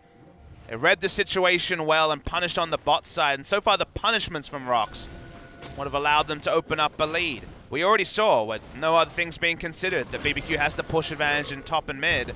They push up in bot side as well, but it's a bit of a half-hearted commit, and they don't really have a Jace. They don't have a Jace teleport, and it's also Jace coming in if a teleport ward was up. So right now, it feels like BBQ aren't making the percentage plays, whereas ROX Tigers largely are. Yeah, absolutely no commitment there at all. And I mean, I felt like BBQ had an opportunity with inside track on that blue buff, but he even invested a control ward to try and secure that one. In the end, deciding to opt out. Cute little knockback there from Crazy, but Shy is going to close the gap. That being said, a little bit too much damage out of this guy. There's the stun onto Totoro, who was trying to go aggressive. A big item purchase though on bot. This is where the one side where the 20 lane matchup does shine through. 20 CS advantage or so for Kalista. Yep. Cull is done though for Sangyun, going for the investment banking opportunity. We like to talk about oh so much. And I've just been really impressed with Shy's ability to just weather the storm. I feel like this is the veteran play at stake. It's like, I've got no pride up here. I'm just going to pick up the farm that I can get, and you can try to be aggressive if you want, but it doesn't matter. I got nothing to prove. He spent the most of the LCK era, and really 2016, 2017 being a bit of a survivor, as this is going to be harder to survive. Okay, just as I say that, he decides to go for the Ultraman mode play with the Dominus. Does buy Crow some time with this outer turret, but I don't think that's what he was aiming for. I think he was looking for a 1v1. The caster curse. Survivor's guild. Oh dear. Tigers need all the gold they can get from kills. Only the kill gold is stopping the CS values from being a significant factor. They roam bot side, and the 20 CS lead that was accrued over Sangyun has started to go. Been able to catch up quite largely. Okay, Crow's going to make his way back to the mid lane, so he tanking an unnecessary turret shot, but it means that 3 versus 2, not enough for a dive here on the side of ROX. Oh, Temp setting himself up to throw some rocks at Crow. Doesn't get the seismic shove, but good reactions there with the Valkyrie. Get him out of that particular skill shot. I feel like there is a lot of discovery on Crow here, as this is the first time that we have seen him. Yeah, really don't know what to expect. It's kind of hard to evaluate. Corki in particular is pretty non-interactive in lane, throwing out bombs, auto-attacking minions, and backing away. Yep. See if there's any use of the package or creative pathing. That's a bit more where the skill might come out. I feel like package plays are where you judge a Corki player. I'm all about the Corki package plays. Package plays. Best kind of play. You always have that half-second pause when you talk about Corki package. Evaluate your sentence before you say it. Yeah, it's like, how could this be misconstrued? Oh, pretty easily. Let's go for it. Sort of how my thought process works out. Or a play-by-play caster. Just yell. It'll work out. Yeah, just try not to yell too much about packages, Papa Smithy. That's my advice if you decide to take up the play-by-play. Games like this, I think about it. Gold is entirely even. That 1 kill that BBQ was able to get back. 17 CS lead in tops, not enough, but the kill that went ultimately to the side of Tempt was something. Bot lane is about a 20 CS lead, but the Cull will largely negate that. So with the early game focus comp, no reward really yet for BBQ. Crazy, despite having a lot of early game items, now with the Bilgewater Cutlass completed as well as the cloth armor, which also works in that regard. But not going to go overly aggressive here against Shy. Knows that Mighty Bear has not been seen on the map. Could certainly be there waiting for a gank. Ward goes down. Bless. Clear that one out immediately. Seismic shove again. Not going to find the Marcus. Crow going aggressive now. Fast bomb going to be avoided. Temp doing well to get out of the way of this Corki. That's coming through a ward. Could lead to a counter gank coming through here from ROX Tigers. See if Shy can successfully bait this in. Being a bit suspicious at this point. Yeah. Back. Should be taken here by Bless, but they will know exactly where he is. There's the Dominus that's been popped. The back was cancelled, and now it's a 1v1, but I feel like that's going to work out. There's the flash body slam under the turret there as well as Crazy gets himself out of the way. But here's the turnaround once again. Who was baiting who, Papa Smithy? As that's going to be Mighty Bear immediately eliminated. Crazy able to make the really good escape there, and Tempt is roaming up as well. Here comes the Talia. Yeah, doesn't quite have a long enough Weaver's Wall, but explodes him with so much damage out of that threaded volley. BBQ really starting to turn it on. It's over 1,000 gold lead now in an instant.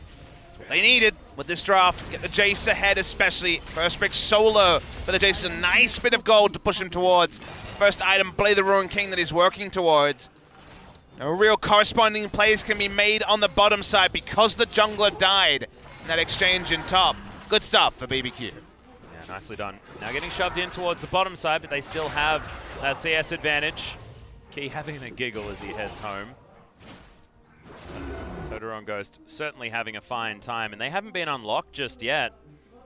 It's not often that you talk about bottom lanes being unlocked as a duo, but certainly with the Fate's Call and the Headbutt Pulverize combinations that you can do with this Kalista combo.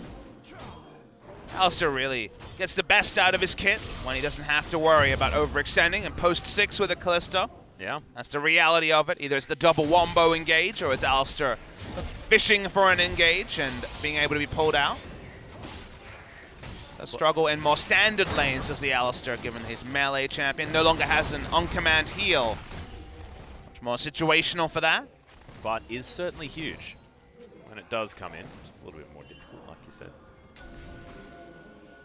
Getting excited about Alistair heals is a fun addition to his kit. In the late game with the all the shielding and healing bonuses that can come up from items like Ardent Sensor. Can be very big, like you say, Atlas. Well, Dragon has been pulled out. The ROX Tigers, of course, have that Rift Scuttle vision, so they are able to get themselves over here to make it a potential 50-50, but Crow had been shoved in and Tempt gets the early move over. Looks like the ROX Tigers just don't want to try and challenge for this whatsoever, opting in for that late game maneuver once again. You know, in position to answer, like you say. Mighty Bear in particular was pretty shallow in his jungle, so wasn't going to be rotating down. If Shy teleports, with Blade the Rune King already complete for Crazy, might just lose his turret. Not able to make such a move. Crazy and Blessed looking to steal away this red buff. Looks like they will be able to do so quite easily as Mighty Bear wants to capitalize on their position by getting some aggression towards the bottom side. They need to take down the Callista, but that was a little bit too early there, Key. Just going to get knocked up. Forcing that engage did not work at all by the ROX Tigers. Yeah, massive Rambo engage from Key, but low percentage chance to work with everything.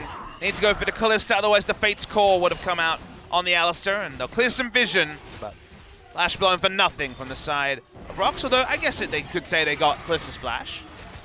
Yeah. Trading 1-for-1 on the Flash front. I'd take Braum for Callista any day of the week, as Bless is going to utilize this in order to take down the Rift Herald. Will be the first tower for the ROX Tigers to be taken on the bottom side. That should even up this gold pretty well. A bit over 1,000 now the lead. Sungyun close to cashing in his cull. There it is. The big plus 350. Right. Look at that, now only 1,300 gold lead. Nailed it. Take what you can get. And, there's so much early game power on the side of BBQ. Was predictable that switching 3 players wouldn't necessarily mean that everything would be rosy for the side of ROX. They made some good decisions early game. That time playing around Crazy, and Shy falling twice has slowed down what was largely an even laning phase for Shy and Crazy. You can see Shy actually still building aggressively here with the Black Cleaver opted into first, unless you include the Ninja Tabi completion as part of the item build. So still wanting to do battle with the Jace, but might be difficult unless he gets a lot of help. Crow's doing some work now that his Trinity Force is complete. Package going to be utilized. Being pretty brazen, which I like to see. Trying to get a solo advantage in mid, but also doing it while his flash is up, and like you say, the package was available. Gonna be hard to confirm the last bit of HP from an outer mid lane turret, but at least has it standing and ready to be picked up soon. Yeah, did actually have members towards the bottom side as well, so relatively safe. Was Crow going for that 1 versus 1. They're stacking up the bells. Mighty Bear's in trouble. Will have to flash as the Weaver's Wall is body slammed out of the way of, but there's the damage onto Tempt. But is it going to be enough? The CC's good! And Ghost is going to grab the kill onto Crow, and Tempt survives. Yeah, Tempt lives after all of that. One able to take him down after a sliver of health. Teleport cancelled from Crazy. But Shy needs to stay in lane, otherwise he's going to lose significant turret HP. So he probably won't be able to rotate down just yet. Yeah, Sungyun gets himself in here. Will be able to help clear out this minion wave. So just a kill. But now, oh no, okay. Had to guess. Yeah, moves himself where they thought he was. Bit of mind games. Gameplay there is that if you cask onto the person summoning the Rift Herald, it does interrupt the channel. No Rift Herald comes out. Guess they were in the shallow part of the brush. Smartly was not. Look at the turret anyway. Falls low, of course. Yep, that's the teleport from Crow, actually opting in for the flanking cocky play. And another trail of Christmas trees goes wide. Crow took his inspiration from Mickey on that teleport. Love letter to the former mid laner of the ROX Tigers. Didn't lead to anything. I'm into it though. I like that style of play. Feels like a EDG pawn play on his Corki. Battle Corki, melee Corki, as it were. He does like to play Corki as an assassin, now that you mention it. Speaking of assassins, Crazy does a lot of damage. Yeah, just looking to beat the heck out of this Crocodile. Does get stunned, so it looks like Shy should be able to make his way out, but oh, okay. Dominus going to be popped. I don't know whether he necessarily needed it. Better to be safe than sorry. Bit of a walk of shame, Dominusing and teleporting back to base, though. Yeah. I'm really big. He'll stay, even though he has no priority over his topside jungle here. Vargas nowhere near at the Raptors. Want to get greedy for a couple more minion waves, but not to be. Yeah, Crazy actually going to head back home, so not wanting to press that advantage at all. Like you said, definitely a lot of vision from BBQ to show that he probably could have gone aggressive. As Totoro is going to casually walk out of this one. Only 2 members, why not substituted out with Sungyun and Key, and at this point, Tigers have put everything into Sungyun being the carry in the late game. Hull cashed in, means he's at item parity relatively with Ghost, which is probably the only good news story in the early game for the Tigers. Difficult thing about it is, though, is we're talking about Kalista versus Xayah, which is 2-item versus 3-item power spike. We'll take that Infinity Edge for Sungyun to really come online when Ghost just needs to turn that Zeal into a Hurricane. He's a fighting force. The mid lane turret would be something as, oh, the Raptors do spawn and stop Mighty Bear from making an engage. That happened to Marin in the spring season. Yeah, was and pretty colossal. Didn't happen just there, though, and he party cast about it, so obviously he was having a great time. Sungyun looking to secure this Crimson Brambleback. We'll pick that one up quite easily. Banshee's Veil done for Tempt. Shy gets bladed, so we'll take a lot of free damage. Notably, Crazy will run out of easy objectives to take, and winning the late game with Jace, not a trivial thing, even if Longzhu have been able to do it a couple of times. I feel like Khan is a little bit of a special case when it comes to that pick. Even then, suffered his first loss trying to play late game Jace earlier this week. Yeah. Up against pretty difficult competition in the likes of Smeb. Trade of flashes between Totoro and Crow, but the trade will not to extend to turrets. Should be a lot of turret damage here, but not quite the claim onto ROX bot lane outer. In fact, both of these outer turrets that are still up have taken a lot of damage. The Tigers have done a decent job in stabilizing. Still 2,000 gold, and they will, against the flow of the game, take down this outer turret in the mid lane. Get things far closer to even. So that one said he was a mantra in game 1, and hasn't quite been the same story in game 2, but they're still going to be pretty comfortable, only being 1,300 gold behind. You already mentioned that soon there will be 2-item power spikes they'll have to respect, but otherwise, keep extending the game and put faith in Sungyun is probably what ROX Tigers want to do. Cloud Drake looking to be started here. Of course, BBQ probably want a better one to start a fight with. There's the the stun onto Crazy, but looks like he can even ignore turrets just a little bit with the added health that he has with a few of his items and some armor on the Ninja Tabi. What Shy wants to do could just rush back into lane or try to make a teleport play. He's going to go for the teleport. Yeah, he's completely in no man's land. Not an opportunity to do anything as Crow had moved himself over, but maybe a little bit too late.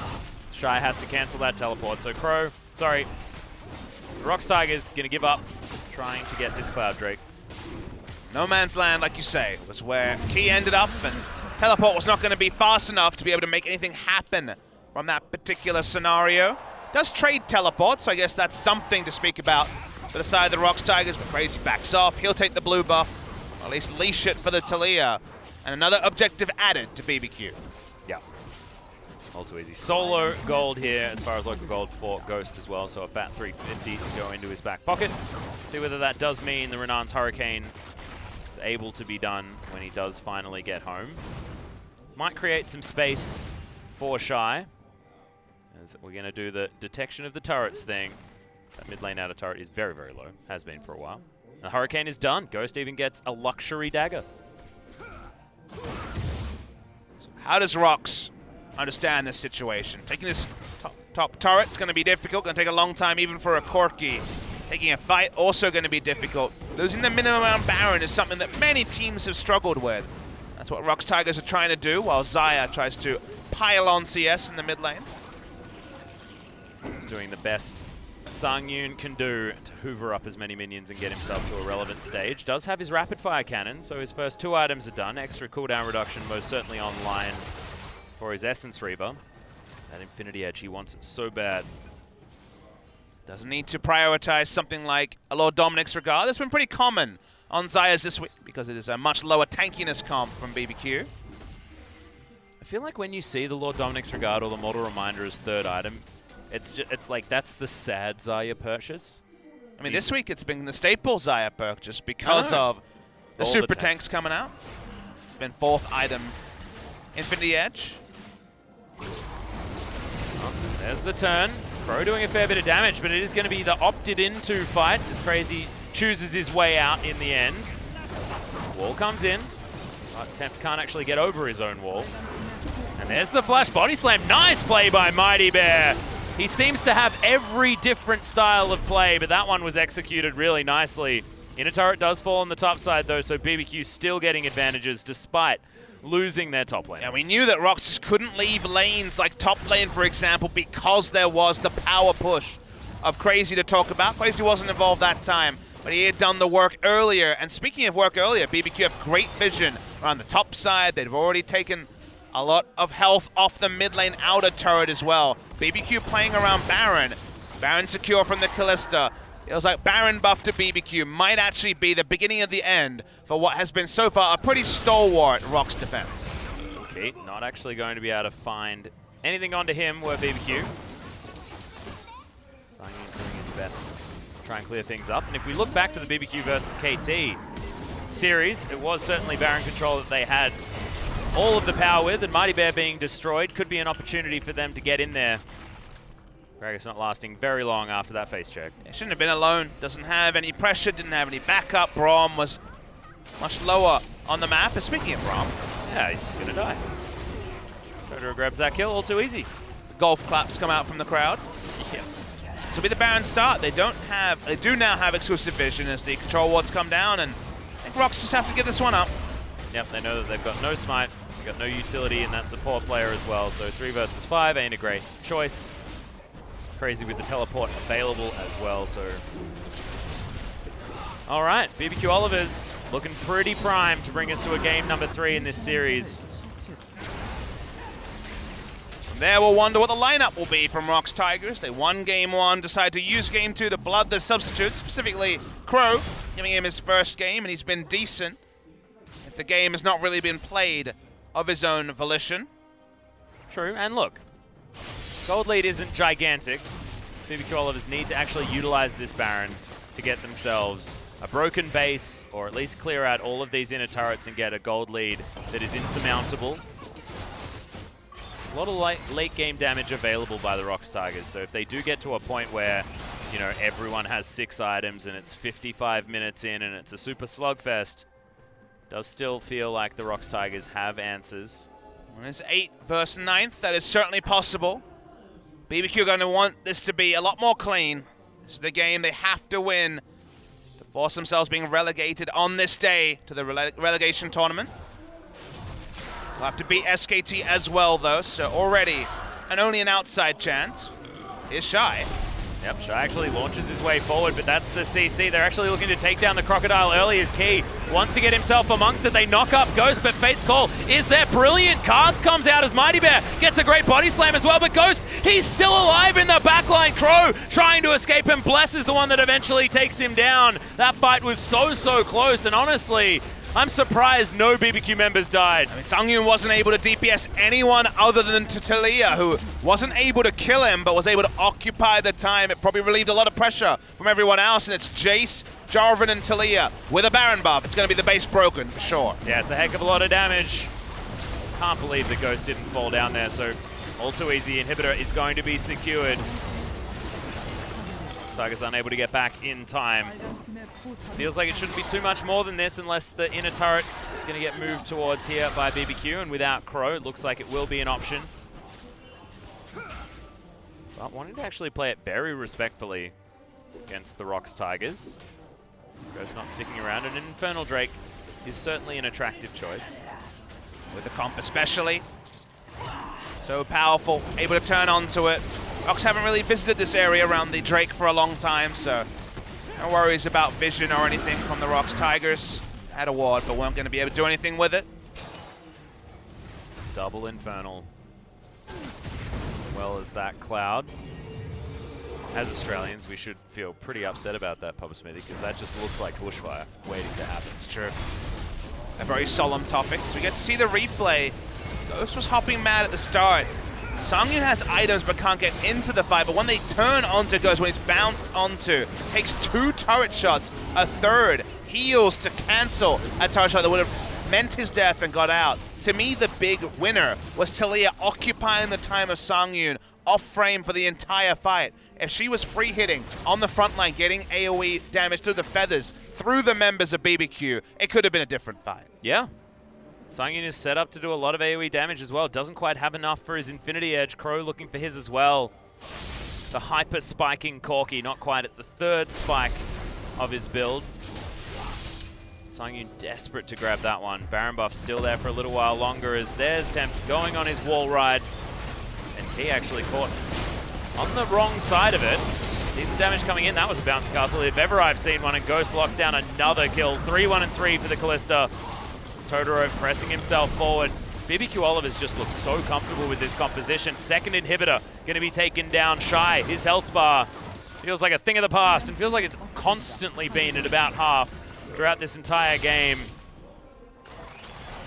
Wanting to go for ultra split push or ultra wave clear damage is Shy with that Tiamat purchased after Aranduin's Omen. Need Randuin's to even stay in a fight, but the Tiamat, Titanic Hydra to match the wave clear later.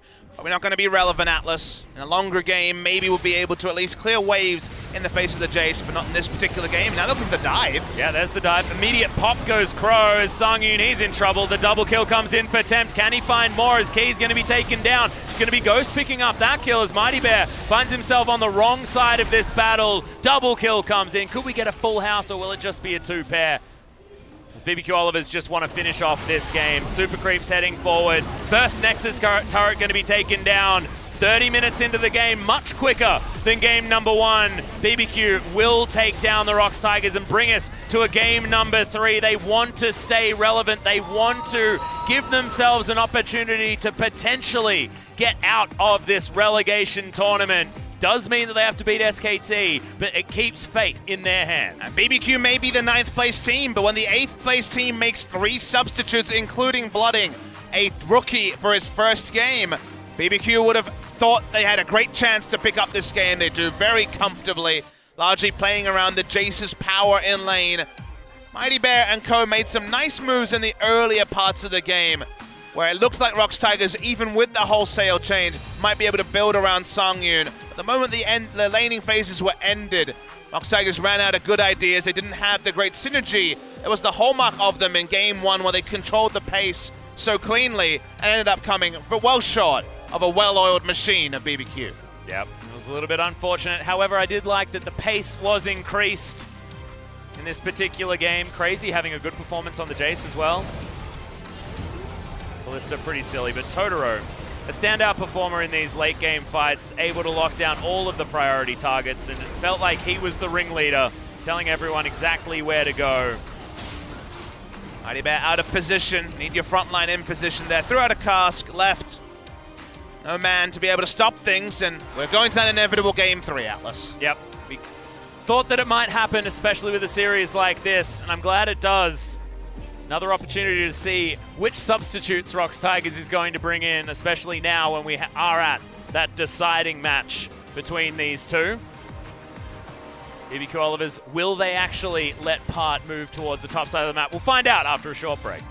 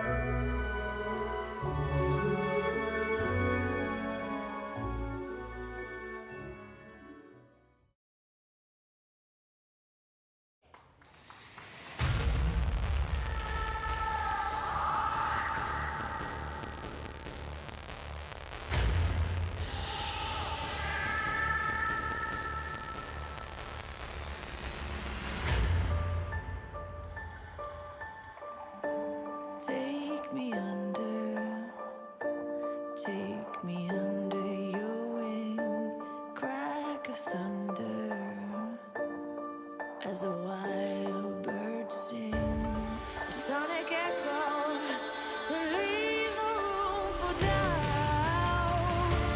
All the shots bring it back to what it's now. As the world cries tears in our hands, are we all part of a bigger plan? All the shots bring it back to what it's now.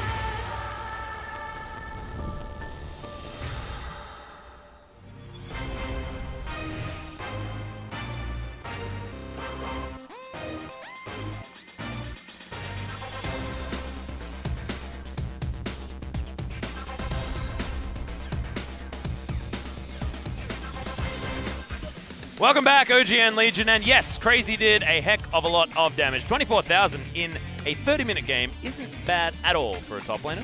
When you're in that ranged versus melee matchup and the ganks don't work, it just ends up being auto attacks onto a Renekton that padded the stats, and then from there they rotated quite well. The Baron buff was definitely the clincher by the side of BBQ Olivers, but they also helped out by a wholesale roster swap by the ROX Tigers, and even if they do decide to swap back, you do lose the synergy that was built up in Game 1 by a wayward Game 2, and I wonder if Crow will keep his place. It was a pretty good debut from him, but his opposite number, Tempt, picked up the MVP on his famous Talia. Yeah, Tempt being able to get this Talia as well, and if you look down the roster, Bless was one of the players that liked playing J4 first up. You've got Kalista, Alistair on the bottom side of the map for Totoro and Ghost. It was a dream composition on top of the fact that it's a mixed up roster on the side of ROX Tigers. ROX Tigers were opting for hard mode, so they didn't work out as... That seismic shove was actually very cute earlier on there, predicting a potential flash. Ended up becoming pretty formulaic for BBQ as the game went on. Shy was honestly Bit of a whipping boy in the top, as evidenced by Jace's damage. And by the time they got into this phase where they thought they could fight, even a really nice engagement onto Ghost, where he took 3 turret shots, wasn't enough to take him down. Sungyun could never hit 3 to 4 items when he really start powering through the enemy front lines. And speaking of front lines, Totoro went in deep, deleted Crow in almost no time at all with Tempt. And that was the passage that really closed the game for BBQ. Yep. You can see Sungyun actually waiting for a potential Cataclysm, but had to flash. And it just meant that he was stuck in there with death. But Tempt certainly had a great performance, showed us exactly why the Talia is so often banned away. But once again, we're going to have that music back, Papa Smithy. And is it the whole roster making a switch? That's the real question. Is Shy, he's certainly going to come out. Linderung going to hop back in, see whether he gets his Cho'Gath again. Seems like at least 2 out of 3 are going to come through. I thought Crow was decent. I'd love to see him play a bit more, so we'll get some play in Game 3. First 2 made sense. Okay, Crow will still just going to go for the synergy that was built up in Game 1. Lava probably going to be trying to first pick Orianna again. Pick ban here might see some adjustments, given that the one champion he's really looked comfortable on in his second round robin play was the Orianna. Yeah. That being said, I mean, when you're red side, you're priced into a few of these bans. It might be BBQ opting into letting ROX Tigers have one of those so they can take away the Orianna, but I have a feeling that it may not necessarily be the case. Getting that Orianna for the first pick seemed to be something that the ROX Tigers were able to do relatively effectively, and it wasn't like you were looking down the bans thinking, why was the Kalista banned? Why was the Caitlyn banned? Why was the Zac banned? Because they sort of have to be, especially away from this team. With Sungyun in particular being so good on Kalista, you have a bit of pause about banning, say, Orianna instead of the Kalista. The blue side Elise ban coming through from the ROX Tigers, not wanting to give up the Elise to Bless, who has definitely been his best early game jungler. So we could see a bit of a rinse and repeat, given that we saw good performances on the champions that were denied in the previous game from BBQ. So here we go, Game 3, final game of the night. All 6 games today, Atlas. Yeah, so much League of Legends. This feels like my first week, Papa Smithy. Now we're waiting for a few bans. Of course, my very first few days, I think we got 6 games almost every single day, making sure I got as much practice in as possible. It was fantastic. Thanks very much, LCK. You needed the practice, so I'm happy you got it. Yeah, I hadn't casted any League of Legends at all prior to coming in. Yeah, that wasn't an insult. You just hadn't been practicing. Hadn't been casting at the time. This was all the way back in March. Now we're here at the business end of the season, and BBQ hoping on the red side to arrest the blue side win rate and actually keep their hopes alive. They're pretty faint hopes. They do have to beat SKT to move above the ROX Tigers and have ROX lose in this particular series. So far, the bans stay the same. There's Alistair, Elise, Corki on blue side. The Orianna first pick. You can almost pencil it in, unless BBQ want to leave open the Kalista. Well, Alistair, Elise, Corki looks pretty similar to the exact bans that you read out moments ago. Kalista should be it here for BBQ, unless they decide that they want to get rid of the Orianna, and they do. So Kalista is going to go over to Sungyun. You'd have to think you'll lock it in. Don't see any reason to move past it. Does mean Tristana could come out for Ghost in answer in terms of the lane focus, but Sungyun smiling on our screens. Have to imagine the Kalista that is his favorite pick will be locked in. Yep. Almost thinking about taking his shirt off as well by the looks of things, so that was exciting. Crazy now considering what he wants to take, as BBQ have a couple of extra options.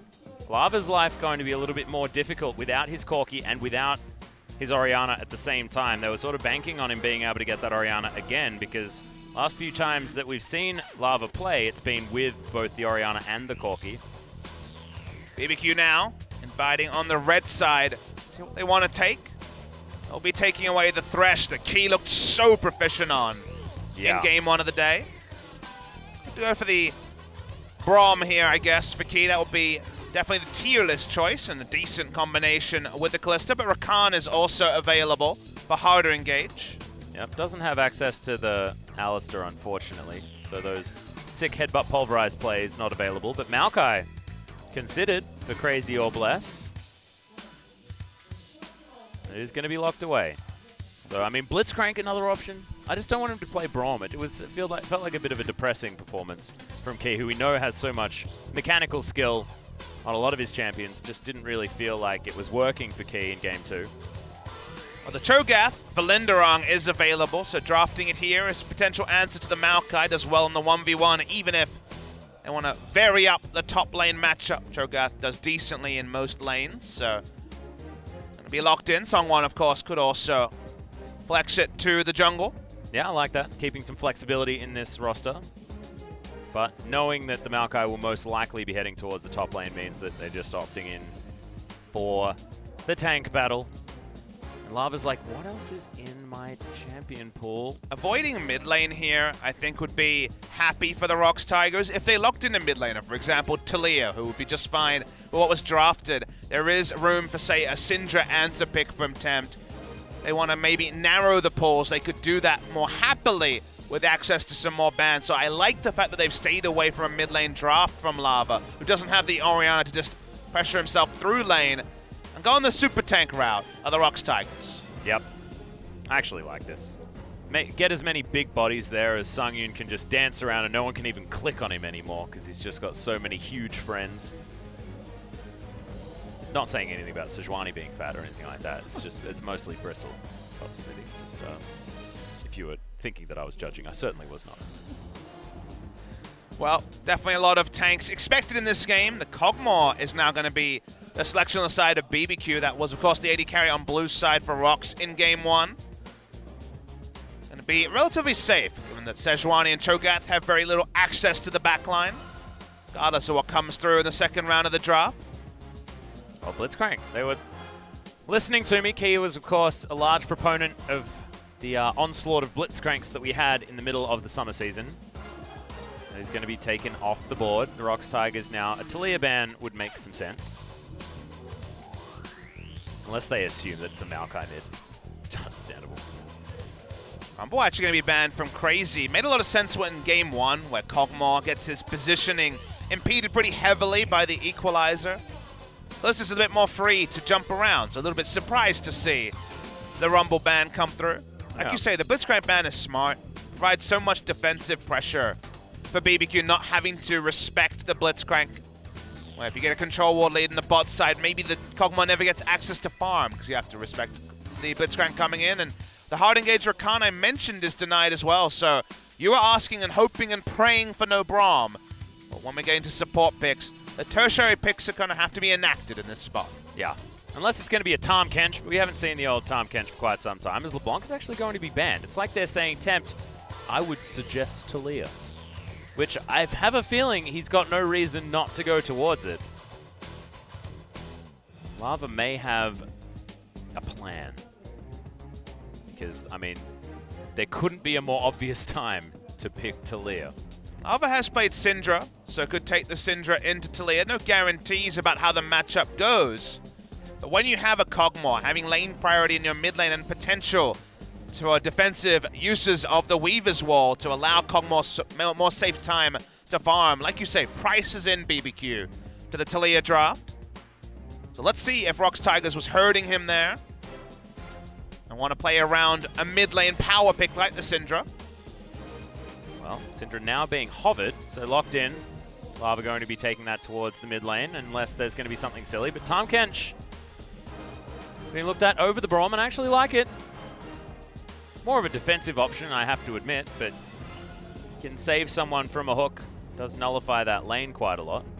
Good against a single target engage of Maokai and Thresh, but like you say, not so good in the laning phase, not so good in terms of wombo engage.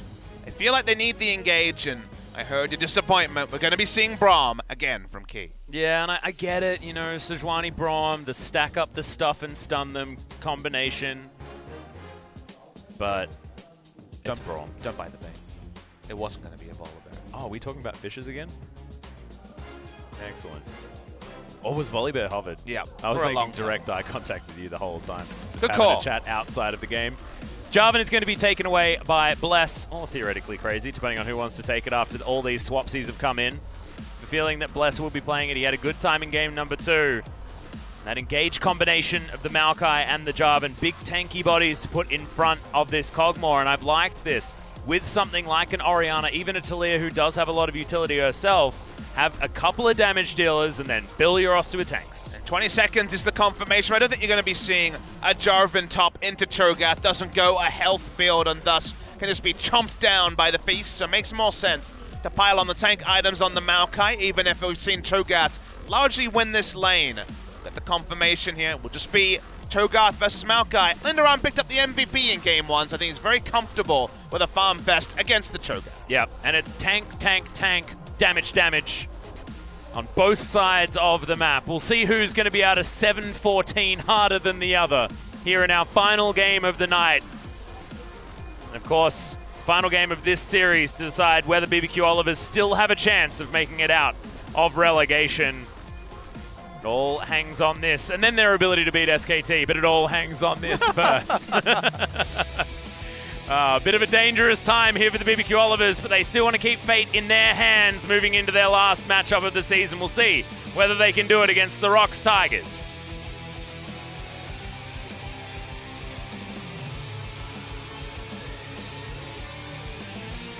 Sonic echo, there leaves no room for doubt. All the shots bring it back to what it's like.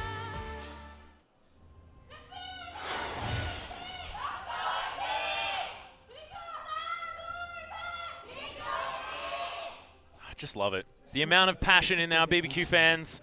Hopefully they can make it through the promotion tournament. Got another scary CJ coming out of the Challenger League here in Korea. You've noticed I've not been talking about CJ's undefeated season. No, because we did it last season, but then we got burned for it. Definitely did. Left a lot to be desired. I'll definitely watch the final, though, because I felt the final in spring season showed that the level of both of the teams wasn't where we expected. That's some really old StarCraft 1. So that might have actually been Dongjun there. Yeah. We'll see whether we get no confirmation. context esports. Yeah, hashtag no context esports. Perfect. Totoro, go for the blind hook, do it. I mean, nothing's going to happen. Oh, nailed it. That's a Scar Award if ever I've seen one. Is it in the brush? Nope. I think he didn't even hit the auto attack. Auto attack's pretty easy to hit. Oh! Nailed it. Perfect. First blood drawn by BBQ. I think we can pack up. All right, then. Off we go. Infinitely more CS. Side of BBQ. We'll be starting on the red side, mirrored by the ROX Tigers, who will also do the same thing. Brambleback's going to be dying on both sides of the map. Wow, that actually sounded really sad. We've seen Cho'Gath's proxy Maokai's walking into lane. Not going to happen this time. Do a lot of free damage at level 1. Leveling the Vorpal spikes. Ooh, Bless actually going aggressive, but good defensive vision available here for the ROX Tigers as Songwon going to get himself over. Collapse begins. Cho'Gath was in position. Doesn't even have to fully commit. We might have a smite battle. Yeah. It's going down low. There it is. Smited away by Songwon, who gets the stun there onto Bless as well. And now with that smite advantage, nothing for Bless to smite, apart from the Scuttle Crab that just spawned. No! Not going to do it, and that's going to be the flash coming in, but followed immediately by Songwon. First blood going down. The jungle is battling it out in a gentleman's agreement from the rest of the map because no one rotated over. But could there be a bigger embarrassment than being solo killed by a Sejuani at level 2? That's a 2 versus 1, Papa Smithy. I guess sort of is. Yeah, see? I wouldn't be embarrassed. That's a big old boar. Could I do that? Even if I was a prince? Probably not. Being pedantic, Atlas. Game of Thrones, I mean, even kings couldn't survive boars. Well, I'm hoping that's the end of the boars for this series. He's going to go for a second gank, Songwon. Yeah, really good stun actually coming out of lava, but his reward for it is going to be taken down to 300 health and forced to back away. That's just able to turbo over to his own blue buff, so will not go buffless and be able to clear pretty fast. But loses the red buff, which does help Jarvan stay healthy in that jungle. Someone gets a reset on his, on the other hand. God, look at that permafrost damage. It's silly. That wasn't even a smite. Pretty cool. I haven't actually played much new Sejuani. I think I'm going to start being a Sejuani main. Have a chat to someone after this. Look up his runes and masteries on all esports and the post-game thing. Goes up. Scoreboard, I guess you would call it. That was a beautiful setup, wasn't it? I don't get paid for the plug, so a bit hollow, actually. Okay, Flash. Draw on Totoro. Nicely aimed on the death sentence, and they did have the follow-up available, so good Flash out of Sungyun. Getting the defensive flash from a Kalista in the Kog'Maw lane is happy times for Ghost, especially. Pile on the CS. Whoa, that sapling is huge. I hadn't seen that particular skin with the saplings. That was terrifying. All right, someone going for the steal down here. They knew where Bless was. It's going to mean that Songwon is able to get here. Steal away at least a few. Oh, feels bad. Okay, not going to get the rupture damage, but there's the silence. Songwon saying, well, hi, as he moves out. Just a Winter's Wrath there to tell Crazy that he should worry a little bit. Yeah, Crazy's been pretty greedy with his purchases. You'll notice has double Dorans and a Ruby Crystal, so... Yeah, feels like an old build, Papa Smithy. He's just trying to abuse the fact that Cho'Gath will use 2 Vorpal Spikes during a minion wave, and that's no longer a toggle, so it does proc the sap magic and just try to get away with being at decent health values, if not top tough, throughout the minion, throughout the laning phase. There'll be a potential for Songwon to come in for a gank, given that it's a pretty greedy path, like you say, from Crazy. Tempt is going to be able to avoid the damage from Lava through that W at him, but not going to find it there. Troll Ward going down. Bless continuing to try and put pressure onto Songwon, but probably not a great idea after you've already lost first blood. Base check potential. Nope, doesn't happen. Level 3 to level 5, though, Papa Smithy. This Jarvan is most certainly on welfare this game. There's another extraordinarily massive present launches itself out of the brush. I'm just pushing up, getting huge free damage trades on the Cho'Gath. There's a lot of catch-up XP in the jungle now, so while the experience lead right now, like you say, is very stark, it will start to fall away as the game goes on. It's the gold lead that's going to stick around. Totoro is most certainly getting full. Has to flash preemptively there. Fade continues. They walked over control wards. Even though the BBQ had the information advantage, they still lose out pretty heavily. Oh, Lava going to get shoved back, but thankfully didn't actually land anything on Tempt when he was in turret range. Having the enemy jungler behind, having him envision at many of his camps, means that Lava can play as a Syndra wants to against Attilia, looking for solo kills, able to push up with almost no cares in the world. This is not a possible play if your flash is down as a Syndra, or if your jungler is in the position that blesses for BBQ. So Songwon getting that solo kill so early in the game has really allowed ROX to posture forward in lanes that otherwise they'd have to show more respect. And it's shifted the whole storyline of any Sejuani composition here as well, because Sejuanis we talk about needing to take some time to get really into the swing of things. However, this one, accelerated out of control right now, is ahead as far as picking up all those jungle camps is concerned, but mostly ahead in that farm. Will get towards that glacial prison, and if these junglers meet, you have to feel that Songwon is in a great spot to try and get the damage done. He's a full Balmy Cinder ahead, so extra damage, extra tankiness, and extra Bless not being able to take advantage of the early game. So when he makes the actual first gank, no access to the glacial prison just yet. Just picks it up. A bit of lane experience, actually. Well, that's going to be the ultimate coming down. Really good cleanse comes out from Tempt and sidesteps the Unleash power. Sorry, Scatter the Weak. Yeah, the combo had overlap there, would have most certainly been a kill over to Lava. Used both his summoners to close the distance. That means Tempt does have a flash advantage, even though that was advantaged ROX in terms of trade. Yeah, I feel like the Scatter the Weak might have been better off coming out first. A little bit more non-committal CC, but I like the enthusiasm from Songwon. As a caster, you have to be critical that just because a skill shot lands doesn't mean you have to blow everything to go in, especially if you knew the enemy had cleanse.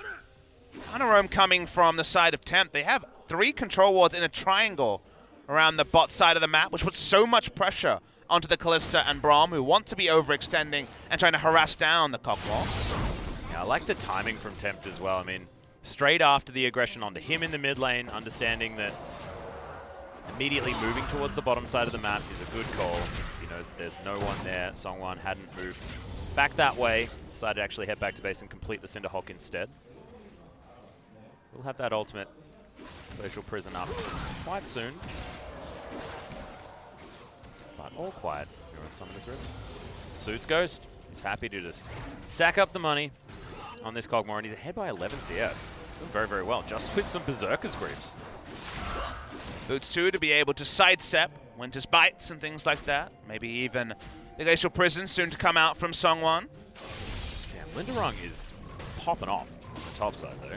22 CS in the lead over the Maokai. Of course, Crazy probably wanting to just survive in the lane as best he can, but even with an item advantage, he's not able to go toe-to-toe. CS advantage does come from Songwon's solo kill early, and that's, again, the things that come through from a jungler killing the enemy jungler as the lanes get to play with less respect. I think Cho'Gath innately will open up about a 10 to 15 CS advantage over a Maokai, given his mana efficiency in clearing. Doesn't need double Dorans to be able to Vorpal Spike down for 30 mana, most of a minion wave.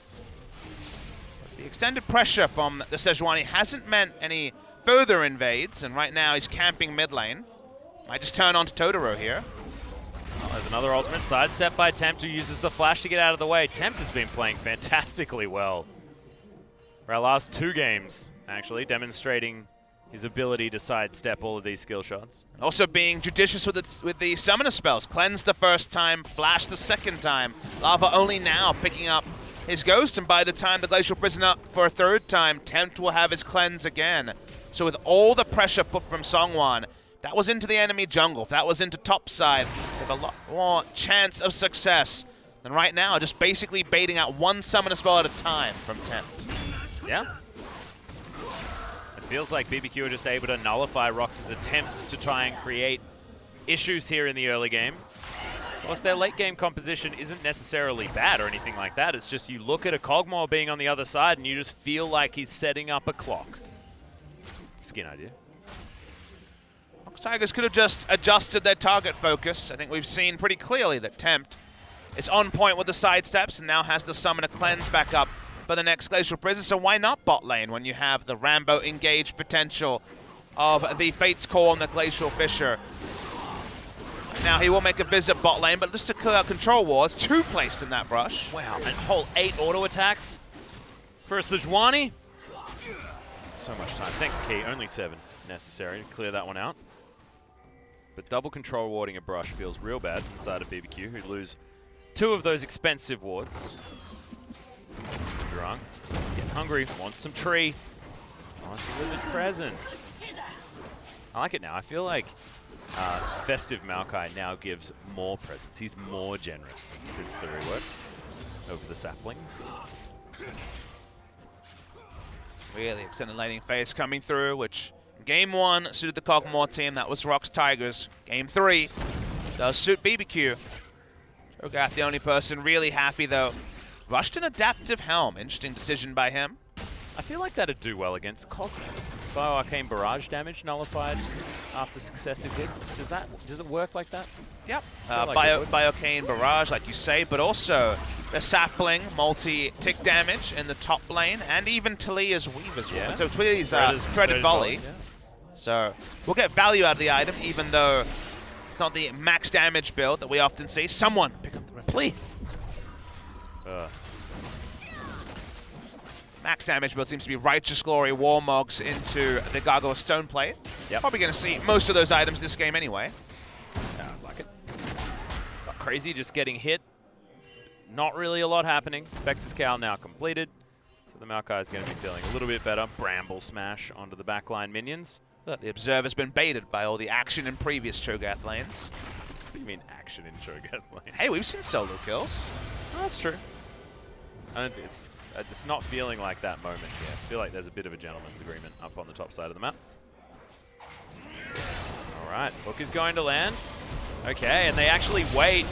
Give that one over as Bless is going to find himself a little bit closer, but just unable to get the work done, and Tempt has to put the wall back down. It's a bit of a fail flash, but it was into range for the Fate's Call. Still had ability to flash closer to Sangyu, and he did the rest of the work. BBQ draining down this turret HP and a lot of damage onto Key. Yeah, Key actually just going to get destroyed. Too many members down here with too much damage. Songwon gets himself in there trying to protect this turret, and Lava's actually going to move himself back towards the mid lane. No teleports to come out from our top laners as they're still juking it out. And there's plenty to interrupt that summoner spell, but dangerous times. BBQ moving themselves back into position to try and take this one down. And it feels like Key just sacrificed himself for nothing. But 2 games later, the communication that was on point from ROX in Game 1 looks a bit more wayward with the same roster in Game 3. Syndra should have just stayed mid. They had no chance to make that play. Key has had bad decision-making on Braum 2 games in a row. They're actually trying to take down this outer turret in the mid lane earlier on, but they do get it eventually. But first brick over to BBQ, certainly advantage them. Tempt easily able to take down Harold as he moves towards the inner turret. Certainly a more valuable tower. How do you evaluate that? I guess Key fell down as well, which means it's in BBQ's favor, but mid turret's pretty important. I definitely take your point. Both of them right now give about equal access to the Mountain Drake, so that'll be the bigger call because the kill was picked up, like you say, but gets BBQ out of the bot lane phase. They do get to still go to a short lane and find Kog'Maw farm. Is 1 item completed. All right, Linderung has to flash immediately. Totoro is throwing out that death sentence. I feel like that may have still gone wide had he just moved, but not wanting to take his chances. Shogath immediately running away. May actually just sack this tower as his bottom lane has stayed bot. All right, Winter's Wrath going to go wide onto Bless, who's attempting to juke something. Just giving coverage for his bot lane, is pushing up to get the second turret of the game. Likely to be a trade. No Rift Herald to trade up for BBQ. So a Mountain Drake might be the extra prize for ROX Tigers. Seems like a defense might actually be enacted by Jarvan and Maokai, though. See whether they can get in there. Weaver's Wall will allow Talia to come down. They have to be careful here, ROX. Lava's actually rotating now as well, as there's the Nature's Grasp. Fortunately, it's going to be Songwon. Oh, sorry, Sangyun in trouble, but Linderung's in even more trouble up towards the top side. Glacial Fissure does land, and Crazy should be taken down. Rend stacks pulled out, and that's going to be Sangyun picking up his first kill of the game. Moving over now towards this Mountain Drake, and they should be able to take this one down as well. So advantage going over to ROX Tigers, but Linderung did not need to be under that turret on the top side. Full information of Bless here with the wards. Someone has to be careful. Weaver's Wall put just add a bit of disarray to this fight. Yep, Lava actually unable to DPS the Dragon, which I guess is somewhat important. Someone will be able to help pick that one up, but no smite necessary, as it's Sangyun with at least 1,200 damage worth on that. Oh dear. There's the slam dunk. Bless easily takes him down, and I didn't actually think he was in vision. Someone could just jumped over the wall. Didn't need to be silly there. Had flash up, and of course, been able to just dive through, but decided to be in the shop, and the shopping trip takes him down. BBQ couldn't take the inner turret in bot lane. They're trying to take the outer mid lane turret with the 4v5 advantage. Yeah. He had a control ward right there. Oh, cute hook. I mean, the hook was good, but why was Linderung that far up? He didn't really need to greed for 3 ranged minions they didn't kill anyway. Guess Crazy did the same thing in bot side, but I look at that, I kind of look more on the unnecessary movement of the top laner rather than the nice hook coming through from Totoro. Yeah, I mean, the nice hook was given the opportunity to exist via the fact that Linderung made a silly positional decision. That's why when people talk about things like smite steals and score, for example, struggling with them as well. Yeah. I agree. There is certainly, when it happens again and again, then it deserves to at least a little bit of a mention, but it's more about just keeping your Baron checklist in action and actually being able to tick over the steps of clearing the blasting plan and warding behind. And that's, to me, the bigger concern than just a smite in the heat of the moment going wide. Yep. Setting yourself up for a decision for your opponent that is a bad one no matter what happens, you know? Or setting yourself up for a pick on a jungle or things like that. At the moment, it is going to be that vision battle, as we are not even up to the time where Baron is even a consideration. Still a minute and a half for that. Linderung just loves Crab. Up to 5 stacks on the feast. So 6 stacks now. Starting to get large. Well, high health build from him yet, but probably going to be Righteous Glory next for a bit more of that backline threat. Speaking of backline threat, Tempt is going to come in from the side. A lot of damage onto Lava, who will get finished off with that threaded volley from Tempt, and Songwan has to flash his way out. Crazy looking for an engagement as the Nature's Grasp comes in. Sungyun in trouble, but does avoid the CC. Songwan flayed back and destroyed. Ghost will be able to pick up that kill, and ROX Tigers in disarray, losing 2. Good engaged by BBQ. Yeah, the target selection so easy. Closest target enough for BBQ. They have enough damage to focus down one. Good use of the Weaver's Wall from Tempt. And even though Syndra's a nice matchup and they had jungle pressure early, after skillfully surviving the early ganks, they're able to catch Lava in transition. Shows his rookie status being caught in no man's land between mid lane and top lane turret. BBQ will start to walk up. Probably will struggle unless they have a couple more members. Pick out this outer turret. Speaking of, and there is another hook landing. Fate's Call comes out from Sungyun, but he's not going to be able to clear out these minions. BBQ easily able to take down that outer turret in the mid lane, putting them at a 3,000 gold lead. Great spot here at this 20-minute mark in this game. Baron just spawning. Remember, the ROX Tigers have a Mountain Drake. And they have Callista secure. Callista secure, Cho'Gath. It's not quite the Cassiopeia for the 3P, but they do have good Baron options. That's why BBQ haven't backed, and that's not information for ROX. They see a control wall, but they don't know more. Yeah, hook is going to come in, but Totoro actually against the flow of his hooks recently is not going to be able to find it. There's the Glacial Prison and the Glacial Fissure. Yeah, they just really want to take this one down. They have a lot of burst damage, and the Rend is going to do it. Sungyun gets himself over the wall. They're going to sacrifice the Sejuani and all try and empowered recall out. Few of them will be able to get away, so the Baron buff is certainly there, as Linderung just says, well, TP, it'll be fine. Gets out. Seismic Shove probably should have been option 1. Didn't actually get used. I think may have been on cooldown after they all tried to escape out the back wall.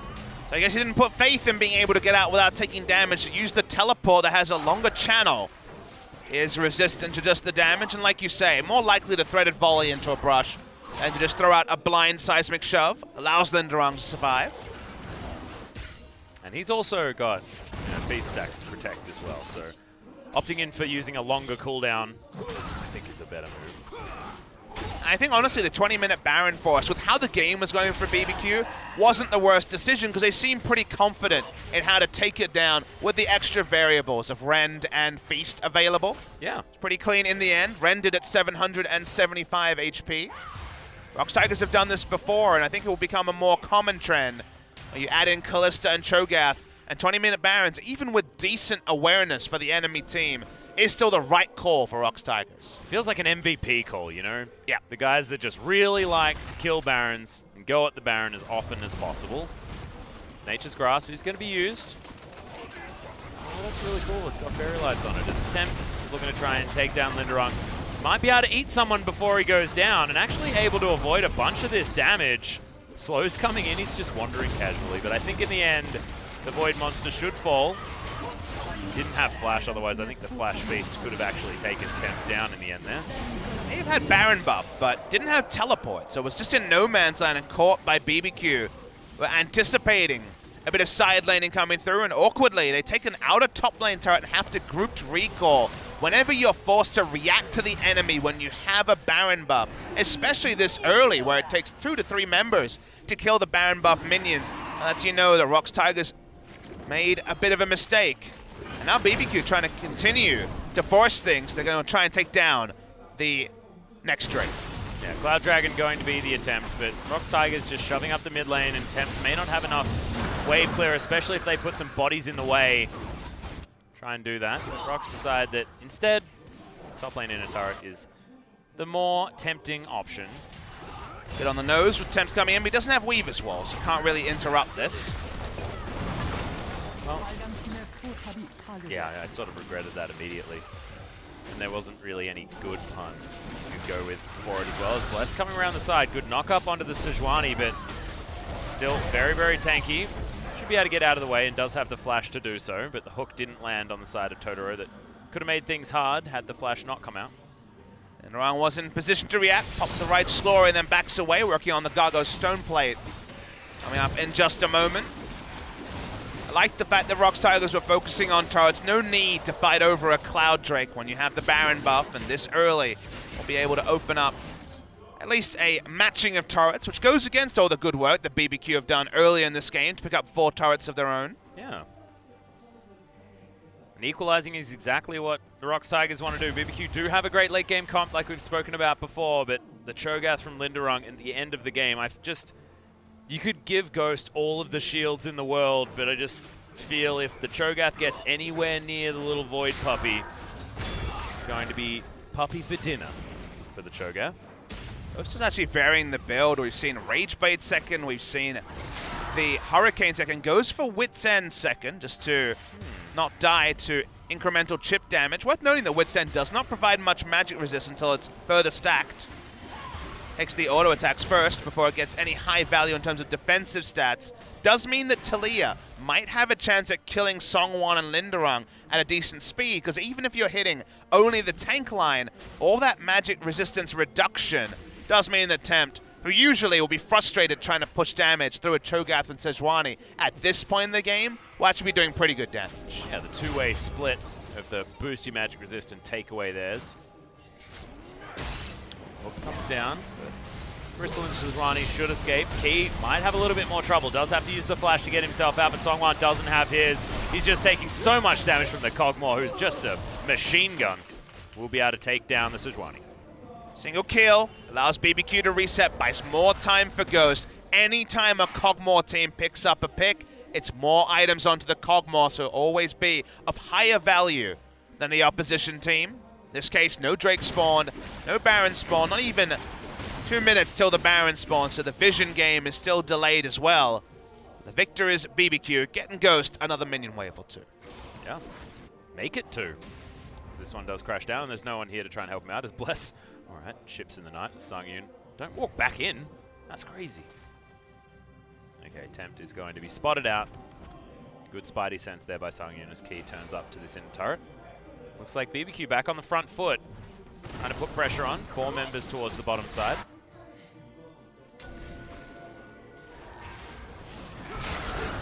Up high in position to teleport. Teleport wards. Not too many of them here, so Maokai doesn't have great positioning available. One could be just put down in combat. Oh, Sangyun actually able to grab the red buff. Plus a little bit fast on his smite.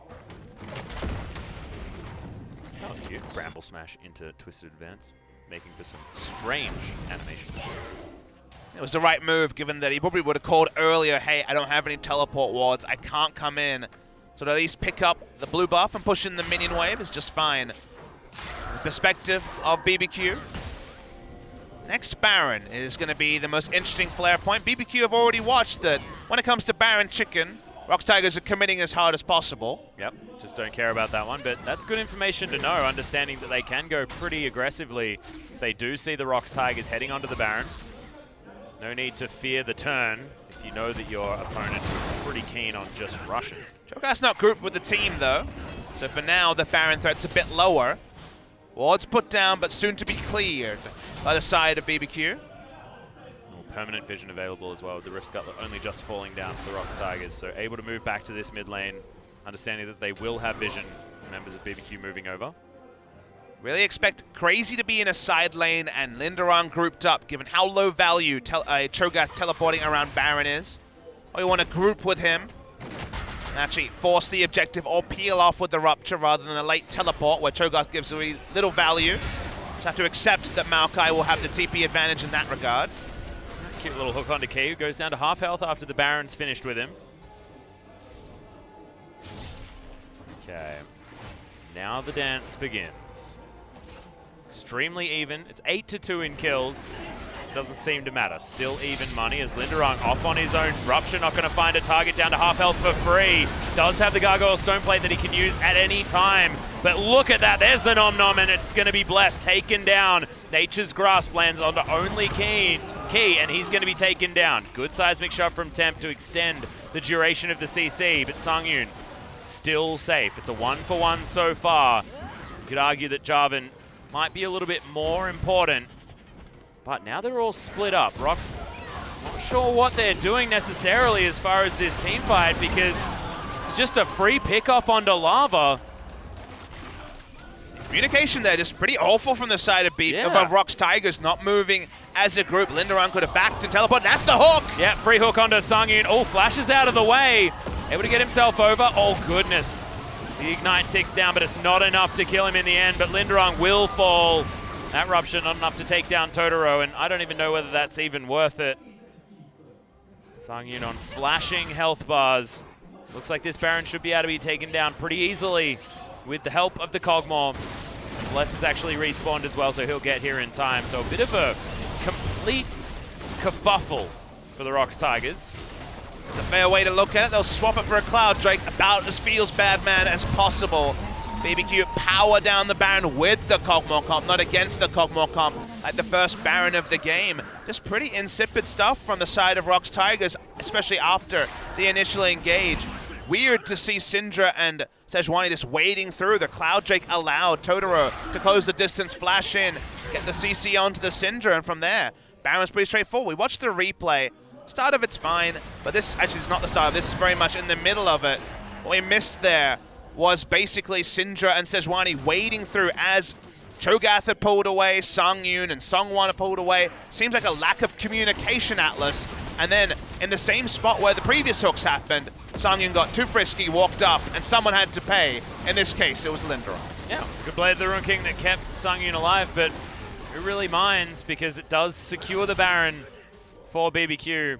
Get Sungyun on incredibly low health. He can't go anywhere near them, and Linderung's dead, so no possible better option as Tempt. He's feeling confident. 6-0-2 now, has his Mejai's Soul Stealer. We are ready to finish off this game, he says. Blasting one there. If he just finishes Rabadon's Death Cap, that is 6 items for the Talia. Well, now I really hope BBQ win, because we can ask Tempt why he bought a Mejai's and see if he does the full Korean thing of saying, well, I just had the right gold values, so I bought it. Instead of saying, well, I was super confident, which is probably what it was. And I was having a great time on the roof. I mean, I'm ready for that. Go alpha with your Mejai's purchases. That's the way I look at it. Yeah, exactly. Well, I mean, that's what you're stating when you purchase it. Irrespective of what you say, you can buy a Mejai's, you can buy a lot of things that are worth a very similar amount of gold. A lot of power, though, onto Tempt, even with the Mejai's purchase. Here's the Weaver's Wall. They want to take the base turret.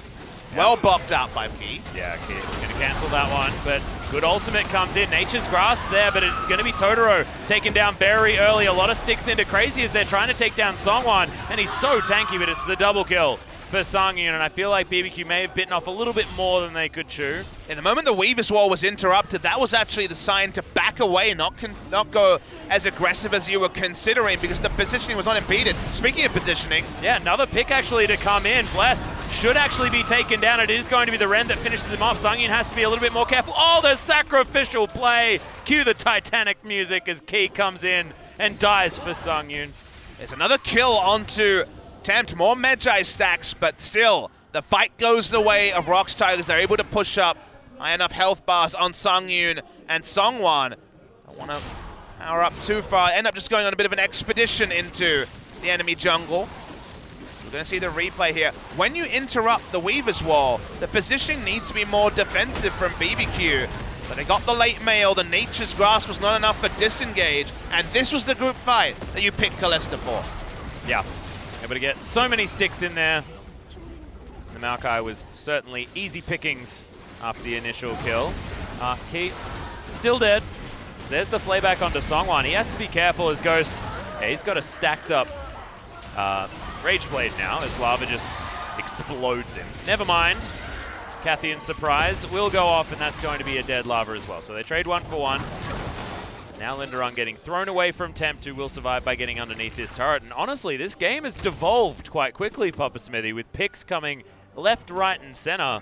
Lava and Seongwon probably not a worthy trade for just taking down Ghost. Yeah, it is a bit of Fiesta stuff because you just follow the playbook. You imagine the call of, okay, we can kill Kog'Maw. But remember, what's next? What was next there for the ROX Tigers? They already got the inner turret in the top side. There was no extra objective in the area. Baron hasn't spawned. The wards around Baron are of lower value because the Baron's not going to spawn for a while. There were no extra objectives there. It was just pure greed looking for kills when kills aren't really what ROX Tigers need to get as just a trade of kills. Advantage once again goes the way of the Kog'Maw comp. Yeah. Just a few more red dots up there, just being very, very tempting. The ROX Tigers, perhaps. Someone has respawned now. copying the build of his top laner as the Adaptive Helm and the Righteous Glory, both completed by both of these guys. Will certainly be very tanky. None of these Adaptive Helms coming out on the side of BBQ. Crazy could opt in for one, but decided that it's going to be a Sunfire Cape Spirit Visage kind of day. BBQ want to once again engineer what they tried to do in bot lane, where you remember Key was there to interrupt the Weaver's Wall from being the outer bot lane turret. Playing in the open is what BBQ need to do. The only way this Cho'Gath gets to pop his stone plate and kill who he wants is when it's in a narrow choke or when there's a vision disadvantage for BBQ. Playing in the open is what they're really incentivized to do with their Kog'Maw, as it seems like both teams are going to play in the open for now. Yeah. And actually just having your Kog'Maw farming there shows exactly where the rest of the team is. Good maneuver out of the way there by Songwon. BBQ can just take the minion wave bot lane into the inhibitor turret, but they're actually looking for a fight. Yeah, preferring not to actually continue that. Ping's coming through from Tempt. He seems to be leading the charge. That's going to force the recalls. Good move from BBQ, even if it took an extra second or two. Yeah, and Songyun is going to be the only one that's actually here in time. Home Guard Enchant should be able to do it, but there's the Weaver's Wall splitting up this ROX team. Nice interrupt from Key. Still able to do enough work. Okay, tower falls down. No inhibitor, though, as Songwon going for some sort of flank. Unable to get in there. Got the objective. Don't have enough coverage for their own liking in the enemy red side jungle and back away. I felt like they could have just powered down the inhibitor playing in the open. They decide against it, and ROX Tigers do, to their credit, try to force positioning by rushing down mid lane themselves. Yep. Seismic Shot from Tempt is clearing out this minion wave as Totoro setting himself up, but there's a control ward there. His position's given away. Hook gonna go wide. Bristle's big, but not that big. Bless looking for a potential engage. Crazy will be here, and Nature's Grasp is available. Lots of tools to keep this Kog'Maw, this beautiful butterfly auto-attacking in the backline. And it's a very different comp, Atlas, because remember, it is a single target Kog'Maw with insane shred, flat penetration for the Taliyah to do max damage, actually. So Taliyah will be doing way more damage in these sort of comps against true tanks than we're used to, because it's going to be Wits End stacking up for flat penetration and a Void Staff completed from Tempt. Yeah, and often that's going to mean that this is going to be the player in the front line, and Songyun actually just ignoring any potential team fight completely, but that means the death sentence can come out. That means that target can certainly be very, very isolated for this Taliyah to get the threaded volley in there. Speaking of which, it's going to be used to clear out this minion wave, and BBQ Olivers might need to be careful because this is a 4 versus 5 due to the fact that Songyun can get there much quicker than Tempt. They don't want to leash it, but they can have the Taliyah surf in at any moment. Oh, actually does decide to throw in the Weaver's Wall, so sorry. Didn't realize that the cooldown of that one ROX is going to take the extraordinarily trade. short. ROX going to take the trade. They just move over to Baron, and it seems like it's going to be the trade here, and BBQ only a single buff. Don't have any control around the top side, and they just give up Baron. Yep, fair bit of damage onto this Baron buff as well with that Mountain Drake there, but BBQ do get the Elder. They need to find that fight that they were looking for before. No BBQ are trying to make the run here, but it's Baron buff recalls. They're not going to be able to get a free inhibitor. Right? Low value decision there by BBQ, thinking they could out-rotate, but Baron buff recall stops that in its tracks. Not even be able to follow this gigantic minion wave towards the top side of the map as well. It's a free reset for the Tigers. I feel like, if anything, BBQ wanted to take the opposite side of that trade. Now they're setting up for the siege, but there's Baroned up minions available. Songyun, you don't want to just jump over these pebbles. That's not exactly the optimal choice. However, still able to get a whole bunch of his health back from the lifesteal that he has picked up. Actually has 6 items as Lava has to get healed by Songyun. In goes Bless. Okay, shield is up. Hooks are landing. Things are nice, but it's a good flash to get Bless out of trouble. Means that he can't go back in, though, and BBQ unable to utilize this Elder Dragon almost at all. I mean, it's just so low value, Atlas. They're pushing. Oh, Songyun has to flash, gets himself out of the way. Lifeline passive is there from his Maw of Malmortius, but the 6-item Callista probably shouldn't be doing that. You just can't brute force down inhibitors. Even with good wave clear from Tempt, doesn't matter when there's Baron buff minions to answer. Tried to make the rush, ignored the Baron buff recall, then overstayed. I feel like BBQ just have to wait out Baron, and that means that ROX Tigers, when they were behind, got a preferential trade of Baron and Infernal that should never have happened from the side of BBQ. Yeah. Well, Ghost does have his double lifesteal completed. Mercurial Scimitar now done for the Kog'Maw. And yeah, we talk about this, BBQ having poor trades, things like that, but Kog'Maw still getting more and more items. You're not going to get any stronger if you're Sungyun because he's got 6 already. Unless he's going to sell his boots. It's an odd item build as well. I haven't seen Rapid Fire Cannon too often in the old Callisto. I mean, both sides, right? The Kog'Maw is going pure on hit. It's not going to be training down front lines like we're used to. Armor does quite a lot in this case. Once again, Weaver's Wall interrupted by Key. Yep.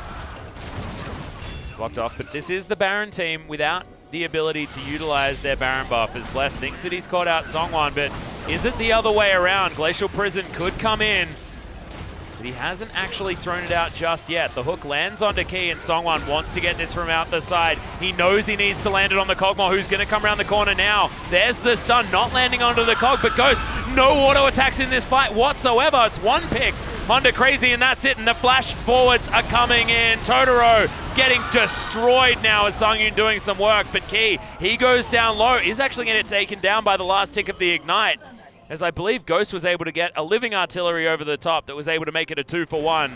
Still good work from BBQ. Face checking and doing everything onto Songwon was curious from the side of BBQ. At best, terrible at worst. Yeah. Punishes them. Does mean they can bring up a huge minion wave here. ROX Tigers try to break the base themselves. And remember, there are still 2 members with that Baron buff. An inhibitor was not taken in bot side, so they don't have to respect the map pressure. And if anything, ROX is causing the pressure right now. Oh, tempted Sungyun actually going, what the heck? Okay, slowed down. There's the flash forward. Just the flash 8 from Linderong, but don't know whether I'd take that trade.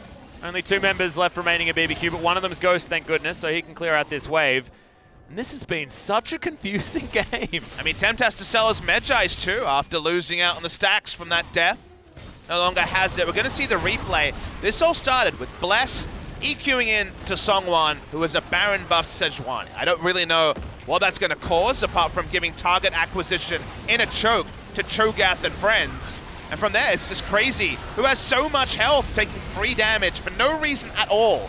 For BBQ, there was no objective to fight over there, and understandably, ROX, they pop Righteous Glory, they flash onto whoever they can get. They don't even have to use the Feast in any of this, and it's just bonus kills to the side of ROX. Yeah. Key as well actually just decided to die as he moved closer to the enemy and got hit by a stray skill shot. Maybe their bedtime's 10:30 p.m. It is 11 p.m. here in Korea. So they keep getting calls from their mom saying, why are you not in bed? Of course in Korean, guys. Bloodthirster was completed from Sungyun. He's got himself some Merc Treads now. Just decided that now it's time for some new shoes. Because we've been walking around the Rift for a long time. These ones are getting tattered. I mean, he's really, tanky's not the right word, but he'll sustain through fights for a very long time. It's a defensive build, but the fights go for so long that Kalista, who usually has to deal with a super tank interface and not be able to do damage in late game team fights, will have a lot of time and space to put in insane amounts of Ren stacks.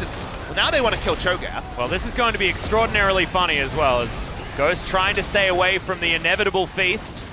Living Artillery actually trying to get the execute damage, but not enough to get through the heal of Sungyun as well. But another pick, sort of, as it will force Linderong to go home and open up this tower. If they can get the recall, Sejuani has a good angle, but will likely be spotted by wards. So Songwon was caught between recalling and looking for the collapse. Baron spawns in a minute. I think BBQ spotted Sejuani on at least one ward. Still enough time for Linderong to get his health back and walk back towards this fight, so he doesn't even have to utilize that teleport. As there's the ultimate, only going to get some slows here. Cho'Gath was not grouped, so not the best time for the ultimate. Yeah, there's Guys, some strange disconnects here in this game. It is 8th versus 9th, so sometimes the gameplay does pale in comparison to our first series. We've seen both of these teams make better decisions than that, Papa Smithy. I feel like we can still be a little bit more expectant of these teams. This is the ROX Tigers that were able to beat KT. Tell me more. Was that too much play-by-play optimism, Papa Smithy? That was a little bit too much play-by-play optimism for our 6th game of the night. Dang it. Especially when both these teams are trying to outplay each other in bad decisions. Well, Tempt has a hat and a mask, so things going well. Cute little talisman and a book and a stick. He's definitely a wizard. This Talia. And spawns again. ROX Tigers could still try to be brazen about the start here. Or just kill Bless. Or not quite find the Arctic Assault. Ring a ring around the Rosie with an extra ring, apparently. Minion wave is big in the top side, and that actually gives ROX Tigers a bit of time. They need to go in soon, otherwise the minion's going to have to be responded to. Okay, Living Artillery for some decent poke. Oh, Sungyun's going for a solo mission, pushing down mid lane. Let's see what BBQ do to respond. Seen this one before. Bless actually looking to get in. There's the Cataclysm. Is nice seismic shove to knock a whole bunch back, but look at this. The Kog'Maw not necessarily. Oh, just standing like a turret actually. Linderong uses his Gargoyle Stoneplate, and Sungyun finally makes his way into the fight, but it means that Linderong will have to use that teleport to get himself back in. No flash to get on top of the Kog'Maw. Once again, the dance continues. Feels like a game of volleyball or something, Papa Smithy.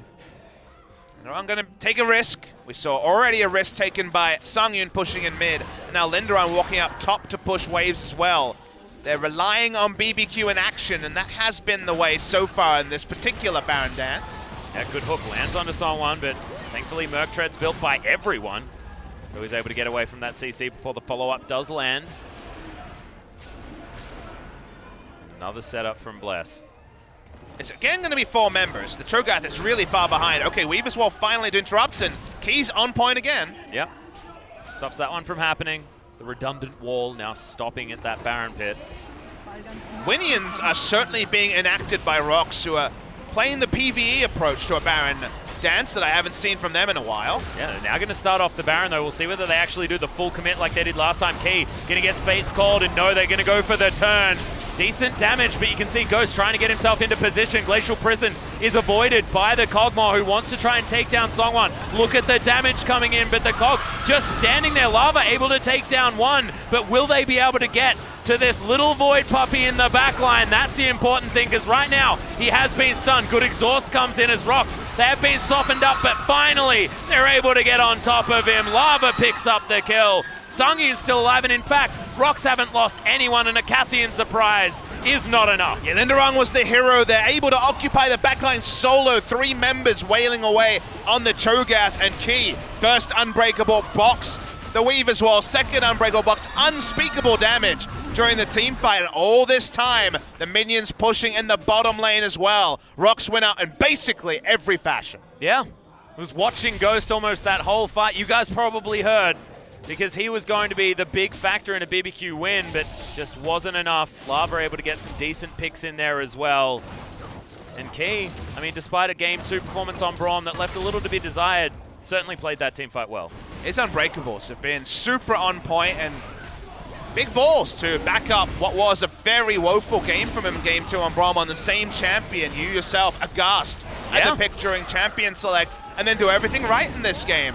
Not going to be the trade that BBQ didn't need to make the first time around. Going to be both buffs over to the side of ROX Tigers. Oh, Infinity Edge completed as well from Ghost for the least synergy crit build possible. Does have a lot of attack speed, so even a small percentage of crit is still good. Scales on that as well, but you don't often see a 6-sided build with no Zeal. Yeah, that's what happens when a Wit's End is there and a Rage Blade. Even you as a fan of a Rage Blade. Oh, I love it. Don't worry, I love it. I just think that I like synergy in my builds, you know? Like Tempt. Tempt has the full wizard build, which is brilliant. And this is our observer showing us almost no crit. Yeah. It's going to mean the end, well, not the lack of crit on Kog'Maw, meaning the end of the inhibitor turret. It's going to be mostly the Baron buff, and the fact that ROX have been able to reclaim control of this game. Certainly spent some time absent from that particular statistic earlier.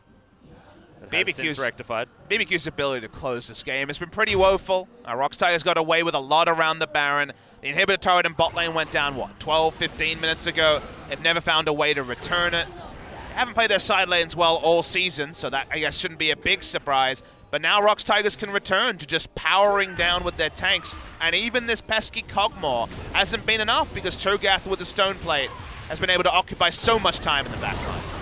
Seismic Shove not going to find anything there, and they can walk through this little corridor, but it is going to be the Weaver's Wall taken down. Thankfully, Tempt is able to at least stop that minion wave. It's only a matter of time, though, before Super Creeps move towards the bottom side. And Feels like we're back at game 1 again, Papa Smithy. Aww. Little Cogmore's just like, but I wanted it! At some point, I really feel like Ghost needs to rearrange his items and do the damage he's capable of. He's cutting himself away from damage to, I guess, help tempt, but the Wit's End is a glaring omission at 49 minutes in his inventory. Yeah, I feel like that could be sold for something that has a bit of crit on it, and his build would actually look pretty good. Unless you were looking for, you know, some other sell, because I don't think the Instant Rage Blade should ever be sold. Synchronized backs to come in from the ROX Tigers, actually extraordinarily staggered backs, especially when it's in powered recalls, but Linderung's huge. Yep. Not quite as big as Huni, I don't think. Doesn't have as many feast stacks, only at 9. Yeah. Getting close though, that was 11, wasn't it? I think it was 11. It was definitely 10, I want to say 11. Double digits. No skin though, I'm crazy. From Linderung, sorry. Yeah, and we've spoken about this before though. I think that's a sin. I think even if FLICKR played Cho'Gath, he should pick a skin. Because Cho'Gath has the best skins. They're so good. Cho'Gath and Cogmore, definitely spoiled. Yeah. Not quite yet. Yorick looks on sadly. Alright, didn't want to hook him. Caught that one with his face. Looked like he was intending it. But there's the Cataclysm to start things off. Just want to put people in some terrain as ROX in a little bit of disarray, actually. The Nature's Grasp to come in, and that could buy some space for Crazy, but Rupture stops him from getting for Ghost. Rupture stops him from being able to get himself in there. And Ghost doesn't have Hurricane. Ghost doesn't have crit, so Ghost is not the Cogmore that was purported by the team comp. And that means that they're able to, as 5 members, no one has to flash over the wall. They just turn on to the inhibitor. Yep, Songwan looking to make himself a big frontline member as well. The Glacial Prison is there, and they'll just take down the Super Creeps. Ooh.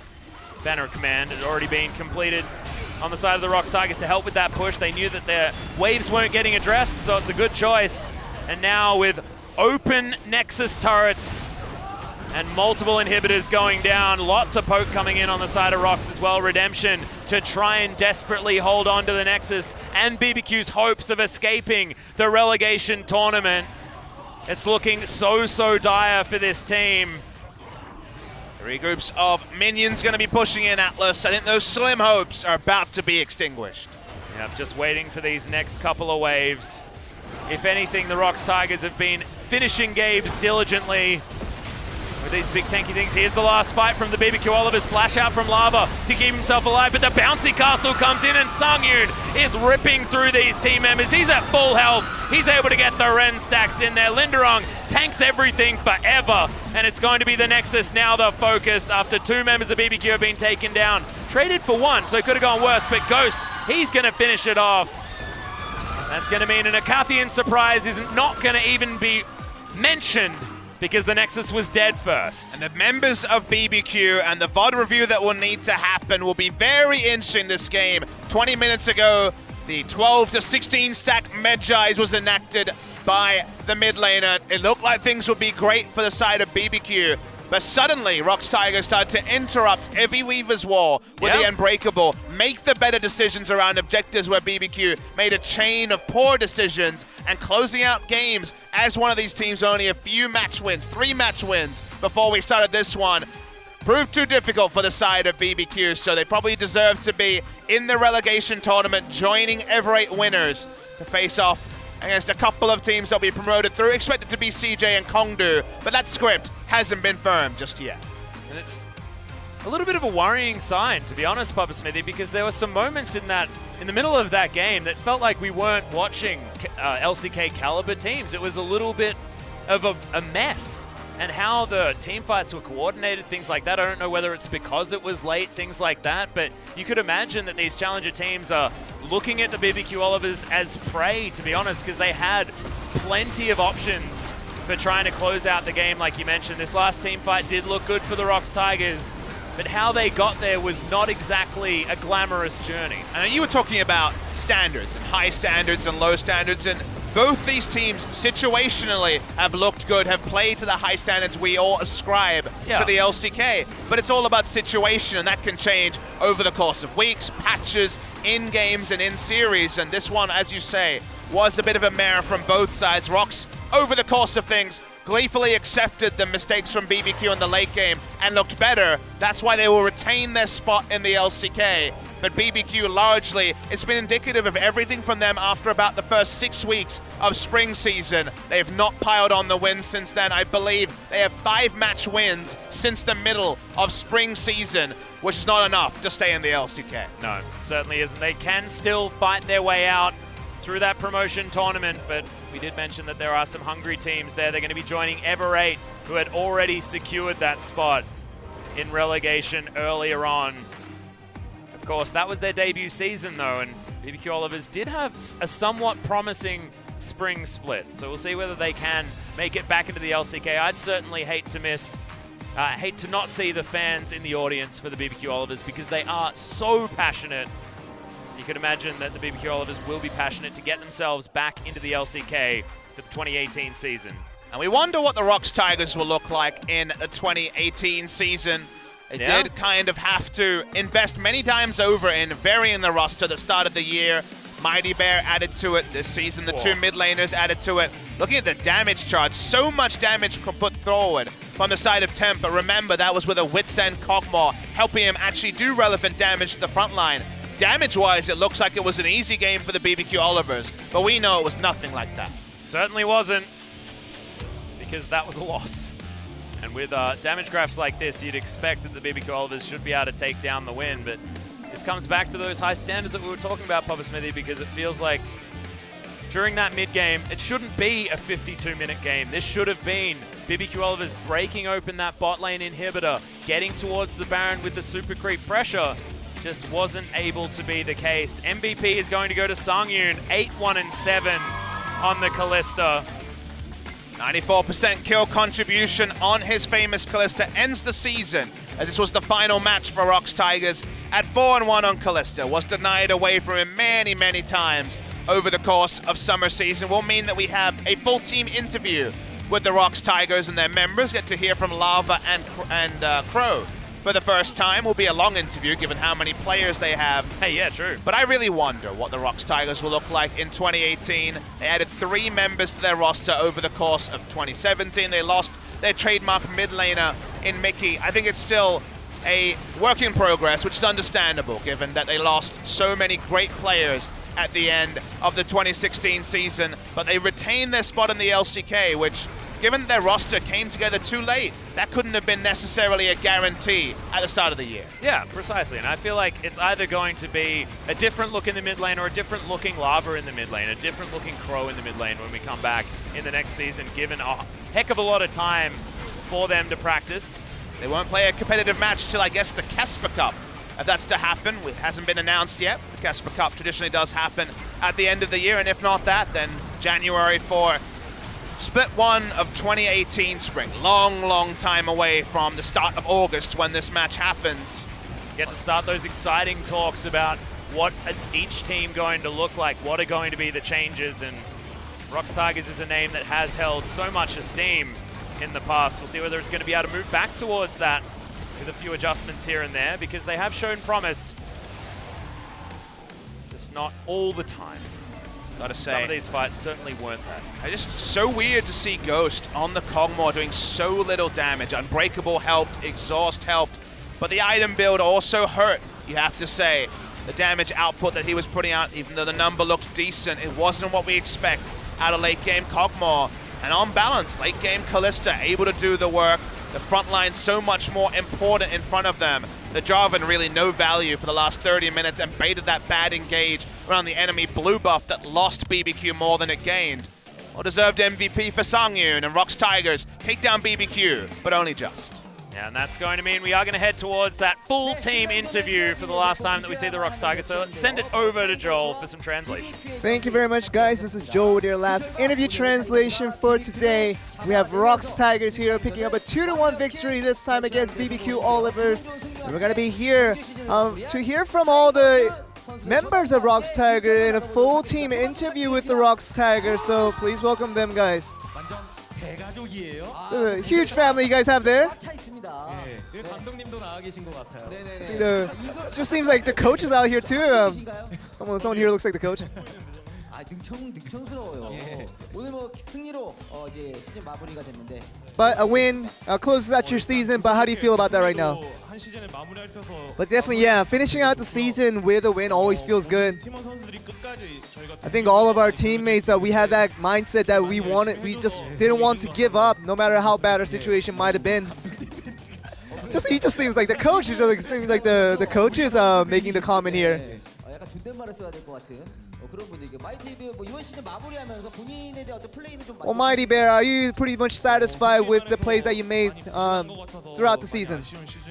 Yeah, I think I still have many things that I want to improve on, but definitely not the most satisfying season for me.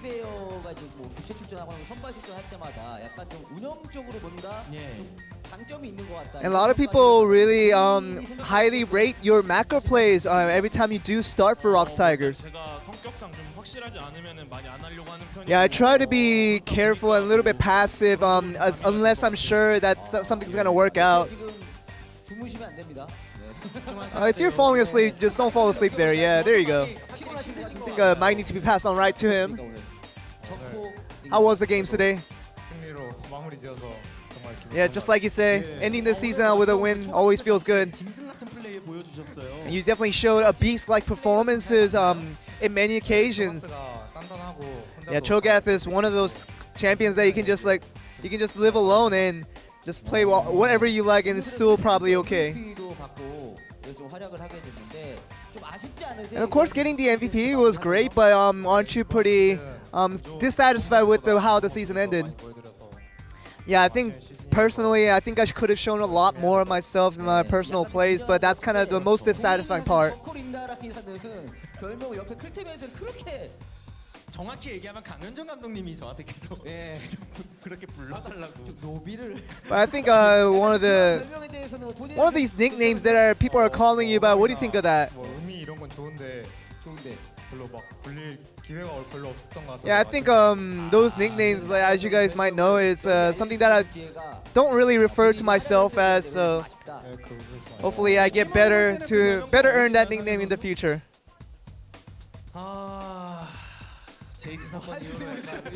That was a deep Yeah, side. I think you're talking about his Jace performances, but I think he's all right. 알겠습니다. 그럼 옆으로도 마이크를 넘겨서 Moving the mic right along. 샤이 선수와 We're gonna go on to Shy. 하겠습니다. 왜 이렇게 웃으세요? Why are you laughing so much? 빨리 시작하시죠. Can you hurry up and start, please? 내공이 있다 보니까 빨리 넘기려고요. So I'm trying to get this interview done and over with. 경기 뭐 아쉽게 패배를 보여주기.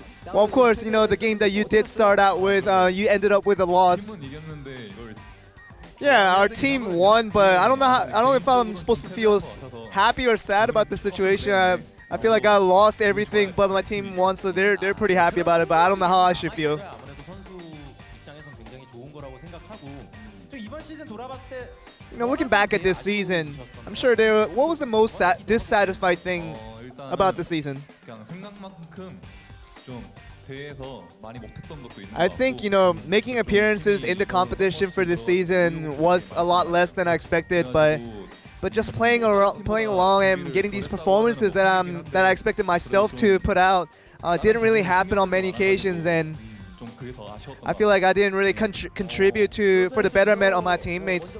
That's probably the most dissatisfying thing about me this season. And I'm sure, you know, with the many losses that you guys did face throughout the season, it could have been a bad team morale, but you seem to have brought it up. 좀 이빨이 많이 빠져서 그렇게 많이 잡지는 않았어요. But I think, you know, I think a long time ago, I think you would be right for me to control the team morale positively and negatively, but I think my teammates are respect me a little bit less now, so they're not that scared of me. So I have a less effect in that spectrum. Let's move right along to the next player. 이번 시즌 어떻게 보면 가장 발전한 선수인 것 같아요. I'm sure we can say that you might be the most improved player over the season. 중간에 연승을 하고 있었는데 그 연승을 이어갔으면은 정말. Yeah, I think we were having that win streak and we really want to continue on with that. But if we had continued on with it, we would have been a lot better team overall. But not being able to continue that win streak was the biggest disappointment. 연승을 하다가 2라운드 초반에 사실 좋았단 말이에요. And it just seemed like you guys were on a good roll on the first round robin, trying to continue on that win streak. But as soon as second round robin started, what was the biggest reason that you guys couldn't keep that up? 모두가 좀 거만해진 것 같아요. I think the biggest reason is that we got a little bit complacent and a little bit arrogant over the wins that we had. We kind of highly rated ourselves, kind of past our actual level. So that might be the biggest thing that affected that. 좀 죄송합니다. 네네. 기분 좋잖아요, 그래도. 그렇죠. 신나게 탈출했잖아요. 네. But in the end, you guys avoided relegation. I'm sure you should feel good about that situation. 키 선수 마이크 잠깐 넘겨볼까요? 예, 바텀 선수들 같이 말씀하셔도. We want to move right on to Key as well. 슈퍼 플레이를 정말 많이 하는. And you seem to have shown a lot of super plays on that support role.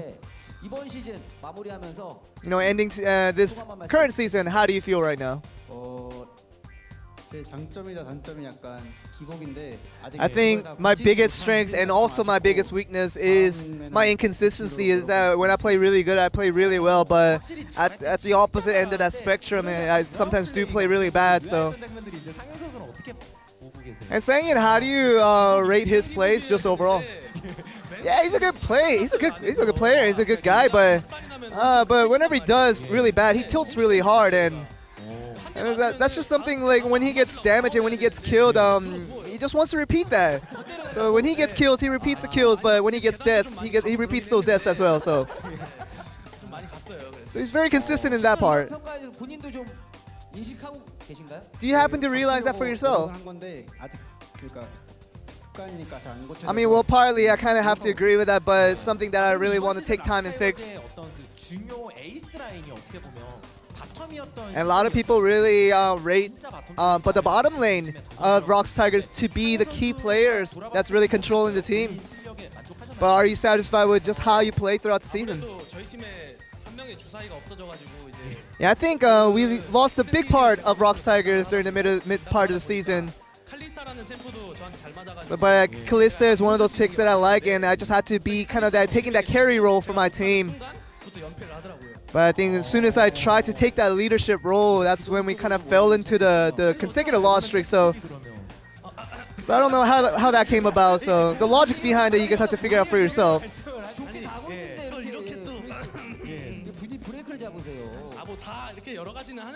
Yeah, I think all of us do a part, but we're trying to pick out some champions that are more suitable for us, that gives us a lot of confidence. 실제로 뭐 오프 더 레코드 아니 부스 안에 좀 이렇게 보이스로 들어보면 사연 선수가 저 팀원들한테 뭐해 막 이러면서. And we saw you in the booth. I'm trying to complain to your teammates of what are you guys doing. That's what you guys are saying.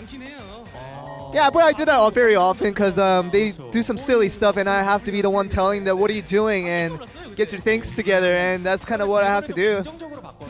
상윤이 볼 때 그래도 이 선수가 제일 좀 잘해줬던 것 같다는 선수 있나요? Is there anybody that you think did the best in the team? I think the mental maintenance of our team is Shy, and he's the one that keeps us together, no matter how broken we are. The right hand of Shy, seemingly you being sang in here. 우리 미드 선수들 같이 얘기해 볼까요? 그러니까요. 사실 어떻게 보면 가장 부담스러운 자리였을 것 같아요. And I'm sure with these next players that we're going to introduce, it might have been the most pressure coming into that late part of that season. And Lava, you were the consistent starter in that new mid position.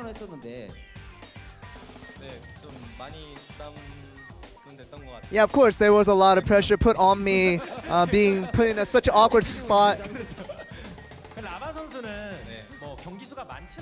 Of course, Lava, you didn't have many games for us to count and actually analyze you on. But we thought that you showed a lot with the short time that you were here with us in LCK.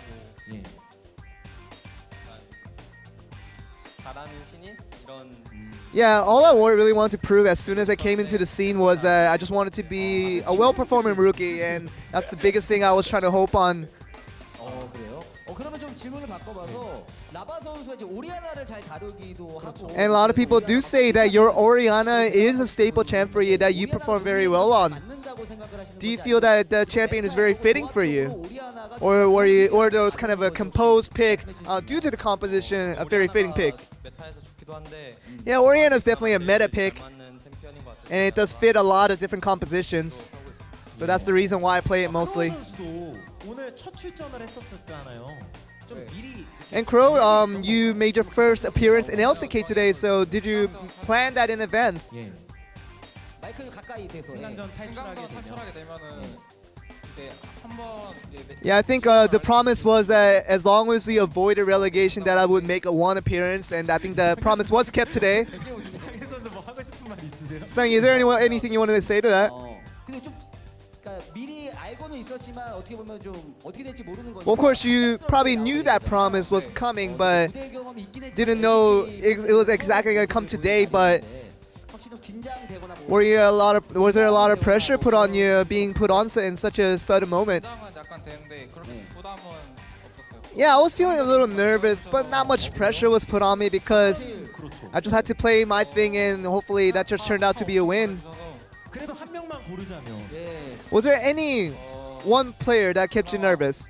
사영이 막 콜도 열심히 해주고 You know, Shy, I think he was did such a good job for me, trying to support my back at all times, and you know, no matter what you guys saw out of him, he's the one that really helped me out in the long run. Yeah, Shy's the best. 샤이 선수가 되게 이거 부담스러워 계신데 실제로 어떠세요, 샤이 선수는? Well, Shy, how do you feel about all these compliments going your way? 막내 때뭐 클템이 괴롭히고 뭐 이런 거 생각나니까 난 잘해줘야지 뭐 이런 거. I'm not sure. 실제로 뭐 어떤 식으로 좀 Well, how do you treat your teammates? 이끄나요? 저는 어린 친구들을 예. 솔직히 좀 잘 보살펴 준다기보다는 You know, 그냥 장난식으로 instead of caring for my younger teammates, I try to just have fun with them, play around, and have jokes. 말을 되게 많이 하네요. But I think, you know, because of that, I think they're kind of taking it easy on me. They're looking at me pretty easily, so perhaps that may have been backfire towards me as well. So I don't know. 이걸 또 이렇게 까시나요? 죄송합니다. 크로우 선수가 이제 이런 미드라이너가 되고 싶다. Well, of course, Crow, I'm sure you have a vision for what type of a mid laner you would like to be in the future. 뭐 많은 기회가 있진 않았지만 그래도 딱 이름을 말하면은 딱 이런 미드가 있었구나. Yeah, I feel like something that I want to achieve is that whenever someone mentions my name, they would remember me as such a mid laner, that they actually remember me by name. So making a name for myself and having no real negatives as a player, that's kind of what I want for myself. We did share an interview with the entire team, but it seems like the team is going pretty well and the morale seems to be all right. Is there anybody who would like to say the last words? 역시 저희 코치 감독님이 또 정말 1년 동안 많이 고생하셨고. But I think, you know, our coaching staff did such a wonderful job for us, working so hard to bring us success. But I don't think we had enough chances to express our gratitude towards them, so we like to thank them greatly. Anything you'd like to say to the fans as well? Oh yeah, we can't go without talking about the fans, obviously. And of course, for a long time, you guys have been cheering for us and gave us a lot of support that we really fed up on. So we thank you for all of that. And of course, it won't be our last goodbye for sure. We will try to keep trying to impress you guys and hopefully bring you a better happiness in the future to come. And that seems to be the end of the interview. Back over to you guys. Thank you very much, Joel. Good to see Songyun's charisma there and the exasperated father figure of Shy just wanting to go to bed. Bit of blithering there from Shy for sure. Really interested to see what happens for the ROX Tigers. New logo, new look this year, and even had to change that with Mickey leaving after 3 round robins. Yeah. On the year, last round robin with Lava and Crow. Still tinkering, still learning what ROX Tigers look like. Today, it looked like a better team than BBQ, but probably not by enough. When you come to their expectations, that means that ROX Tigers are cemented in 8th spot and that BBQ will be joining Ever 8 winners in the promotion tournament after the finals, after the Worlds qualifier, so sometime in September, you'd have to imagine. Yep, somehow MVP not out of playoff contention just yet. Not sure how that maths works, but see how they are going to Optimistically. go. Yeah, extraordinarily optimistically. It's Jin Air and Afrika. They're the ones that are really going to be battling for that final spot towards the top of the table and into that gauntlet. Well, MVP will play every 8 winners when we come back on Saturday. That'll be Achilleos and I. First series might be MVP ending the season on a 5-match win streak of their own. But the second match is the interesting one. Afrika Freaks play Jin Air Green Wings. If Afrika win by any score, they are in playoffs. If Jin Air win 2-0, they are in playoffs. But if Jin Air win 2-1, we will have a best-of-1 tiebreaker, probably played after what is a pretty damn big second match on Sunday. Yeah, BBQ Olivers versus SK Telecom T1 isn't necessarily a massive one, but we have certainly some incredible dessert after that game. Longju Gaming versus Samsung to close out the summer split of the LCK 2017, and what better way to do it? That is a juicy top-of-the-table matchup if ever I've seen one, and with so many more implications now after the telecom war went in favor of SKT. Yeah, KT do not have the ability to finish first any longer. They will very likely be second. We've been guaranteed for a while now